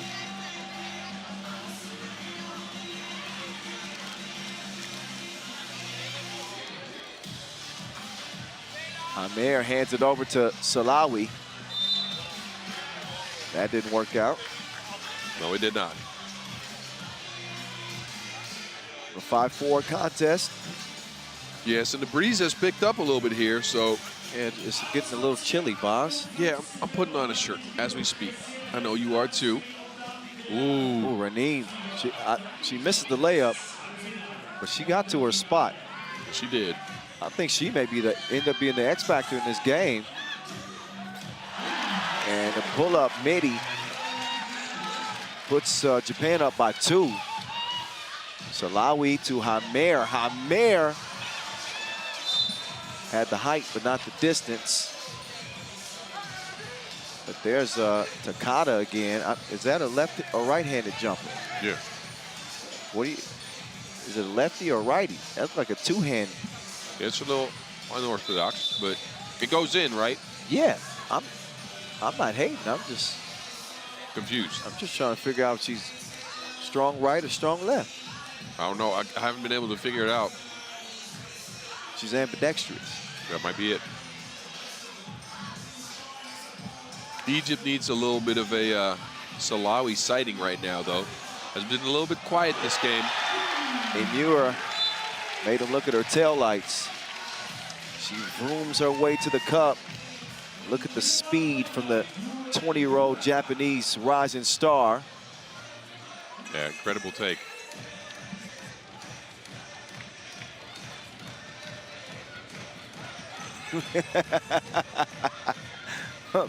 Oh, whoa. That was a hard collision. Somebody must have told Andre I was getting on his head. Yes, he will come back tomorrow strong. He will put your hairline back farther than it is already.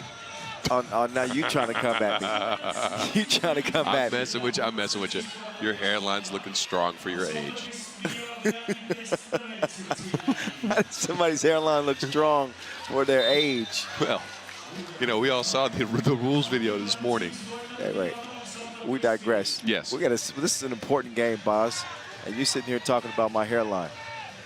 It's ridiculous. Raneem still playing aggressively. That's 4 fouls on Japan.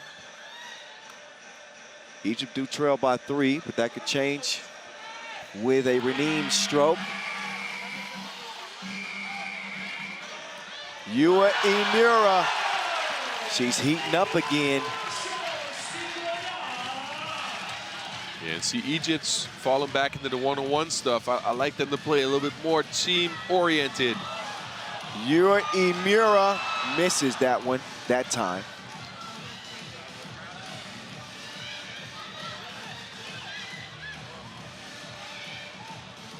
Oh, Amir using her height. Yeah, nothing that could be done there. That might be a delay of game technical there.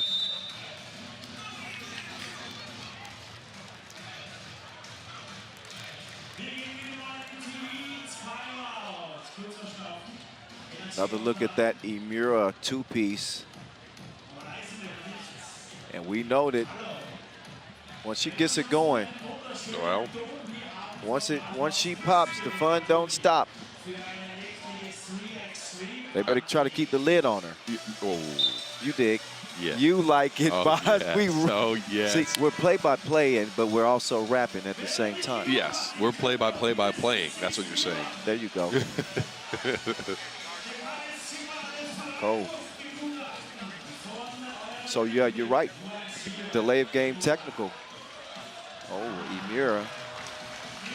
She misses that free throw. So the freebie doesn't work out for Japan. They do get the possession by result of that technical. Oh, miscommunication. Emura will get it over to Takada. She wants her second two of the game. Nadine Salawi. She's trying to give Emura something. She turns around, but couldn't knock the shot down. So here we are. Still a close game. Great defense being played by Egypt. And Soraya is going to put it in. And it's put up from the corner. Takada. She's got the hot hand, I would say, right now for Japan. She wants another one. No hesitation. That's a volleyball shot right there, but it is effective. Kilpatrick. See if she got something up her sleeve. Not that time. Takada with the ball fake. And Muhammad got caught reaching in. Oh. That might just be clean, though. She got ball on that. Yeah. I'm gonna have to agree with you.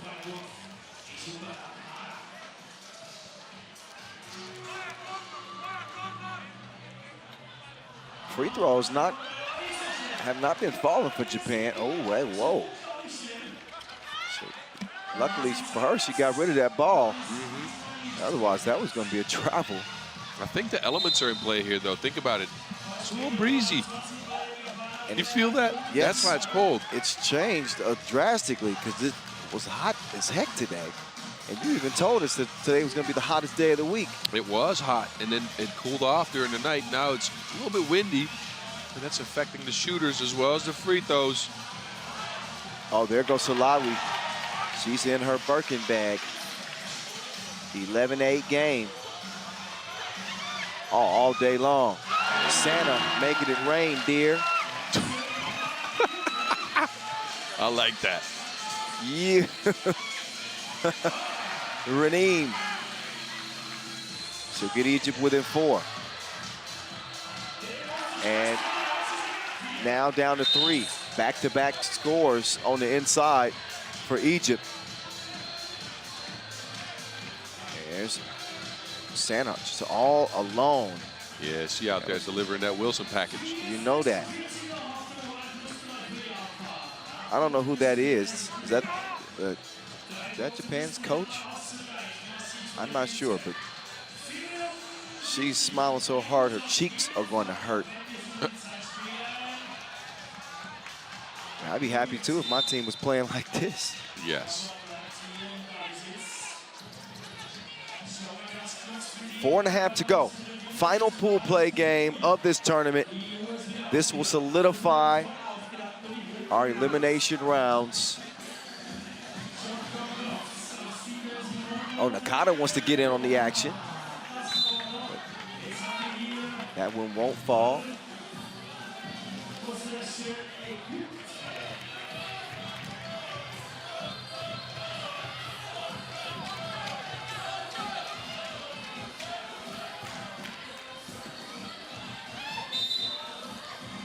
There's another foul on Japan. And shooting. So Raneem has started to take this game over. Raneem and Hamer, both the bigs, they see a big advantage here, Boz. I think so too, and I think again that is because of the weather conditions shifting mid-game actually. Breeze picked up, so the shooters aren't getting loose anymore. And Egypt just bigger on the inside, attacking the smaller Japanese team. Oh, woman down! Woman down! Help her, please! Hamer. Oh my goodness, ankles don't bend that way. Emira, unfortunately for her, she can't finish it off. Nah, that was a business decision. Oh, look, third wedgie in the tournament. We're counting. No Dunks has to hear this yet. Again, shout out to the No Dunks podcast. I can keep doing it, but that's wedgie number 3. Even though I might have missed a couple, right? Because I was off stream a little bit yesterday. Did I miss a wedgie? No, there were no wedgies then. Okay, so then this I'm going to trust 3. that 3. I think that's 3 is a strong prediction. Over, under, will we get to 5? That might be next. No, we won't see another for the tournament. Ooh, I'll take those odds. We're going to figure out something to bet there. We got to figure it out. Yes, yeah, we'll get to it. This game's, again, drastically influenced by the weather so far, and it might not seem like much, but that breeze that's in the stadium right now is preventing the shooters from hitting shots, and that means Egypt has come back into this game on the back of Amer and Raneem. They're 2 big women underneath the basket. I need some more Soraya and Salawi, though. Maybe again go back to that pick and roll. Japanese can't stop that. Hopefully they listen to your coaching. Well. And yeah, you're right. You're talking like it's a blizzard that's coming to this place, Boz. But no, you're right. That light breeze, especially with Japan and their high arcing shots, they get caught just by that wind a little bit. And that's all it takes to throw that shot offline. Yeah, and it makes you think as a player too, right? It's not automatic. It's not, you know, just off of gut feel where you shoot, not off of touch. Makes you second guess yourself just a bit. Ooh, that's an offensive foul. Salawi threw a little bit of an elbow there to try to create some space. See? Yoink. Oh, yeah.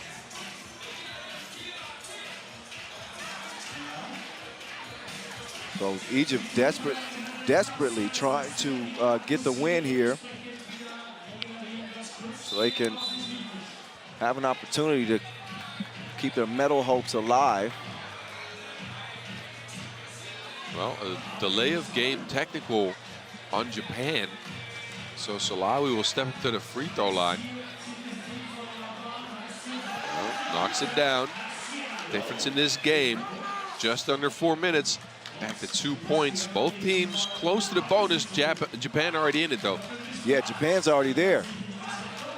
It's all up to Egypt if they want to be playing tomorrow, too. They trail by 2 with 3:46 to go. Nakata, Imura, ooh, she's able to draw the foul. So Lawi, that was going to be 2 free throws regardless because it's the 7th foul of the game. And also, when you close out, you have to give the shooter a safe landing space. Yes. So you don't come down on your feet and get injured ankles and things like this. Can I borrow one of your vocal cords? Yeah, yours might be strung out a bit. No, I'm going to be all right. You get you some tea and some honey and some lemon tonight. Boz, there was so much stuff to scream about today. Yeah, I know. You even screamed during our little break there, remember? You said, I need some food. Start running. Ooh, offensive foul. I like the pick and roll, though, but you got to stay on the screen. Yeah, that Omer just kind of hopped into that one. Can't be doing that. Wait, did you drop a bar on me? No, I did not. Okay. Santa. Oh. Is that one whistled on Mohammed? Yes, it is. You got it. You can't take as many defensive risks when you're in the penalty. And it's 3 fouls in a row for the Egyptians. All 3 fouls resulting in 2 free throws. It's careless play.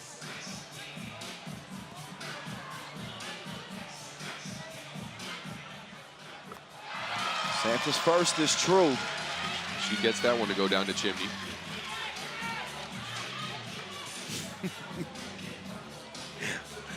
Boss refused to even look at me after he said that. He wouldn't even look at me. All right, 17-11. Oh, there's Soraya. She got range like Mariah in a choir. I like that. That's very solid. Well, there's the range part, and then Mariah Carey, who has the. You know, Yes. I got it. Trust me, and I think it's very good. You keep explaining that to me, though. I know, I'm stopped. I'm going to stop. Takata's going to keep going. Right to the cup. Imura takes. No, she doesn't take a bump. She stepped on the line.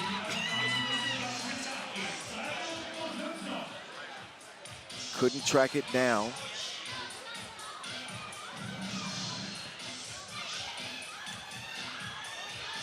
Here comes Kilopatra.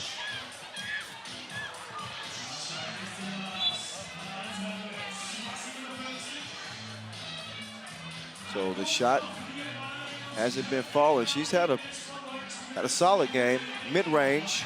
Yeah. A couple from the outside, but not many. Offensive foul, though. Takata smacked Soraya in the face inadvertently with her off arm. Good catch by the ref. So Soraya Muhammad will check out and get a rest. Her team looking at a 5-point deficit here as Nadine Salawi, perfectly capable of taking over this show right now. Raneem, she misses the shorty. She can get the rebound. Fresh 12 for Egypt. Now Raneem, she's gonna go all the way. Good fake by Raneem. Raneem's playing with some real heart. Oh, yeah, she's fighting to stay alive in the tournament. But we have seen a lot of one-on-one. Yes. Well, they've gone back to the ball screen a bit, but they're not patient with it. They're setting one screen, and the guard at the screen, the ball handler, is not really attacking, but staying out in the 2-point arc, and then the center drops. You kind of want to get that second one going. Japan's dropping on a lot of screens. You get a re-screen going, you get a wide-open shot or a wide-open layup instead of, you know, half open. I got it. I got to teach you, Kyle, when we play, right? Are we going to team up, or are we... No, we can team up. That's all right. I'll be the ball handler. You can be the screener. That'll work. I want all oops, boss. That's cool. I'll throw them up. Oh, Raneem has it down to a 2-point game, boss. Yes, this game is very tight. Important. Oh, Raneem is called for the foul.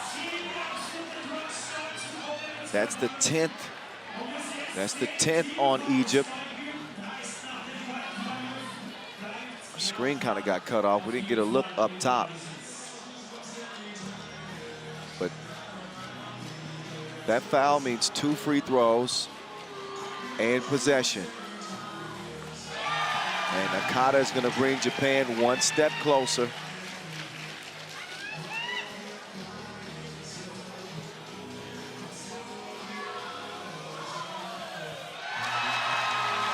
Game point, Japan.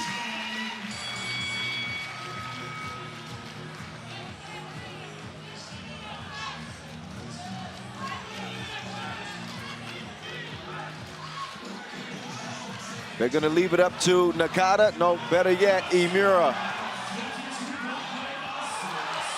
Not going to happen that possession. Amir will step through, and Egypt is still in this thing. They trying to rise up and make this a contest. They got to get a hand up on Imura, maybe not. Here's the queen. To Hamer. He's going to get it back. Hamer is going to put it in. And while Japan do have game point, if Egypt can get a clean stop, they'll get a shot. That is not a clean stop. That is definitely not clean.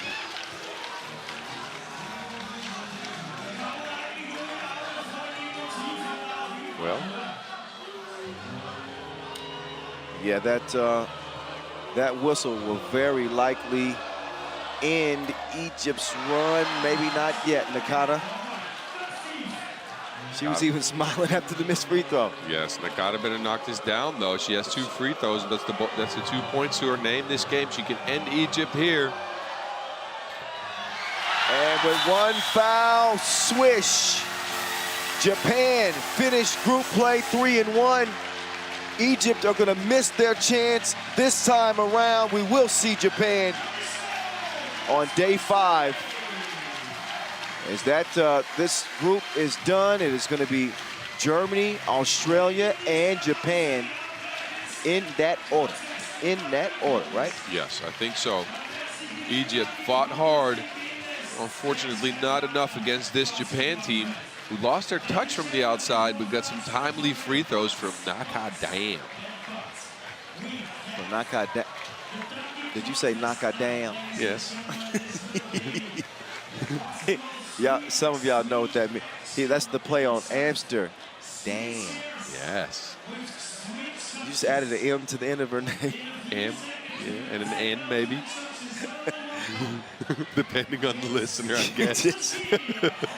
Oh, we've been laughing all day. Oh, yeah. We're gonna give you highlights, man. Bods. Yeah, our You talk for 3 seconds. This water's been calling my name. Go ahead. Look at these highlights. Early on, Japan was shooting. And there was some good ball screens for Egypt. Soraya was getting it in. We saw a little bit of Amira. Not as much as last game. She didn't get to 18 points again, but got herself a nice little backdoor cut. This fan was all in the game, too. Look at this. Japanese fans out here going a little bit crazy. I like that. The crowd was getting behind Amira as well. She came on to some MVP chants. I like the matchup between her and Soraya. Soraya couldn't always find the outside stroke, though, and that really made a difference in this game. The vibe was right. Yeah. The weather turned halfway through the game. The breeze came in, and the Japanese shooting wasn't so hot. But Nakata from the free throw line, ending Egypt, sending them back to Cairo, and making Japan advance. Now, we got some fun coming up for you guys. I know you're looking forward to this. We're going to have the slam dunk qualifier after we look at the pool. Look at the pools and show you everything where it stands. Pool B and D, that's how we wrapped up today. Australia, Germany, Japan for the women. Each one of those teams looking very strong as we get ready to head into day 5. We're going to show you the brackets for the men. Here's who's going to be playing. Serbia is going to face either Lithuania or Austria. Latvia or Belgium will play the Netherlands. Poland will play Brazil or Japan, who play in a play-in game. I didn't see that last part of the bracket, but that's okay. Meantime, in the women's side, it's going to be either the United States or Japan that play Austria. It'll be either Germany or Czech Republic that get China. France or Italy will have to fight it out for a date with Canada. And Israel and Spain will have to fight it out for a chance to fight the Aussies. So that is how things are set up for tomorrow when we bring you the final day of this 8th edition of the World Cup. Trust me, you don't want to miss it. I mean, I'm going to make it mandatory. Everybody has to watch, huh? Hey, I can't even talk straight. I'm almost about to make it mandatory to stick around and watch this dunk qualifier. We got, let's see, how many dunkers this year? 6 dunkers. Yeah, we got some names out here, too. We got some GOATs. We got Joel Henry out of the UK. They call him the Royal Flush. your voice is almost done, huh? Man. Yeah, Royal Flush is kind of nice. Look at B. Ruff, though.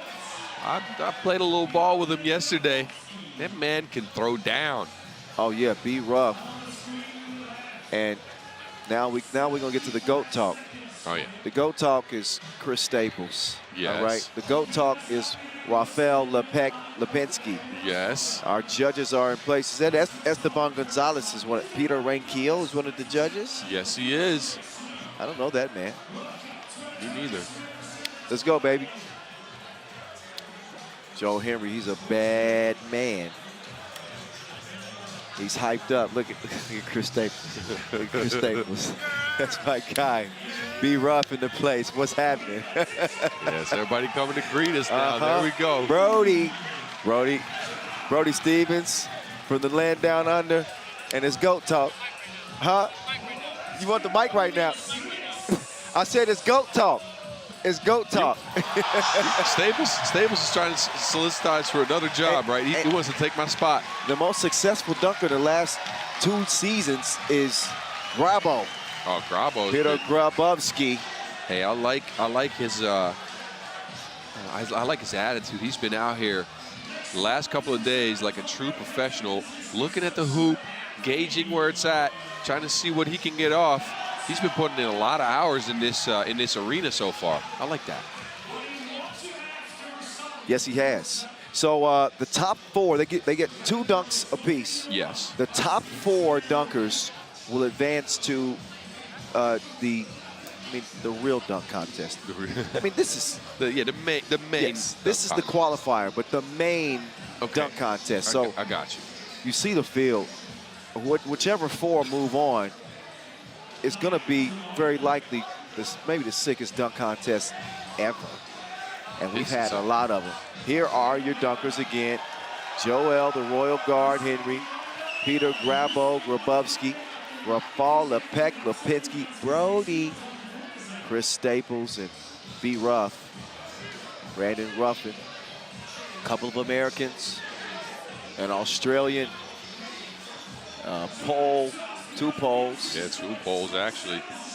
Hey, I was talking to B. Ruff yesterday, and look, I've always watched the dunk contest as a fan, right? I've been in one. Trust me, it wasn't pretty. I didn't win. I've been in another as a prop. That's about it, right? So I haven't been a part of that process yet, and B. Ruff told me it's kind of like chess. You can take somebody else's dunk away if you know what they want to go do. You can kind of have a little mental game going on, and that made the dunk contest all the more interesting to me. I was a little confused because I thought these guys were just going out there, jumping really high and throwing to Wilson in the basket. No, I have heard that, and you know, it's become a strategic type of event. You know, not just about wowing the crowd, but you know, you got to decide what dunks to do, when. You certainly don't want to do your best dunks first. You got to pace yourself throughout the competition, and you do see some of that those dunks getting stolen. So everybody looks like they want to stick around for this one. Everybody's standing up too. Pirtle's still out here. I don't think we've lost any fans at all. Everybody's in the house. I'm saying, who doesn't like to see a dunk competition? Of course they're going to stay. Yes. Of course, and they should. So I would love to know what the holdup is. I want to see some dunking. I want to see some dunking. Little rivalry, too, between Lepec and Chris Staples, who back in 2017 in Nantes, France. Oh, Staples ended up getting a silver medal. Lepec went, 580? Something like that, It's yeah. been around, no, is that a 720? I was actually not there. I was a little salty. Oh, yeah. Because, no, I wasn't salty. Look, I had my break between the semifinals and the final. And this is when the dunk contest happened. I went back to the hotel, got me some food, and tried to get mentally ready for the finals that year. So I didn't see that. I was a little mad about that afterwards. You missed the show. You missed the show. Need to throw something at him. Yeah. You gonna throw my pen? Maybe we can throw this orange or the lemon peel that we still have. That's gonna make some friends. My guy. we took these little go-karts and rode them around Paris all last year. Went and saw all the big sights to the Eiffel Tower. You know those little scooters? Yeah. Yes. So we had a good time, man. He's a good dude. Rafal Lepensky. And he and Staples, man, they've been doing this the longest. These guys have opened the door for the dunkers that we're seeing in Grabowski and Brody, and B. Rupp is now hitting the scene. Joel Henry's been getting to it for a while. First dunker.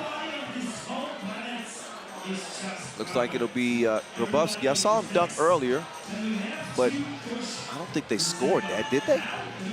Yeah, I don't think they did. No. So this thing hasn't officially started yet. They need to give us the cue. All right. Grapple up first. These dudes are competitive, man. Brain Keel, he used to dunk. He used to dunk. Yes, sir. Peter Ray Keel, coach of the men's national team, Poland.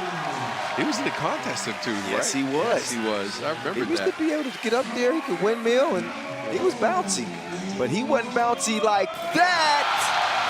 No. Grabo. Oh, he's pumped up. He's a machine. The Grabonator seeks and destroys the rim. Yeah, he's calibrated right. Look at the power. All it takes is one chance. Clean, strong, powerful. Brain Keel is given the 10. Wait, so 2 10s and a 9. Strong start for Grabo. He's won more World Tour dunk competitions in the last 2.5 years than anybody. Yeah, I remember. He's been the bar.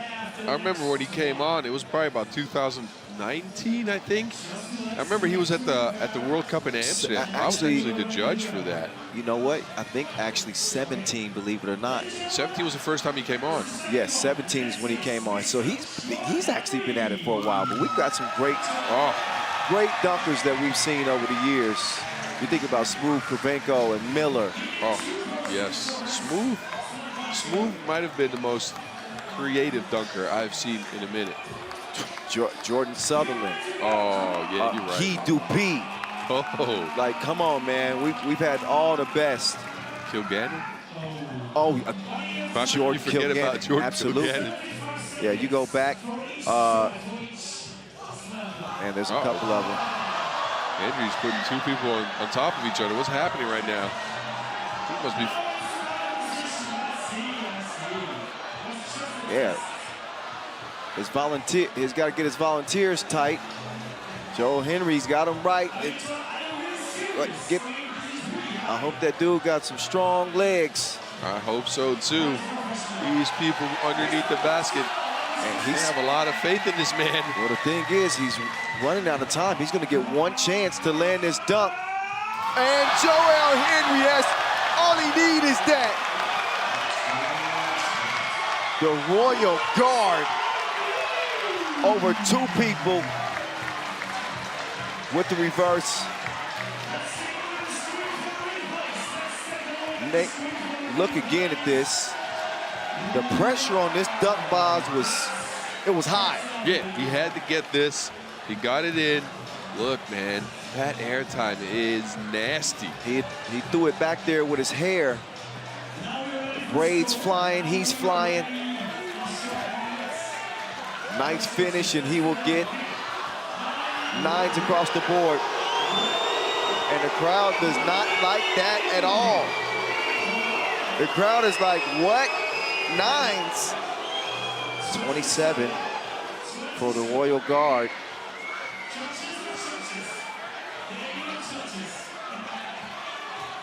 So these judges might need some security on the way out of here. Yeah, I'm happy I'm not sitting there. We'll protect Esteban, though. All right, here's Lipek. We put in some overtime today, boss. Yes, we are. We still have something after this, don't we? Yeah, we do. And to think,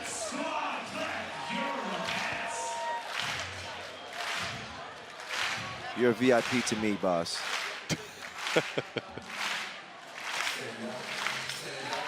Oh! Did he hit his head on the backboard? Lipek. This crowd didn't really react. Dude, did they not understand what he did? He paralyzed the crowd with this filth. Oh, he turned halfway through. Did you see that? Yes. He contorted halfway through, rested his head on the backboard, and then yammed it. Huh. Oh, my. That's special. They bet. I don't. Oh, he hit his head on the rim, too. Did you see that? He hit his head on the rim. 9s. They about to get booed again. Well, they're not. No? They don't care? I guess not. But they didn't see him hit his head on the rim, though. So, two of the greatest of all time are wrapping it out. Those two dudes went head-to-head at Nantes. 27. Wait a minute. Everybody's jumping over everybody. Be rough, put somebody underneath the hoop, too. He's jumping over Brody.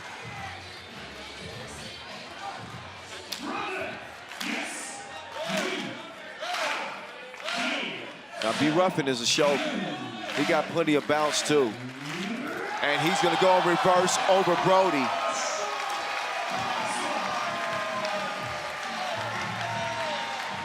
And the backflip, that's what's going to get it. Yo! Look, I love watching Brandon Ruffin.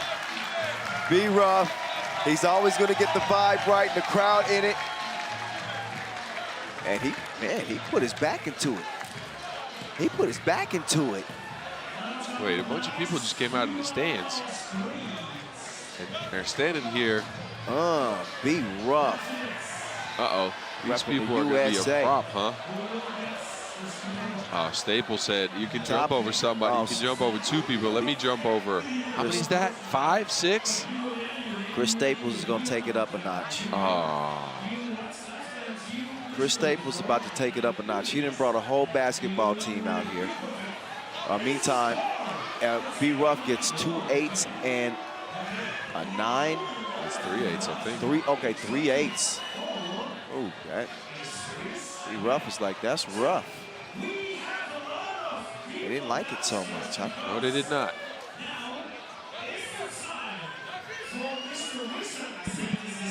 All right, Chris Staples at 36 years old, boss. Is he 36? This man is still jumping out of the gym. My goodness. Again, I played pickup ball with him yesterday in town when I left the stream for a bit, and he was killing it. I didn't think he was 36. He looked like he was about 26. Nope.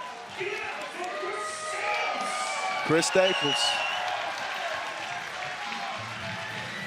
He brought out 6 volunteers.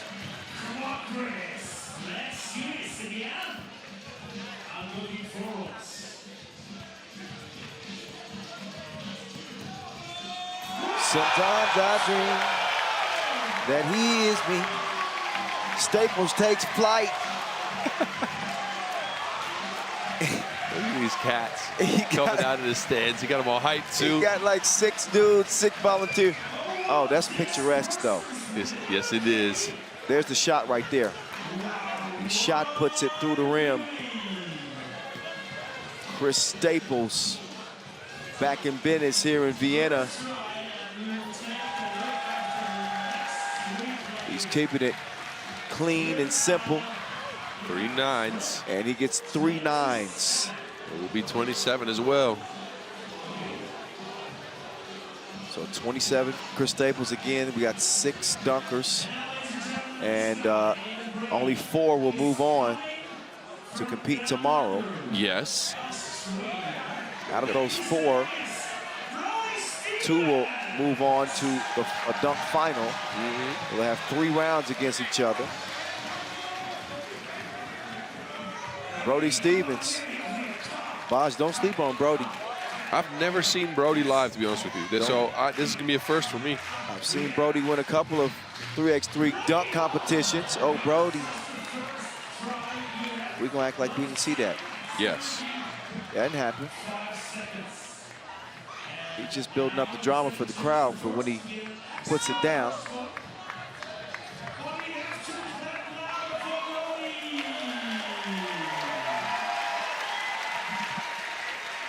Brody Stevens from down under. He's trying to go up and over. B. Ruffin. He rocks the baby. Windmill over B. Ruff. We'll see what the judges give him. But a nice windmill. It's harder than it looks, Boz. Look, I have tried many a time to get a windmill down, and I only got to the wind. The wind. You didn't get the mill, just the wind. Yes. I actually could windmill back in the day, Boz. Really? You probably don't believe that. I'm 6'3". Is there video evidence of this? Well, back then we didn't record everything that we did. Now don't be acting like you're 60. You're 2 years older than me, and I know there's video evidence of me doing a bunch of stuff when I was 20. I got some video evidence of me dunking in the last 5 years. It wasn't the windmill. You still get it? No, I can't get it. No. I'm too old now. I hurt my ankle last year. Yes, well, that will do it for sure. I broke my ankle, and no. I think I'll be able to dunk till I'm about 50 years old, just off of the fact that I can fall over and I can still get it. Otherwise, I would already be done. Oh, hey, man. That's nasty. Hey. We gonna have to talk about Grabo. Grabo. What is shit? Wait, Grabo, if you can hear me, chill. It's the qualifier. This dude is bringing straight 10. Imagine what he got in his bag. He's bionic. He's bionic. Bravo out there, calibrated. Just throwing down some crazy dunks right now like it's nothing. That's just sickness. The elevation, the timing. He sits on the Wilson, it reemerges, and then he buries it in one try. One try, look at the... That's nasty. That's poetry in motion.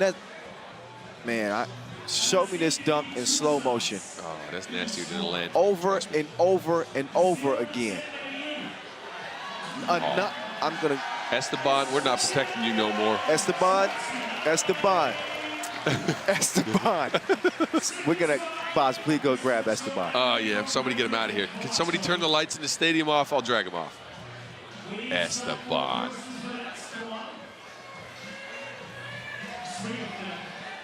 Grabo.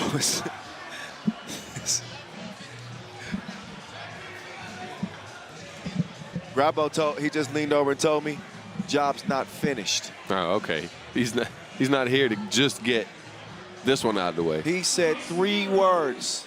Job's not finished. That's 4 words. Job's not finished. That's 3 words, Boz. Job is? No, job's not finished. But job is. It's job.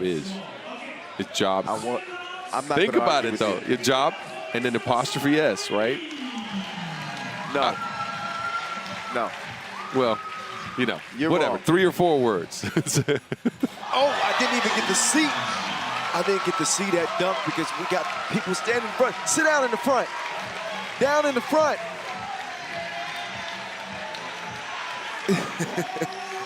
Now I can look at it. Oh. Look at it. The Royal Guard. Yuck. Oh, with the windmilly. I thought it was breezy enough out here. I guess not. The windmill over 3 dudes. Let's see what if he's gonna get some love. 29. So the front runners right now look like Joel Henry, Grabowski, Yes. for sure. I thought Leapic's dunk was kind of nice. I'm not gonna lie to you, it was crafty. People didn't really appreciate it because they couldn't see. Hold on, Chris Staples wants to ask you something. No, I don't have all the scores. Somebody should have them, though. He's trying to calculate what he needs to get to. Yeah, usually I write them all down, but I know that we got staff that's taking care of it. And at the end of this competition, they'll have it all calculated.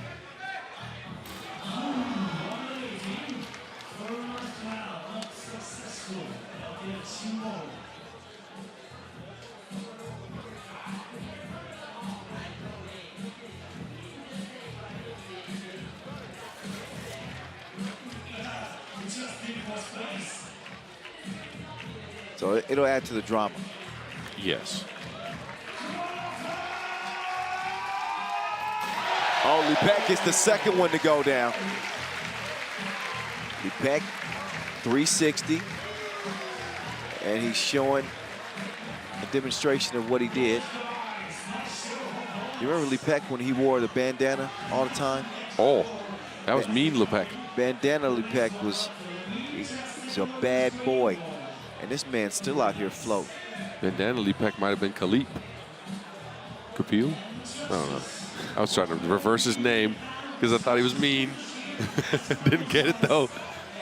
Somebody get me a cup of coffee. It would be Kapil.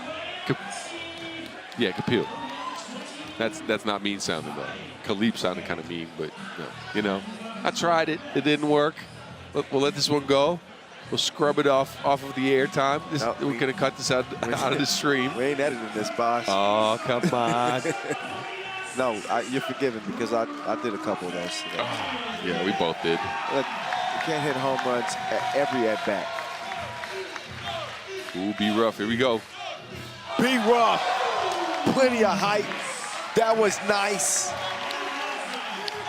4 people.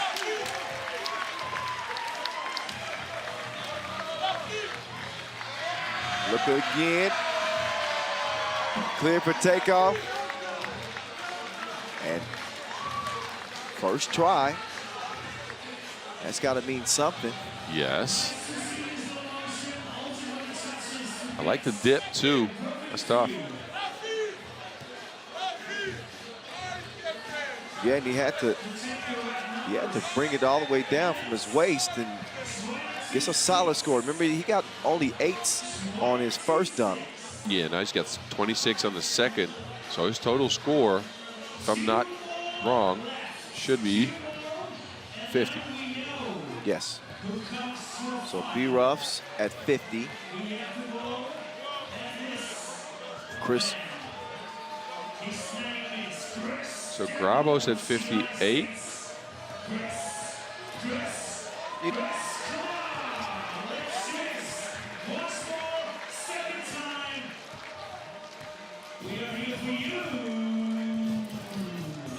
All right. You got scores? I do have them. Whoa. He just playing. He just playing.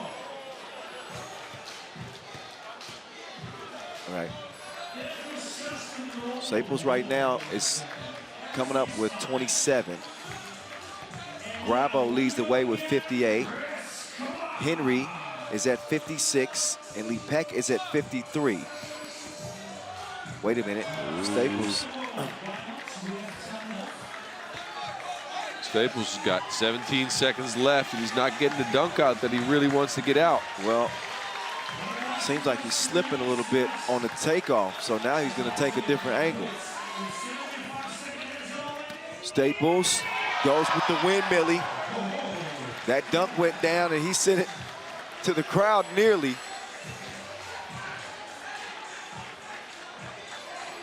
Not sure if that's going to be enough for Staples. It's going to come down to the judges. It's a strong windmill, but you're right. There were no props. It's going to be, we'll see what the judges say. He was planning something way, well, you know, he was planning something meaner. They get 8s on those, so 51, I believe, is what Yes. what Staples will end up with. Total 51 for Staples. B. Ruff 50, Grabo 58, Henry 56. So he's in 4th place. He's in front of Brody. So Brody Stevens, it is now his chance to get up and get. Oh, what is Brody trying? I've seen Brody land this dunk before. He can do this.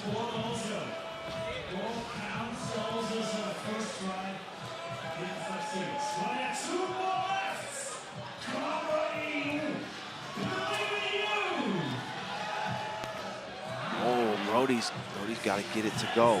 I think if Brody can get this dunk to go down, he's going to find himself dunking tomorrow too. Yeah, he's going to be knocking out some people that... But only if he's able to get it to go.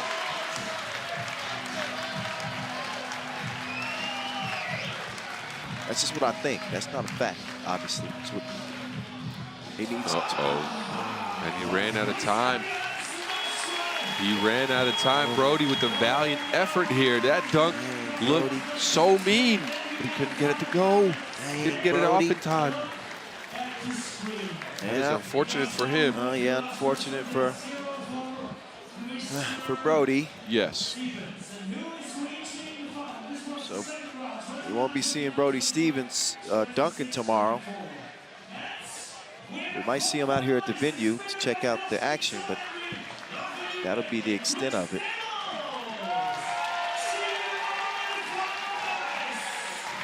So the order is Grabo, Henry, Lepek, Staples. Ooh, Staples got him just on the skin of his teeth. Yep. So your 4 dunkers still dunking tomorrow. It won't be B. Ruff and it won't be Brody. It will be, again, Grabo, Henry, Lepek, Staples. Oh, that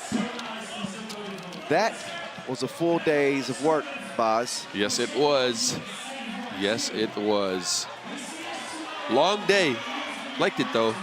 There was a lot of good games in this one. Remember that crowd down the stretch here? Oh, man, the crowd and the games. The crowd and the games. An unforgettable final day of pool play. We are done. Now the elimination rounds are coming up next. Those are your dunkers once again. They're gonna get I guess they're gonna take one for the gram. But it's time for us to get up out of here, boss. Yeah, we better scoot. We got some more stuff to do, remember? Yeah, we got a couple more things left on the calendar tonight for us. Yes, we do. But we'll be here bright and early, ready for tomorrow as we give you the look at the results once again. Peter Grabowski, judging by the points here, some would consider him the favorite. I wouldn't even argue with him. Nope, I wouldn't either. Grabo's, he's coming different these days. Anyway, thank you for watching today.